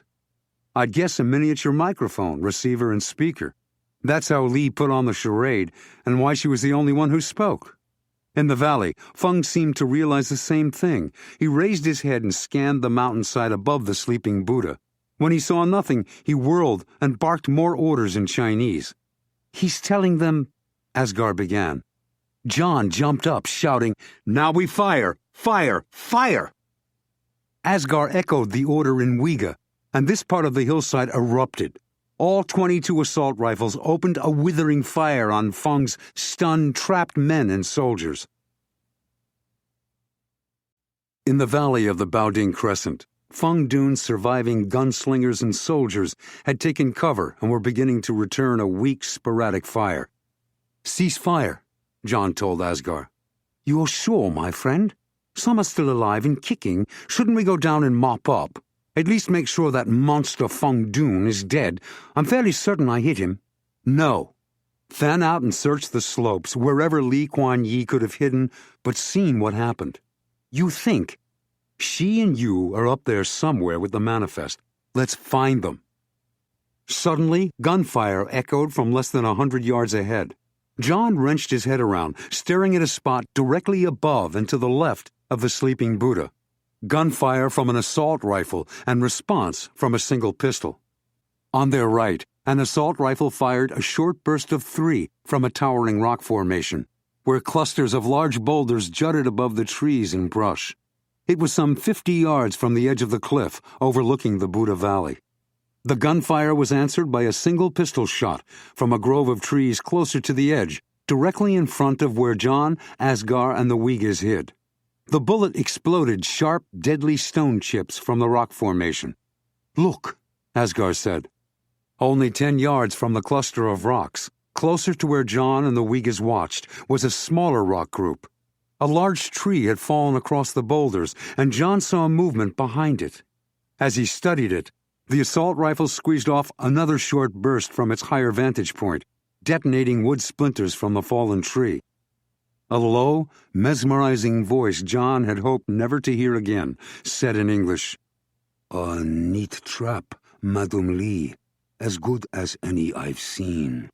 Your hired hands killed many of my men, but, unluckily for you, failed to kill me. Li Kuan Yi, her musical tones as calm as if she were greeting a visitor in her Shanghai living room, spoke from behind the fallen tree, protected from the rear by the rocks. I also failed to get the money. I expect you have that, which makes me surprised that you returned. Feng said, I still need the invoice manifest, and I suspect, dear lady, you've run out of ammunition. You should be dead, and I'd have it except for your friend over there in the trees. I wonder who he could be. Li Kuan Yi was mocking. There are many things you don't know, Feng. A man's voice sounded nervously from next to her. You should have kept the manifest when you had it, Feng. None of this would have happened. No one would have been hurt. Ah, a pleasure to hear you again, boss. Foolish of me to believe you'd kill yourself, even for the future of your family. Ah, well, we can't all be men. There was a scramble of movement in the smaller rock formation. Yu Yongfu stood up, red-faced, pushing away Li's restraining hands. I am as much. The savage explosion of bullets ripped down from Yu's throat to his crotch. Blood sprayed black into the night. A furious return fusillade from the nearby grove nearly drowned out Lee Kuan Ye's agonized scream. In the silence came a single word. So. Apparently untouched by the shooting from the grove, Feng paused, all banter gone from his voice as he continued. Think hard, Lee. Your friend's pistol will run out of ammunition long before I do. There's no $2 million for you. I offer you your life. Throw out the case with the manifest, and you live. John whispered fiercely, Keep me covered. Don't open up until you hear my voice or hear me shooting unless you absolutely must. The Arabian Sea. Admiral Brose's voice was steady over the bridge loudspeaker. Give me the Empress's position as of this minute, Commander. By our calculation, you have less than 90 minutes before she enters the strait, the Admiral said after a moment. That's how we calculate it too, sir, Chervenko said. You've moved into position? She's 2 miles off our port bow. The submarine? Run her torpedoes in and moved up with us.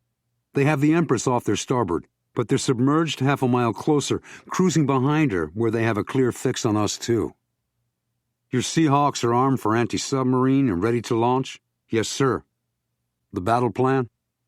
Move to stop the Empress. Send off the boarding detail, keep the freighter between us and the sub, which will force her to come out to our side, where the choppers can get a clear shot. Otherwise, we play it as it lays. All right, Commander. A slight hesitation. You'll have the order to board within the hour. Dazhu. Time is wasting, Lee, Feng Dun said, his cool voice so close John expected to see him any second. From her hiding spot, Lee Kuan Ye laughed bitterly. And where would I go?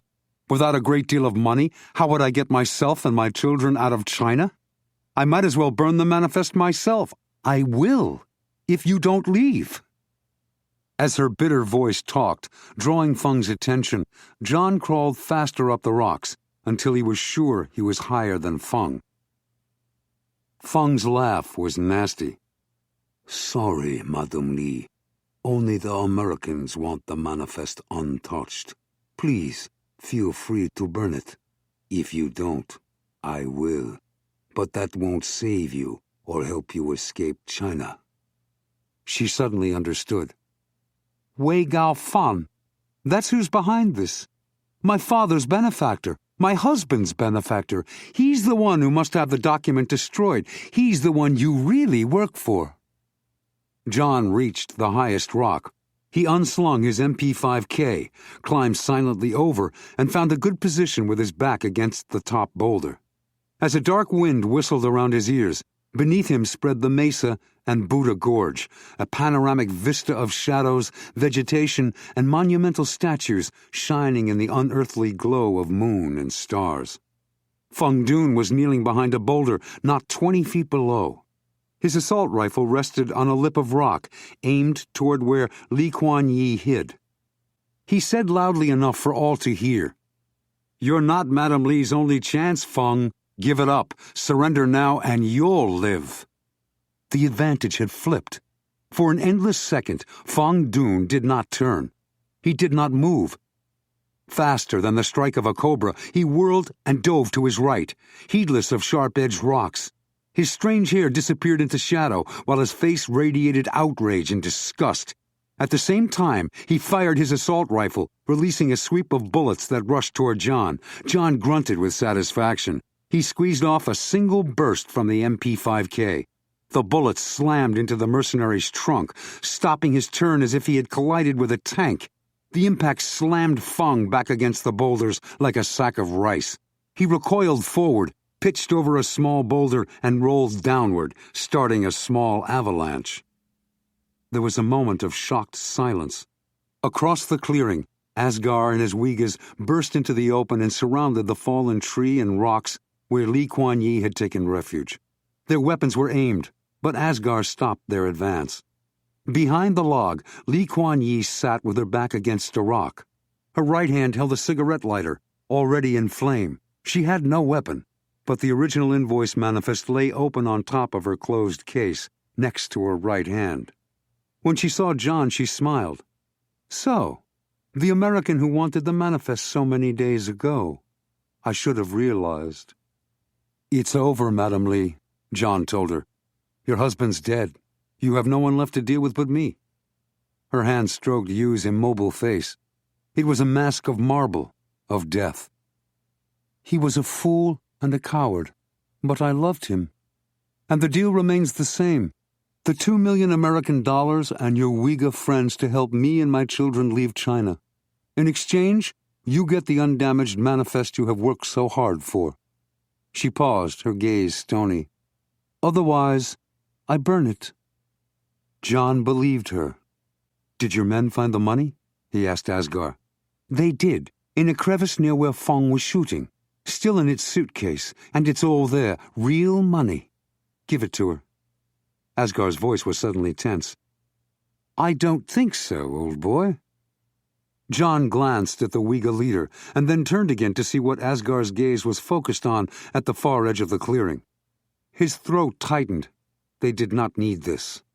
A line of 8 men in the uniform of the People's Liberation Army stood just inside the trees, their weapons aimed into the clearing. At them. The soldiers were too late to help Fong, but not too late to kill Asghar, Randy, and everyone else. Asghar made a quick motion, and the 20 Uyghurs spread out to face the 8 soldiers across the clearing. They stared at one another, hands on weapons, pointing. We outnumber them better than 2 to 1, Asghar said in a rush. But I don't dare take them on. We don't know how many more there are nearby, and a firefight in which we kill a squad of PLA troops will guarantee draconian reprisals against my guerrillas and all of Xinjiang. The payoff's not worth the sacrifice, sorry, John. John answered quickly, if unhappily. I understand.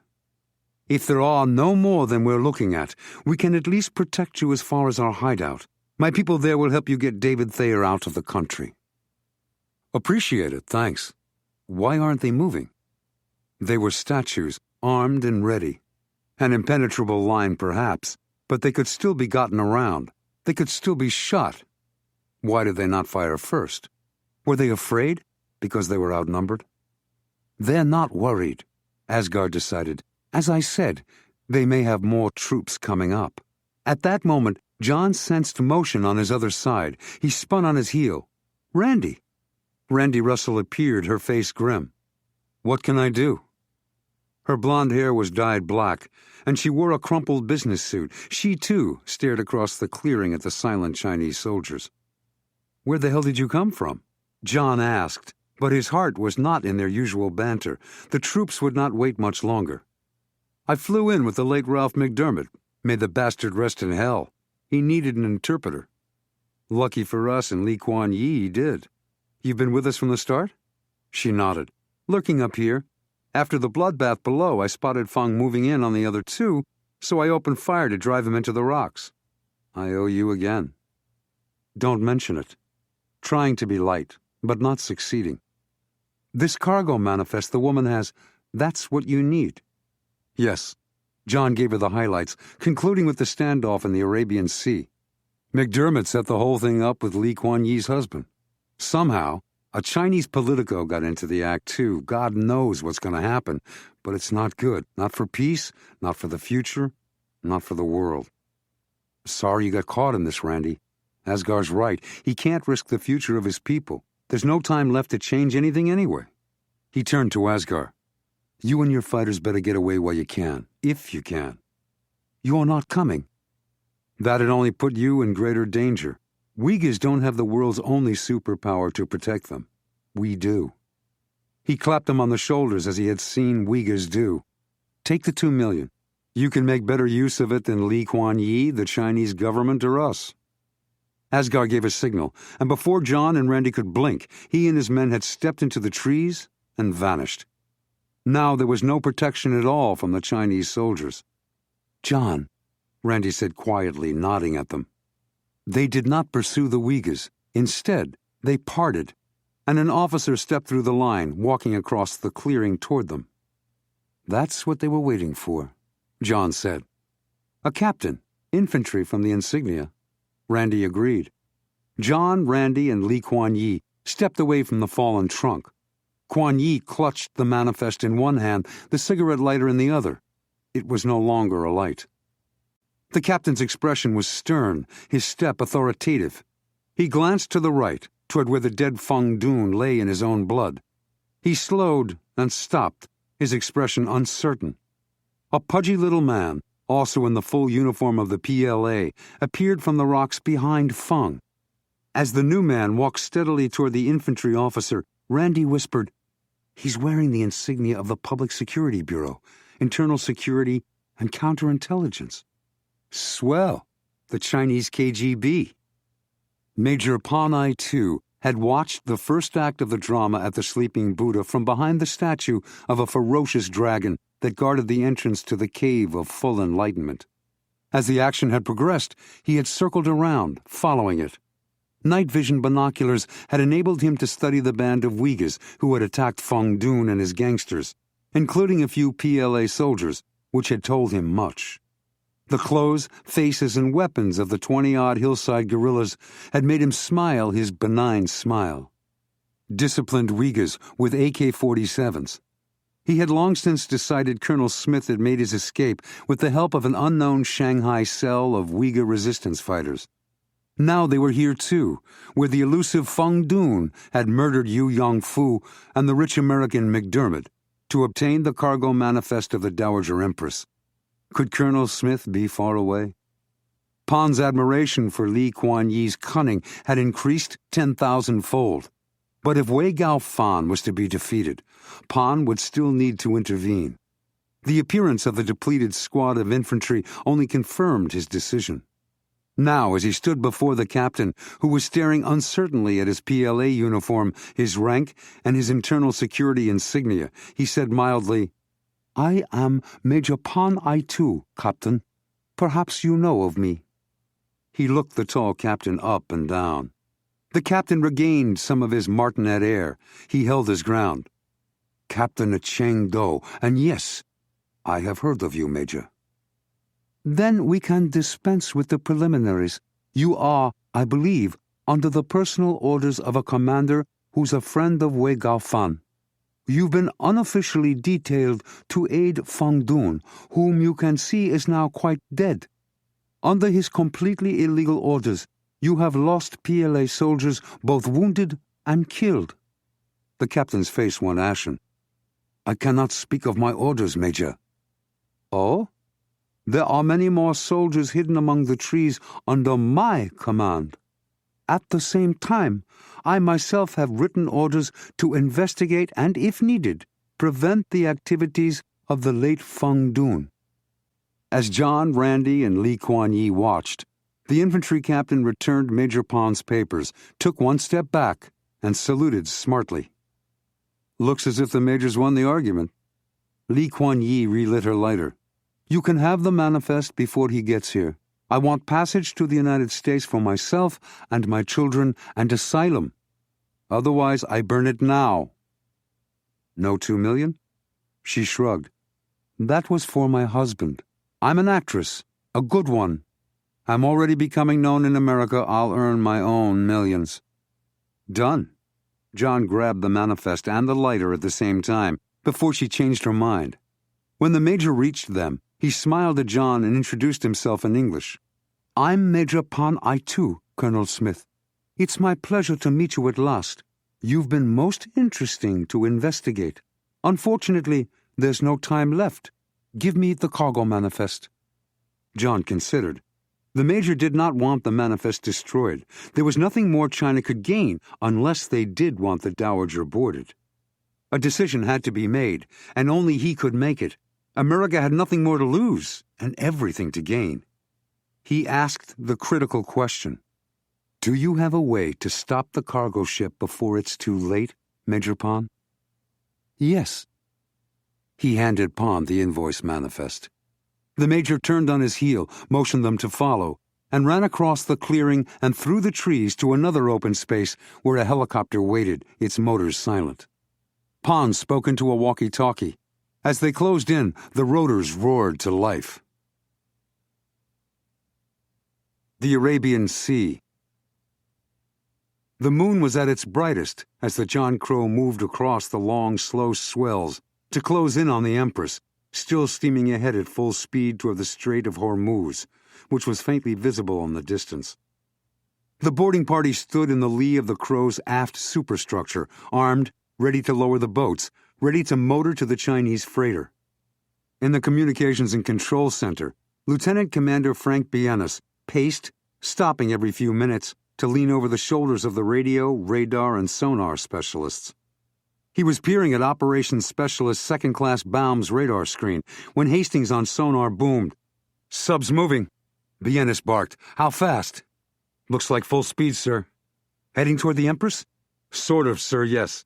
"What the hell does sort of mean, technician?" "It means she's angling in toward the Empress, but her course will take her around the stern."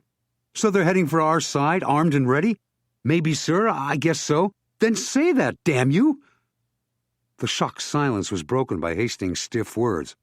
"I can't tell you where the sub's headed, Commander, only her speed and course." Bienes flushed. "Sorry, Hastings, I guess I'm kind of strung out." "I guess we all are, sir," Hastings said. The executive officer activated the intercom to the bridge. "Jim, looks like she's coming to our side full speed." On the bridge, Jim Chervenko acknowledged the message, his gut tight. "Okay, Frank.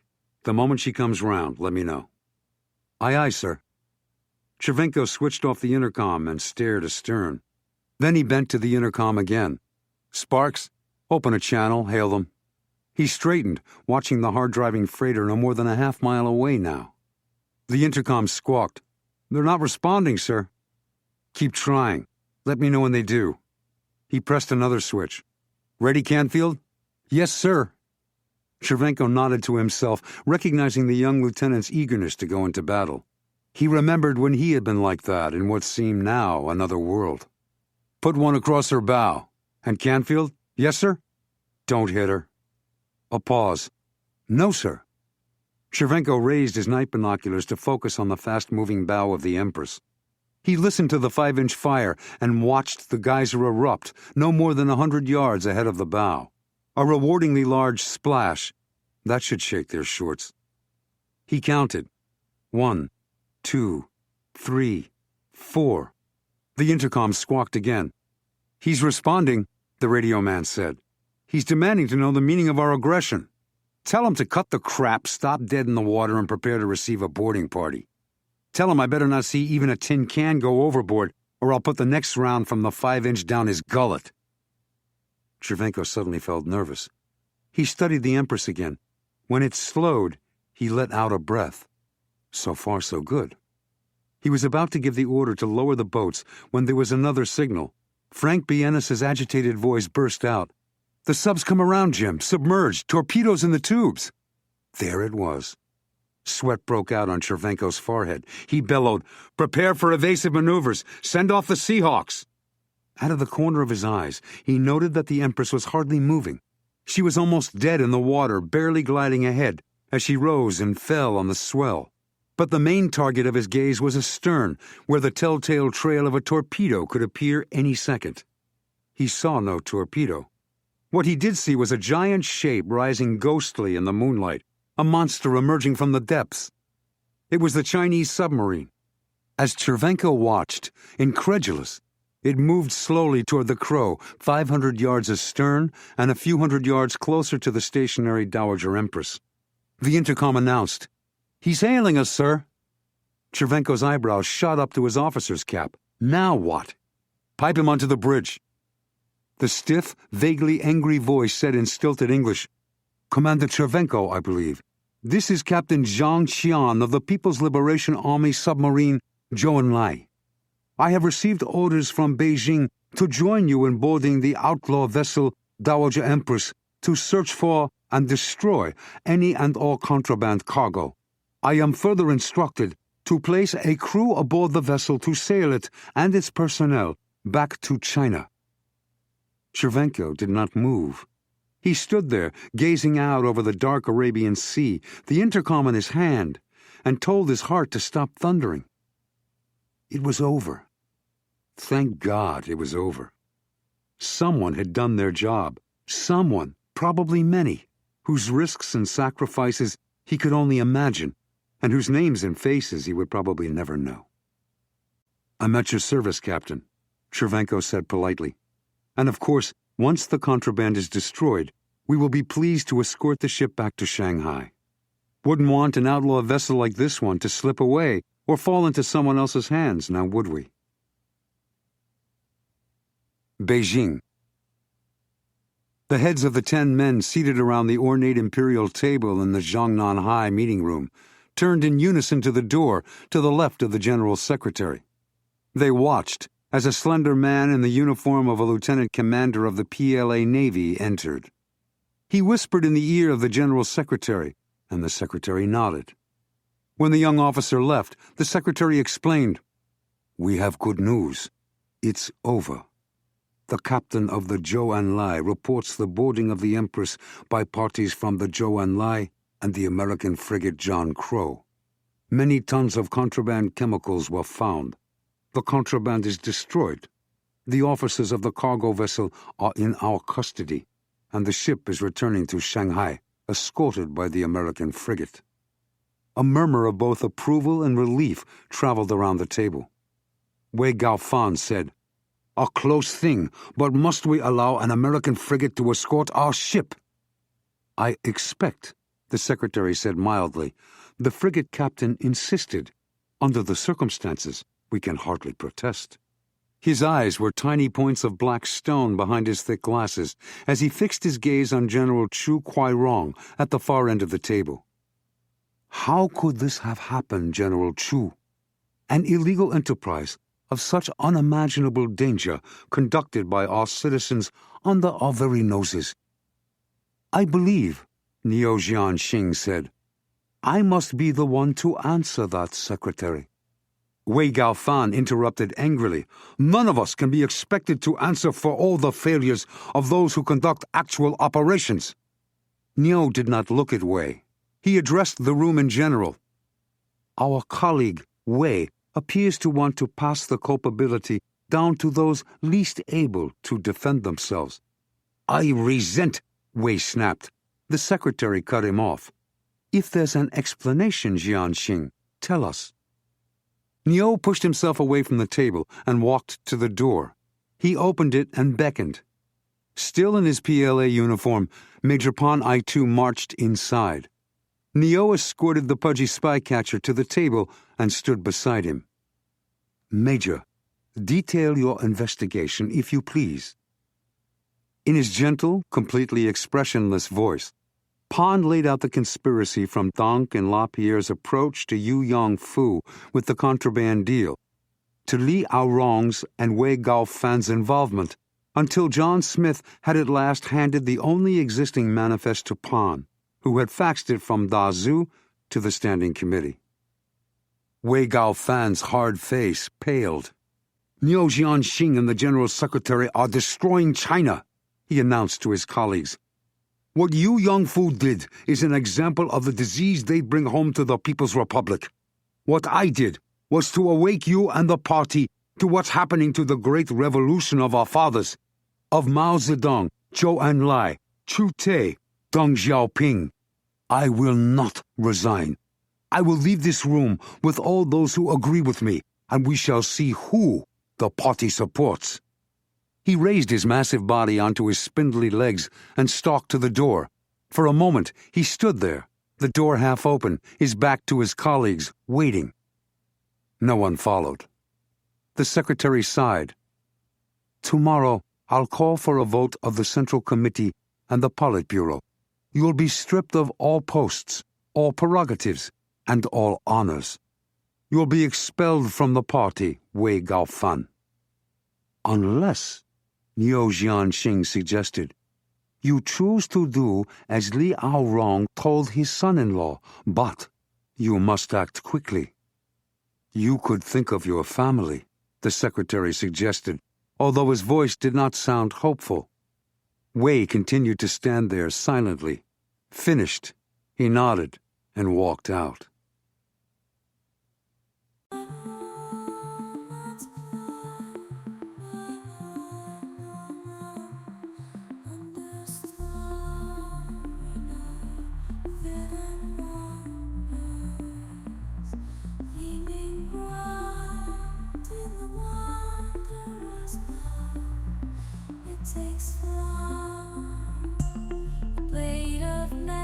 Steadfast and keen,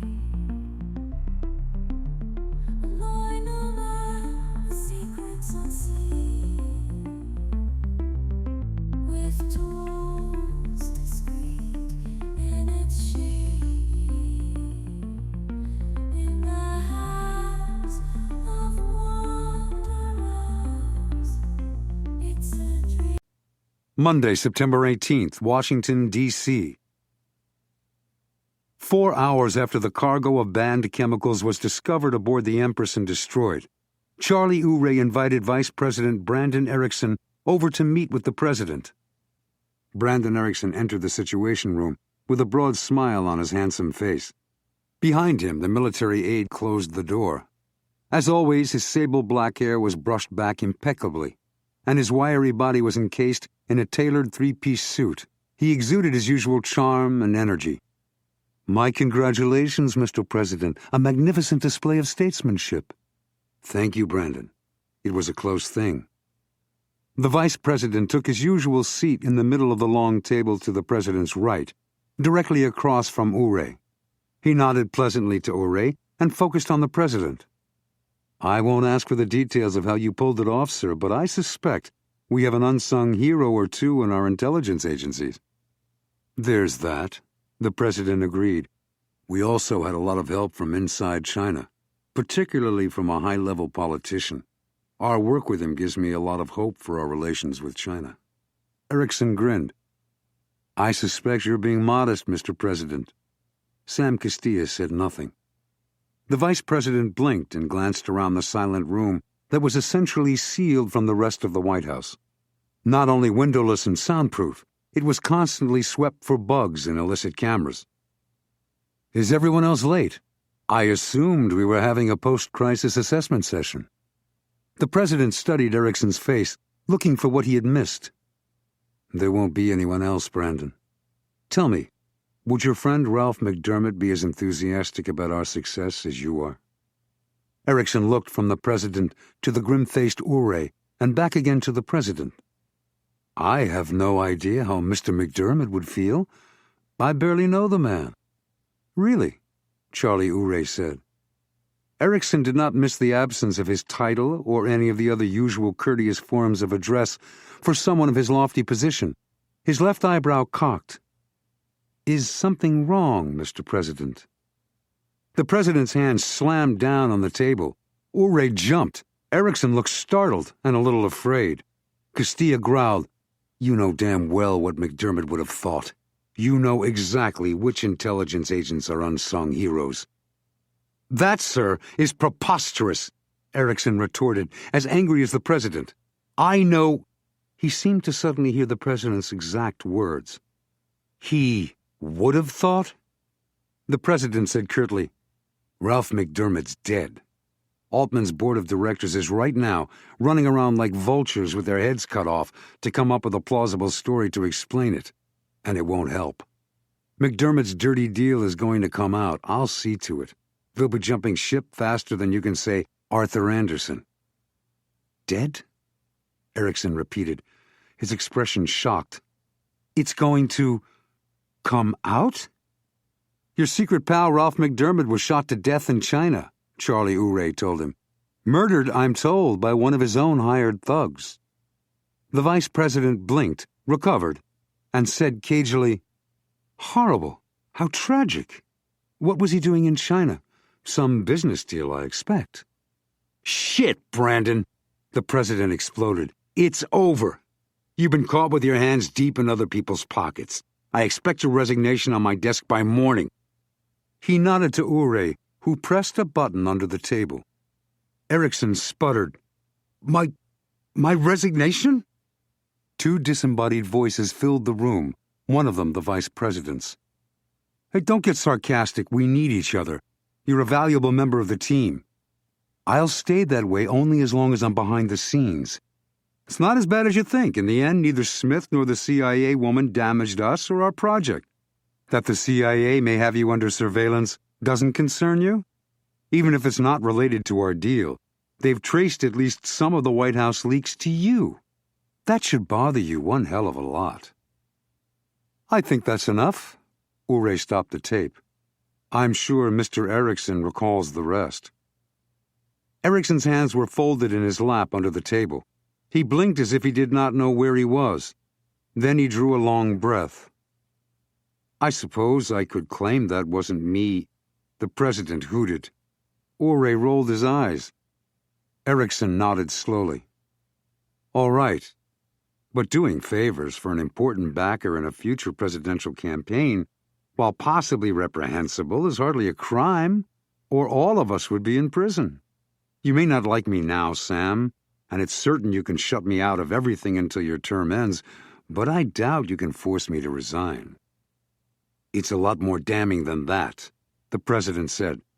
"If you recall the entire tape, made by the CIA, incidentally, you'll realize you implicated yourself in an attempt to cause an armed conflict with China, in which American military personnel would no doubt have been killed. You also helped to ship illegal contraband. I believe some, if not all of that, skirts treason. It may be treason.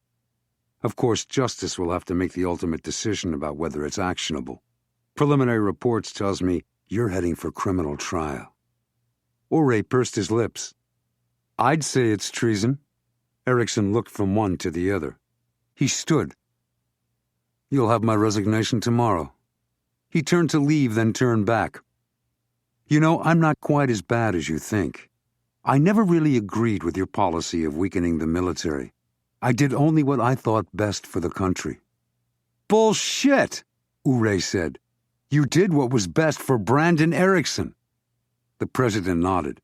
"And along the way, you lost your benefactor, too. If the Altman group survives, no one there will ever put you in their Rolodex again. You don't fit the profile. In your case, mixing business and politics almost caused a war. That can really hurt a bottom line." Tuesday, September 19th, Vandenberg Air Force Base, California. The morning was warm and hazy with sunshine as the Air Force jets swept in over the Pacific. From a window, John studied the Channel Islands, ringed with tendrils of fog, and the rugged coast with its white sands and dramatic cliffs. The highly secure base extended over nearly 100,000 acres of manzanita and rocket launch pads, pampas grass and missile silos, on the wide shelf that jutted into the glistening ocean. The three smiled at one another as the jet touched down and sped along the runway. They were dressed in casual trousers and shirts supplied by the U.S. Embassy in Beijing. David Thayer had been surprised by plastic zippers, which he had never seen. Velcro fascinated him. He had ripped open and closed the Velcro straps that fastened his new athletic shoes several times. The events of the past week remained very fresh, raw, in John's mind. That would not change for a long time. When he returned to Fort Detrick, he would write a full report for Fred. That often helped. John had noticed that Randy had been studying the president's father from the time she first met him. At last, as the jet rolled to a stop, she asked, "Aren't you bitter, Dr. Thayer? They stole your life. Doesn't that make you even a little bitter?"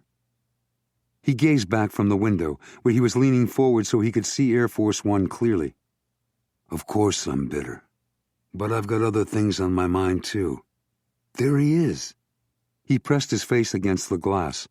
"I see him. My son. There's my daughter-in-law. There are my grandchildren. I can't believe it. They all came. They all came to see me." His body trembled with excitement. The jet stopped, and David Thayer unsnapped his belt and headed for the door. John and Randy did not move. As he waited for the stairway to be rolled up and the co-pilot to unlock the door, he turned and came back. There were pink spots on his sunken cheeks. His eyes sparkled. He shook their hands, thanking them again. I hope you can understand, Ms. Russell. He patted the top of her hand as he continued to hold it. He glanced back occasionally, eager for the door to open. I never would have survived if I'd allowed myself to be full of hate every second. There were a few good things among the bad. For instance, I learned the price for hubris was humility, and I learned I didn't have all the answers.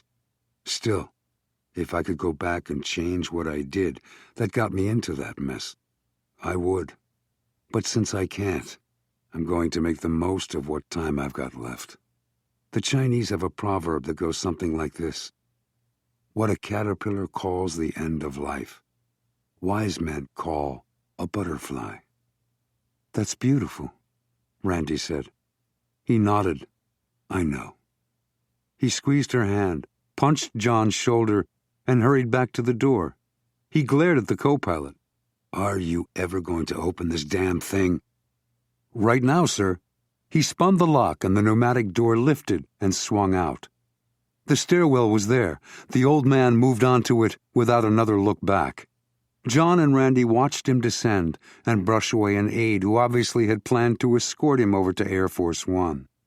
The president, his wife, son, and daughter were waiting in its shade.